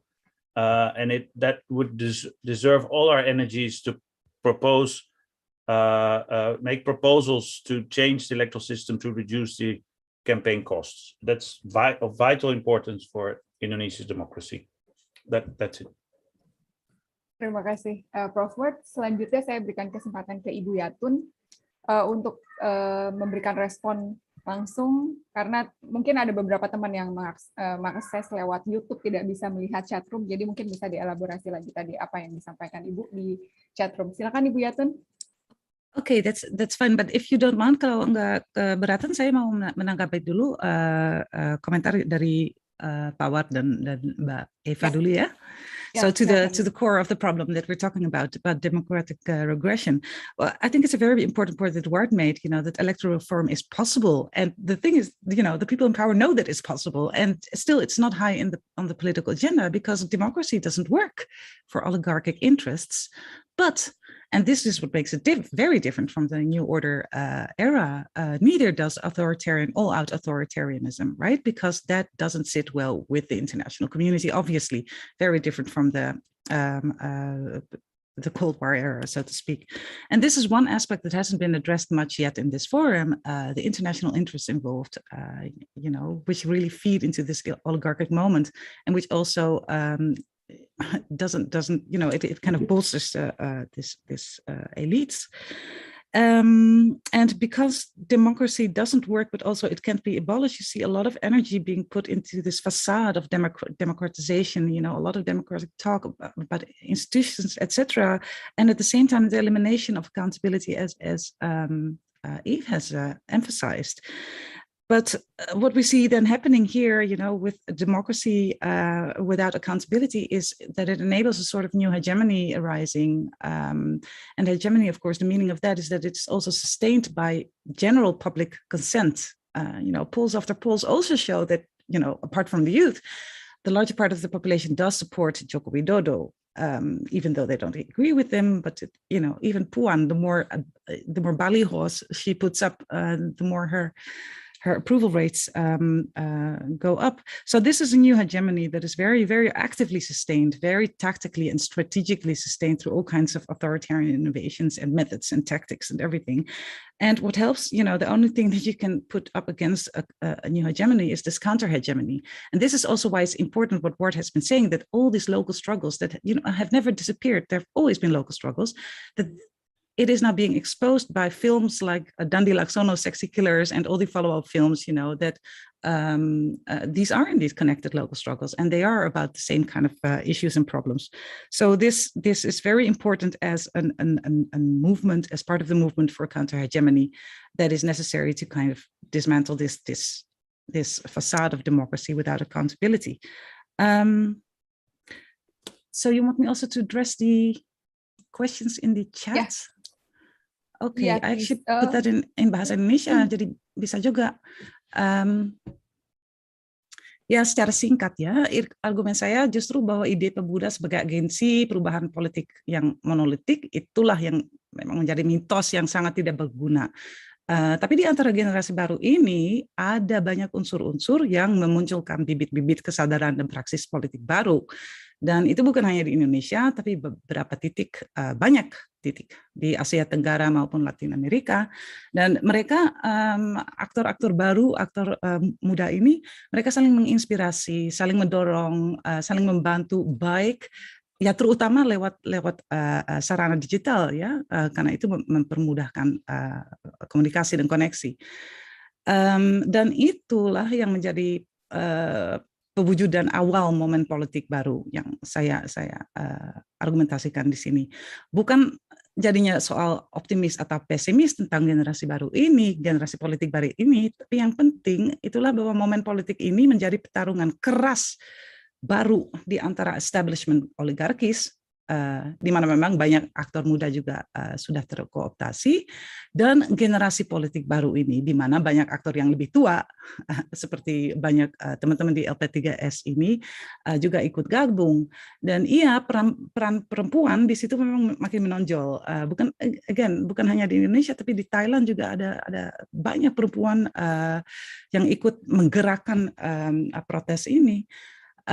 Dan ada ideologi baru yang muncul juga di beberapa tempat, juga sangat terlihat di Latin Amerika, bukan hanya Chili sih, sekarang di Nicaragua, di Kolombia, banyak tempat di mana ekofeminisme menjadi salah satu pendorong anti oligarkis maupun anti patriarkis di situ, yang menjadi motivasi baru.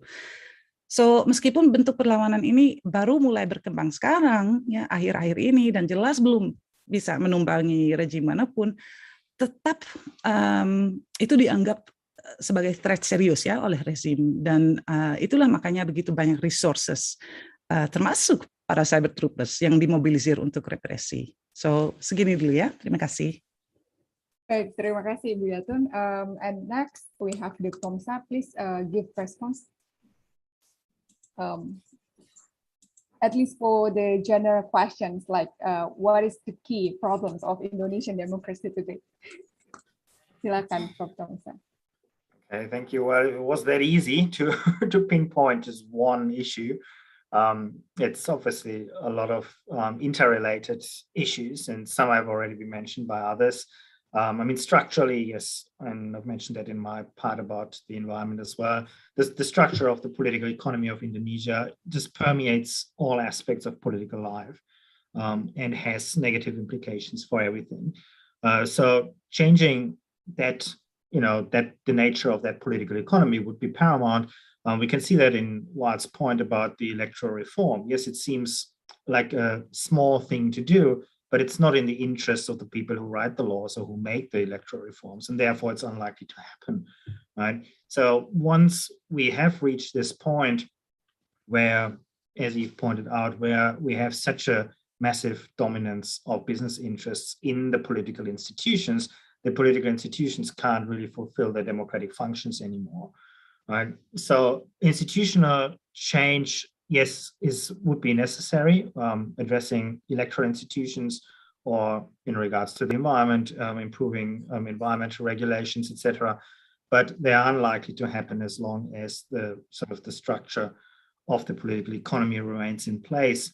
So yes, I'd echo that, but maybe what I could add is that what I'm also worried about is the declining appeal of democratic alternatives. Eve opened her presentation with the two images of the student protests, right? And while it was great to see young people demonstrate in masses against the emasculation of the KPK and against the omnibus law, ultimately these protests were quite short-lived, and they were sporadic, and they were not sustainable, right? And we also saw it in the slide that I had up from the LSE survey about what people are worried about, that very few people are actually worried about the state of Indonesian democracy according to this public perception. So what's worrying me about the future of Indonesian democracy is that there is relatively little attempts to revitalize or rewrite the narrative of democratic reform.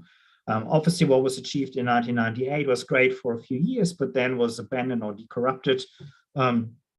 And so we see that in the Philippines, the liberal ideas of the Liberal Party there, or of the Aquino legacy, was rubbished very easily by Duterte in 2016. And the liberal democratic progressives were often described as just reiterating or retelling the story of 1986 without actually adapting to what's been happening in the last 20-odd years. And I think Indonesia, it needs something similar. Just to always go back to 1998 won't mobilize people into actually questioning what's been happening in the last 20 years. So it also goes back to what Ward was saying about the atomization of protests, that people are worried about their own immediate needs, but don't don't look sort of beyond that in order to try to mobilize and to try to highlight larger problems. Maybe I'll leave it at that. Baik, terima kasih Prof. Tomsa. Selanjutnya kita ke Prof. Oleh. Saya persilakan Prof. Oleh untuk merespon, karena tadi juga Prof. Oleh sudah merespon di chat room, tapi ada beberapa yang menonton di YouTube mungkin bisa mendengarkan penjelasan Prof. Oleh. Please, Prof. Oleh, give your response again. Well, the questions that were asked in the chat, I've tried to reply to in the chat. But if essentially what it is about is that, yes, we said in the early 2000s, that means we, meaning the people who were engaged in doing this participatory democracy assessment in the organization DEMOS and later with UGM, we said, yes, have to go politics, meaning can't just stay in civil society. But when people then tried to go politics, they just sort of politicized the same issues as they were active within. They didn't congregate, they didn't they didn't build blocks, they didn't aggregate. The positive sign was later this wonderful broad alliance for the public health reform. And if you want me to be short, I'll say another one. Go for that, but add that linkages to demands for civic right and participatory governance of such reforms. That's it. Okay, thank you, Prof. Oleh. And next, Professor Uffen, please respond in 5 to 10 minutes for the questions and comments. Yeah, okay. You were asking for the key problem of Indonesia's democracy, and I can only repeat what has been said by almost all participants or contributors. It's, of course, the economy stupid, the oligarchical structure, one would say.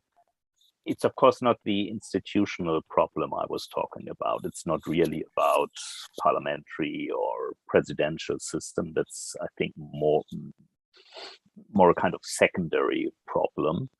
But nevertheless, I think Indonesia would need stronger parties with real platforms, a bit like in the 1950s. I mean, Indonesia had a quite strong democracy in the 1950s with different well-rooted parties on the left and on the right side of the political spectrum. And I would imagine something like that with liberal parties, social democratic parties, maybe green parties. I do not really know whether it is possible to establish such types of parties. Or if you look at other countries in Southeast Asia, for example, in Thailand with Future Forward, or in Malaysia with Muda, you have youth parties. Quite new type of political party, quite successful in Thailand in the last elections. And I could imagine that something like that could evolve in Indonesia, because there's a lot of talk about millennials in Indonesia, and that they have a different perception of democracy, of new politics in Indonesia, and maybe something like that could be established. But the funding, of course, of parties is very important, and I think political parties in Indonesia need kind of state funding, but very strongly regulated. That means you can only get money if you have intra-party democracy. And of course, campaigning has to be regulated. It has been said a few times. So, well, this could be maybe the way forward. Yeah, thanks. Okay, thank you, Prof. Uffen. And now we move to the next session. So we are running out of time, but there's one last chance to ask questions. So please, Mas Muhammad Ainun, you raised your hand before, and yeah, please, I give you time 1 to 2 minutes to raise your question. Yeah. Can you hear me? Yeah, I can hear you. I'd like to ask the question for Professor Ole. How the prospect of left-leaning political parties could develop in Indonesia, in increasingly conservative societies, in increasingly religious Indonesian. Is it possible in the future, in the near future or far future, that we will have such a left political party, the Green Party, or something like that? Thank you very much. Okay, thank you, Mas Ainun. And then I give a chance for Adi Warman Idris. Adi Warman Idris. Okay, so Adi Warman Idris actually asked for all speakers. He asked about why the CSO and NGOs watchdogs weakened compared to 1998. So, and the last one, Vincent Tiajalita is still here. Yes, but sorry, the background is a bit loud, so you could just... Yeah, it's okay. You can just you can just raise questions of 1 or 2 minutes in 2 minutes, please.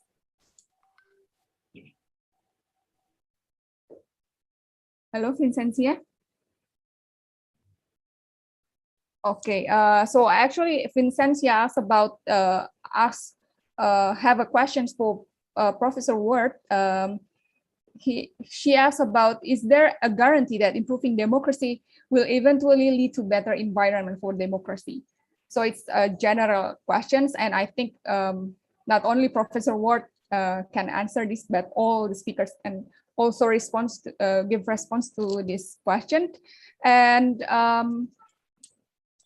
now, please, Professor Ward Scott, to give responses and also the ini ada kawan Sekolah Demokrasi yang raise hand, Miftah. Mungkin Miftah will fire. Okay. Mau bertanya, tapi itu pertanyaan terakhir ya. Setelah itu akan closing statement ya. Ya. Oke. Belum silakan Mas Miftahul. Yeah, thank you very much for the opportunity. Actually, I would like to ask to Eve and Jeffrey, but I think this also applies to other speakers as well. So my question is, I think that in the current post-reform Indonesia, the clientelism between political and business actors is no longer based on influence, but rather the business actor itself take part in electoral politics. So I think that it's no longer about how the business is influencing the political party or influencing the legislative, but rather the businessman itself take part in the legislative. So I think what I would like to ask is that what your opinion about this, and what do you think make it different from the typical oligarchy politics that has been stated by Winters? And my second question is regarding the civil society. So if we talk about democratic consolidation, the very important ingredient is the loyal actors toward the democracy. But however, over the past few years, what we have seen is that mostly the civil society or even the pro-democratic movement turn into democratic disloyal actors. But I don't know, but maybe we didn't sure itself about what democracy is and what are the boundaries of democracy. For example, in 2018, there's a lot of pro-democracy activists that agree toward the disbandment of HTI and FPI recently. So what do you think about those situations? Thank you. Terima kasih Mas Miftahul. Saya persilakan kepada Prof. Ward untuk memberikan respon sekaligus closing statement. Silakan. Thank you. I'll try to be concise. Thank you, Miftahul, for the question and also the other question about will improving democracy also improve environmental governance.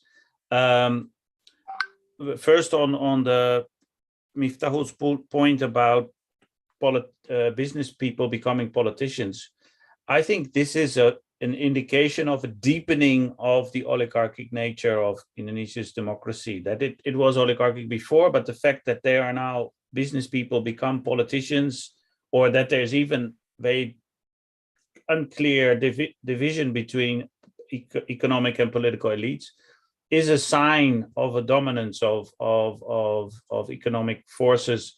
And in my view, this trend is related to the high cost of election campaigns, that only rich economic elites can afford to go to join election campaigns. So they have a big advantage. And so rich people think, why not use my money to become elected, and then, you know, they'll win. So it is not a shift, it's more like a deepening of the problem. And that also, and then to make the bridge to the other question about economic governance, that is one reason why environmental governance and protection of nature is so difficult. If you have people making the policies and implementing policies that have an interest in maintaining their mines and their plantations, polluting practices, then any kind of policy making related to environmental protection will be weak, will not be successful, because the interests are not, all interests are not being represented, not those of common people who want to preserve the environment.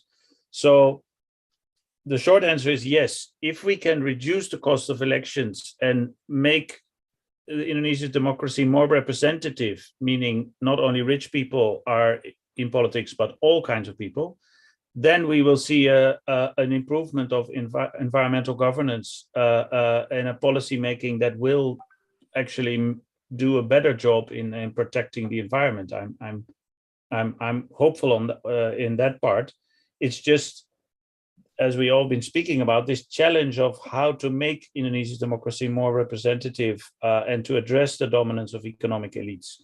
And my view, just to close with that again, is that the most hopeful step there is to make efforts to reduce the cost of elections, better monitor electoral reform. And that's where actually I think economic political elites have an interest as well. They also want to spend less. So this is something everybody should want, reduce the cost of elections. And we should work towards that. Thanks. Thank you, Professor Ward. And now I invite Ibu Yatun to deliver the last response and also the closing statement.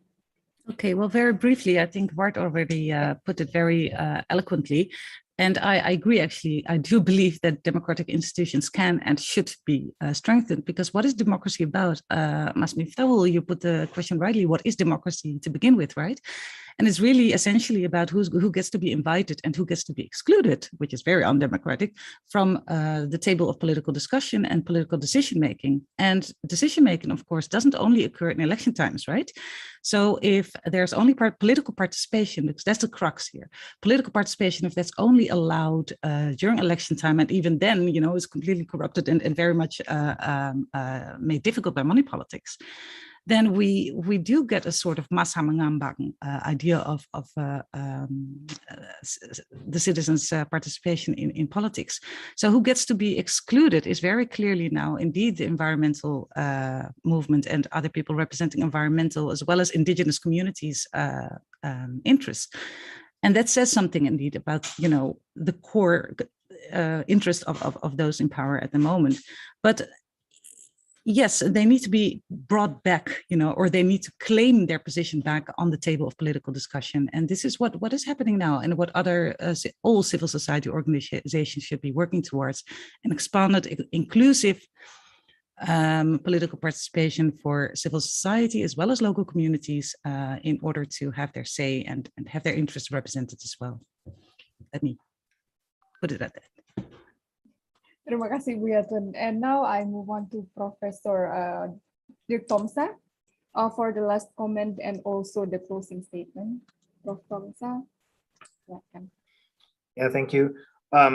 Maybe I'll briefly address Miftahul's point about CSOs, or the basically democracy activists being a bit, I don't know, fragmented or I would say they lost sight of the bigger picture of the important things, and they got all sort of wrapped up in the growing polarization ahead of the 2019 election.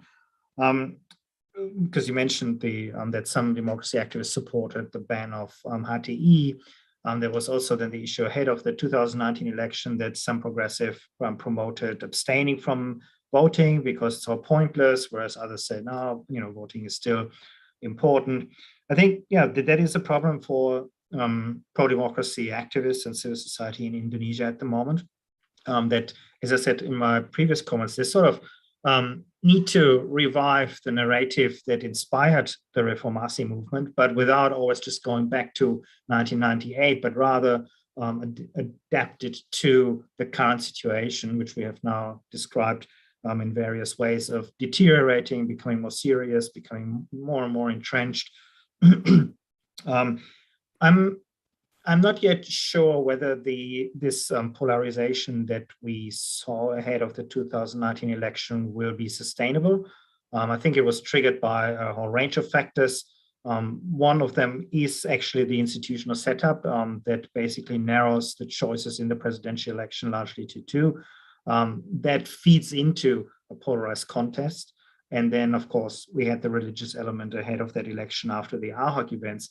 But if civil society could overcome these divisions along ethnic and religious lines, I think that would be an important step to focus again on more sort of democratic issues, core issues of democracy activists. And then it might be, hopefully be possible again to overcome this fragmentation and this polarization. Whether it will lead to more united protests or even to what Andreas was saying, formation of political parties that could actually struggle for these kinds of interests. I wouldn't probably go that far, but I think in order for civil society to be a louder voice again, they need to focus on these core issues rather than getting subsumed into issues of ethnic or religious loyalties. And yeah, the other question, whether democratic or improved democracy would lead to improved environmental governance. I think I addressed this very briefly in my talk. Unfortunately, the experience from around the world does not necessarily point in that direction. There are enough examples of democracies also ransacking the environment. And at the same time, we have seen authoritarian countries such as China, for example, taking the lead in certain environmental aspects, but of course, without any transparency, without any oversight, and without any input from civil society. That's why it's called authoritarian environmentalism.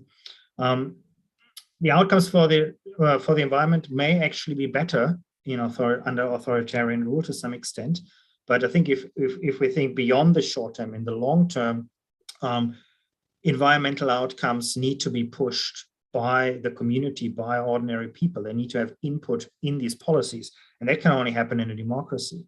The democracy that Indonesia is in at the moment doesn't allow for that input, therefore it doesn't look good. But yeah, if it did become, if Indonesia did become more democratic again, as in if the quality of democracy improved, then I'd be hopeful that in the long term, the outcomes for the environment would also improve. Baik, terima kasih Prof. Tomsa. And then we have Professor Ole for your final comments and also closing statement. Silakan, Prof. Ole. Thank you so very much. There was one question whether I thought that any kind of, well, left-oriented, broadly speaking, sort of left-oriented movement, left liberal, social democratic, something in that of that kind, would still have a chance. And of course it has. I mean, if anyone wants to be happy, read about Kerala today. They stand up against Hindu fundamentalism by combining demands for citizen rights, democracy, and social welfare programs, which are designed to also be fostering production. green-oriented production. That's the trick. Of course, it's easy to say we should to just copy Kerala. I'm not saying that, but what I'm saying is Kerala didn't do anything different from what was going on in Indonesia in the early 50s.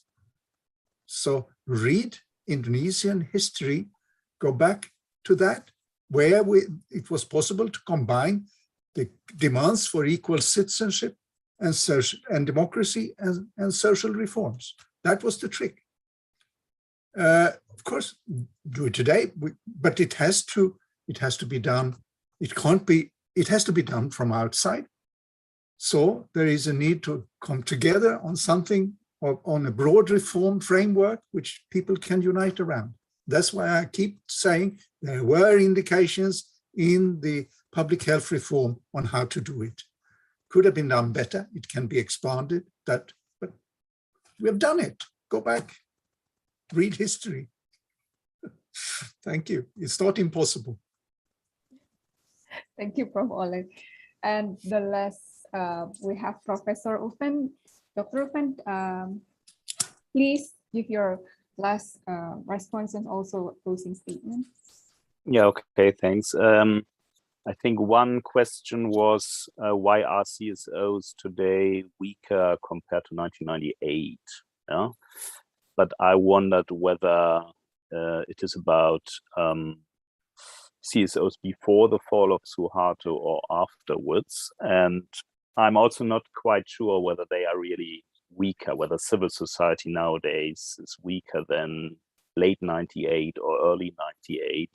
I'm just writing now an article for a handbook on civil society and efforts at regime change in Southeast Asia. And I was thinking about how to measure the strength of civil society and how strong, for example, in Indonesia was civil society. In a way, it was quite strong before the fall of Suharto because civil society was able to shape the discourse to an extent, like LPTKS.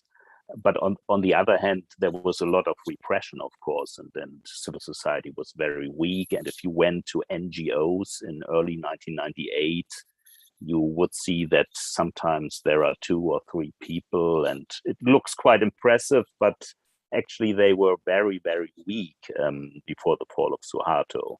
And I think that's very often the case, that civil societies seem to be strong before the end of authoritarianism because they are able to shape the discourse to an extent, helped by international funding, for example. And after the beginning of the transition, political parties take over. Yeah, that has been the case in Malaysia since 2018.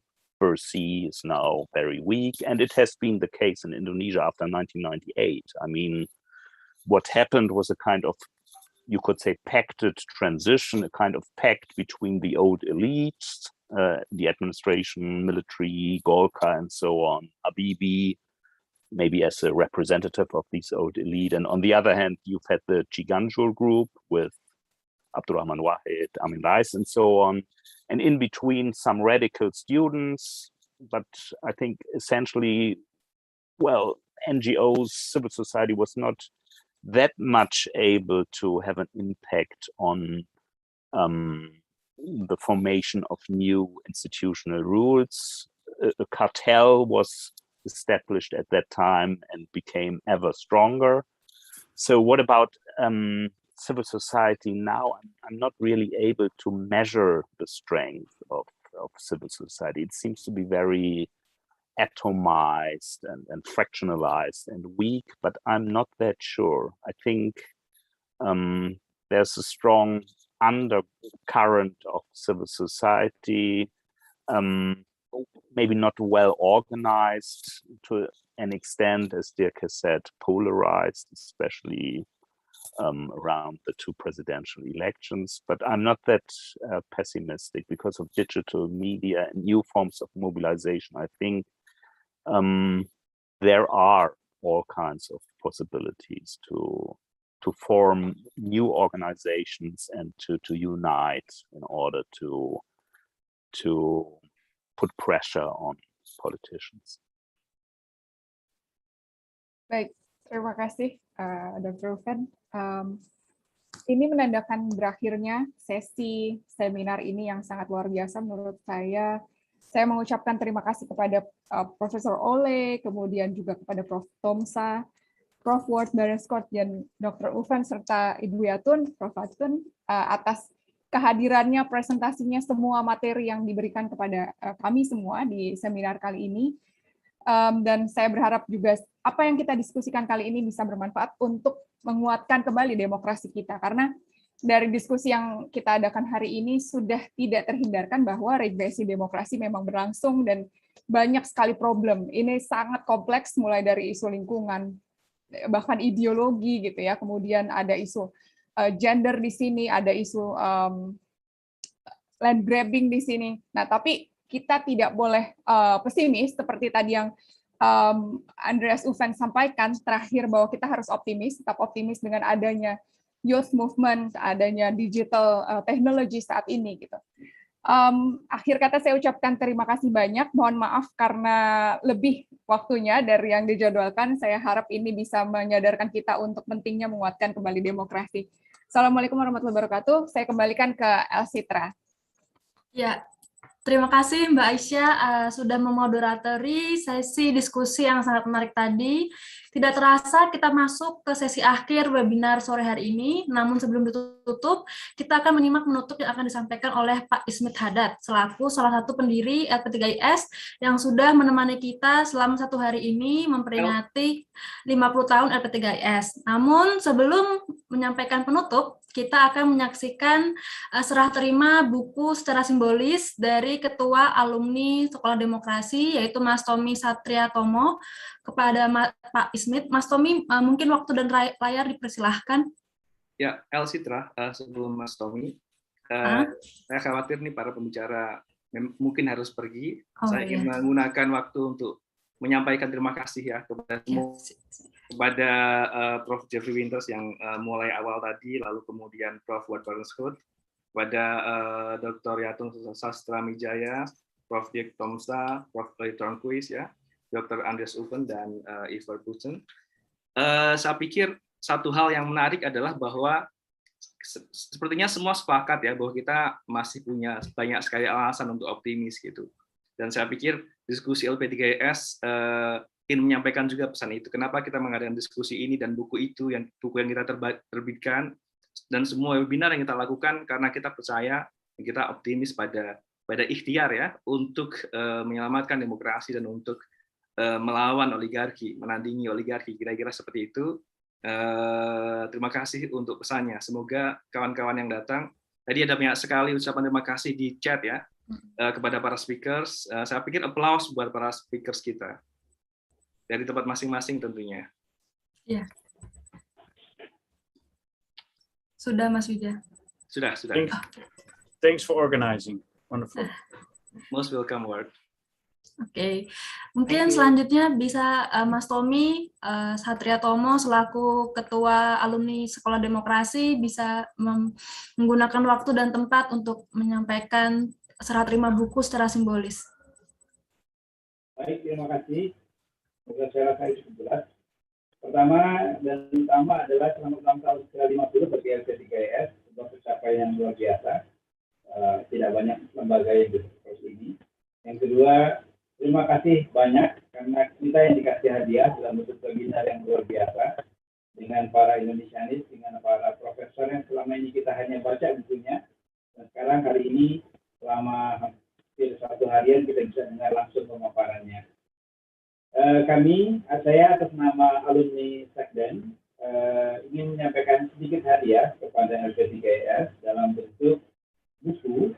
Sebenarnya ada 2 buku yang kami siapkan. Pertama adalah opini dan testimoni alumni LP3IS tentang LP3IS maupun tentang penguatan demokrasi. Buku yang kedua itu adalah kompilasi dari webinar tentang pemikiran Islam yang kita menyelenggarakan selama Ramadan kemarin. Kedua buku tersebut itu sudah dalam proses layout di menuju LP3IS. Terima kasih pada Mas Fajar yang sudah memfasilitasi. Jadi penyerahan buku secara simbolis ini saya belum bisa berikan secara fisik, tapi akan anggap saja bahwa statement ini, pernyataan ini menjadi sebagai simbol penyerahan kedua buku ini dari Sekjen dan alumni Sekolah Demokrasi yang sangat berterima kasih kepada LP3IS dan diberi kesempatan untuk menjadi bagian dari ekosistem yang luar biasa ini.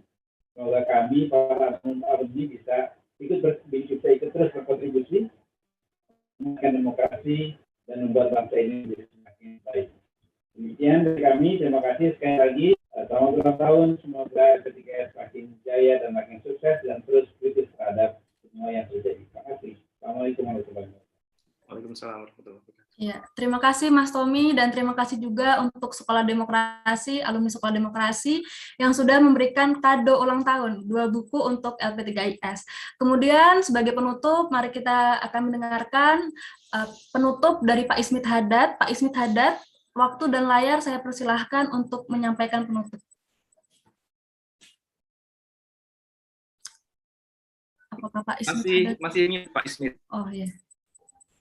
Pak Smith, speakernya boleh dinyalakan dulu, biar kita semua bisa menyimak. Saya pikir semua speaker masih di sini ingin mendengar paparan dari Living Legend ya, legenda hidup LP3IS. Halo, apa udah bisa? Sudah bisa, Pak. Iya. Baik. Terima kasih. It's been very long day. Dan luar biasa. Kita generasi LP3IS masa kini telah membuat, halo, bisa dengar? Kita menyimak Pak Ismit. Generasi LP3IS masa kini di bawah pimpinan Saudara Didik Rahbini selaku pengurus, Fajar Nur Zahid selaku Direktur Eksekutif, dan Bung Wijayanto selaku Direktur untuk Media dan Demokrasi yang telah berhasil menyelenggarakan acara yang luar biasa ini, yang sangat mencerahkan dan sangat membanggakan buat kita semua, di mana kita selama hampir satu hari penuh mendapatkan pencerahan, wawasan, dan pemikiran-pemikiran gemilang untuk menyehatkan kehidupan demokrasi di Indonesia. Saya tadinya pada sesi sekarang ini termasuk memberikan tanggapan tentang tema, karena hari ini ada 2 sesi. Pagi tadi sesi sarasehan dan sesi siang sampai sore hari ini tentang webinar Kemunduran Demokrasi di Indonesia. Tapi saya pikir mengingat waktu dan kita sudah lelah, saya akan skip tanggapan saya mengenai kemunduran demokrasi tadi, yang saya kira kita sudah banyak dengar dari para pakar-pakar Indonesianis internasional maupun domestik, yang saya kira inti kesimpulannya adalah bahwa dunia sedang mengalami resesi demokrasi. Banyak laporan-laporan dari mulai Economist Intelligence Unit,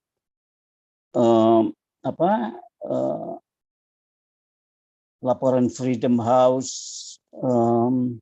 maupun laporan dari UNDP dan Bappenas, yang semuanya membenarkan bahwa telah terjadi penurunan kualitas demokrasi di Indonesia. Saya kira pendapat-pendapat dan masukan-masukan yang berkembang baik di acara sarasehan pagi tadi maupun dari webinar di siang dan sore hari ini telah mengkonfirmasi pendapat ataupun kesimpulan tadi. Karena itu pada kesempatan ini saya hanya ingin sedikit merangkum dua hal. Pendapat-pendapat itu ini secara umum sekali dan masukan tentang 50 tahun perjalanan LP3IS. Dan yang kedua nanti adalah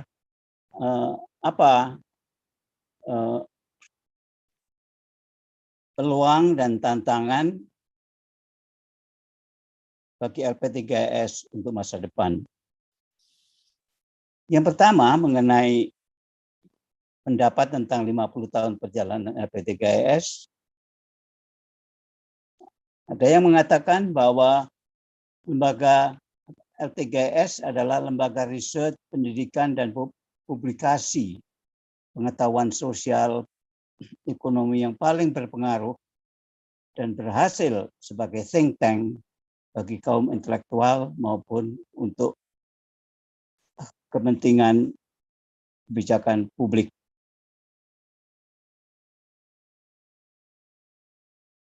LP3IS sebagai LSM dianggap yang paling efektif dalam menjalankan agenda penguatan kapasitas pemimpin dan organisasi masyarakat sipil, civil society.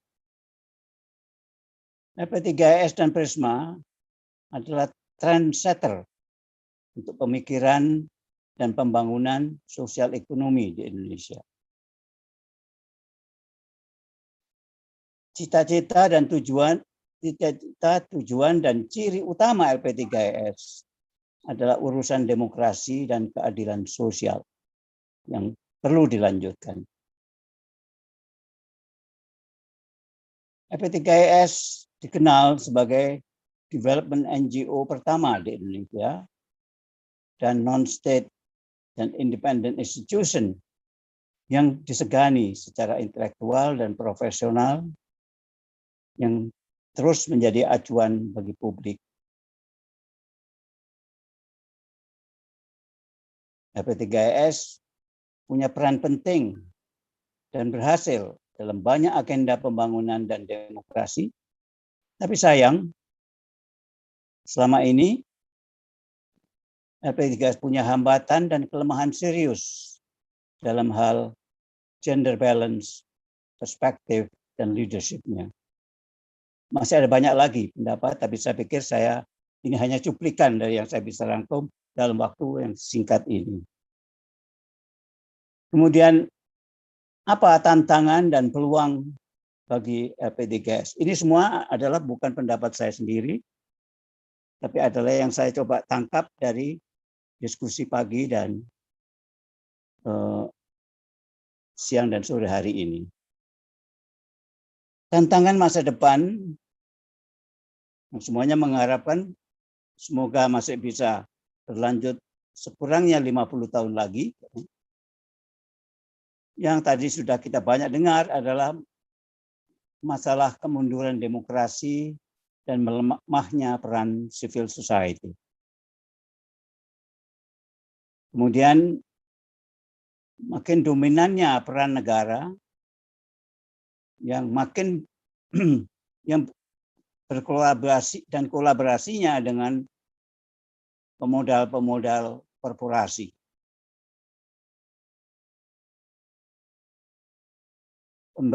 Kemudian pembajakan proses demokrasi oleh oligarki politik dan makin kentalnya persoalan kualitas demokrasi itu sendiri.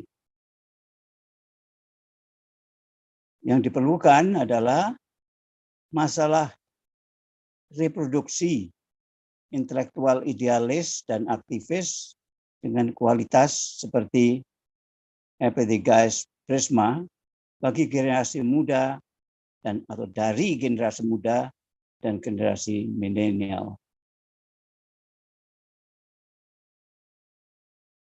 Timbulnya masalah degradasi sumber daya alam, lingkungan hidup, dan krisis iklim yang mengancam bumi dan peradaban manusia.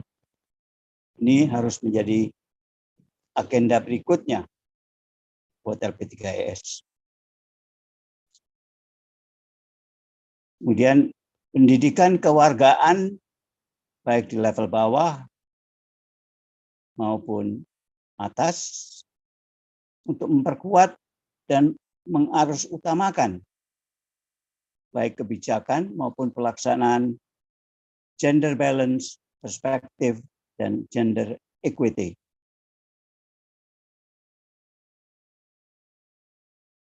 Saya kira kita juga memerlukan pendidikan publik untuk perubahan kebijakan sosial ekonomi politik. Tidak hanya di kalangan akademisi, intelektual, tapi pada masyarakat luas sampai ke level bawah.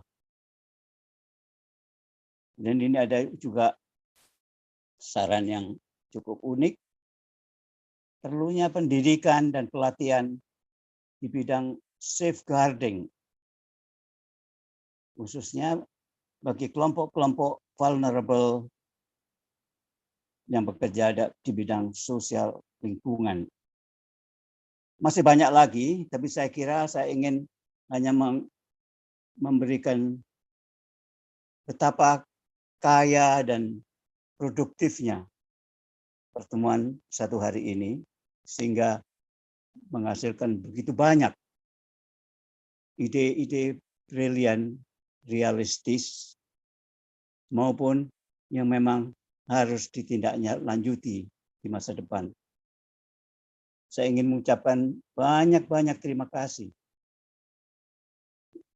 pada semua kawan-kawan yang telah menyelenggarakan acara ini maupun semua persiapan sebelumnya, ya, dari mulai ketua pengurusnya, direktur eksekutifnya, panitia penyelenggara yang mayoritasnya adalah semuanya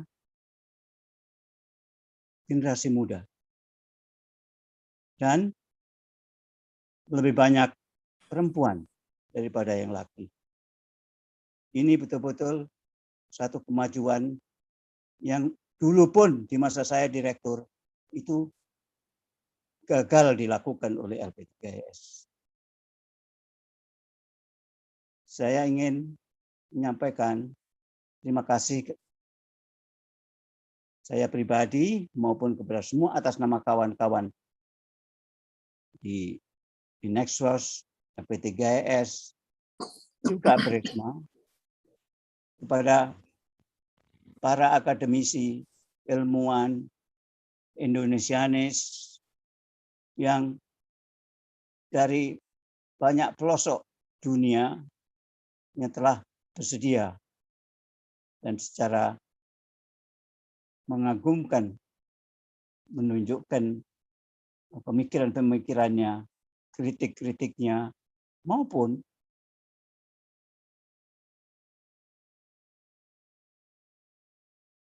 gagasan ataupun hal-hal yang sangat penting dan strategis untuk bisa ditindaklanjuti oleh LP3IS. Sekali lagi terima kasih dan semoga semua ini membawa manfaat buat kita, masyarakat, dan bangsa. Terima kasih. Wassalamualaikum warahmatullahi wabarakatuh. Waalaikumsalam. Terima kasih Pak Smith. Terima kasih Dengan sekali. ini kita tutup acara ini dengan terima kasih. Ya, Pak Smith mungkin bisa kita perkenalkan untuk menutup sekaligus Sekolah Demokrasi kita yang sudah berlangsung 1 minggu ini. Ya, secara resmi ditutup, tapi kita masih bersama persaudaraan kita, solidaritas kita akan masih terjaga untuk mengawal demokrasi di Indonesia. Silahkan Pak Smith. Maaf, bagaimana? Menutup Sekolah Demokrasi. Menutup Sekolah Demokrasi, Pak Smith. Ya, Sekolah Demokrasi ini telah diselenggarakan oleh LP3IS. Ketika itu di bawah motornya adalah Bung Wijanyanto bersama Fajar. Dan selama masa pandemi ini sudah berjalan 3 angkatan.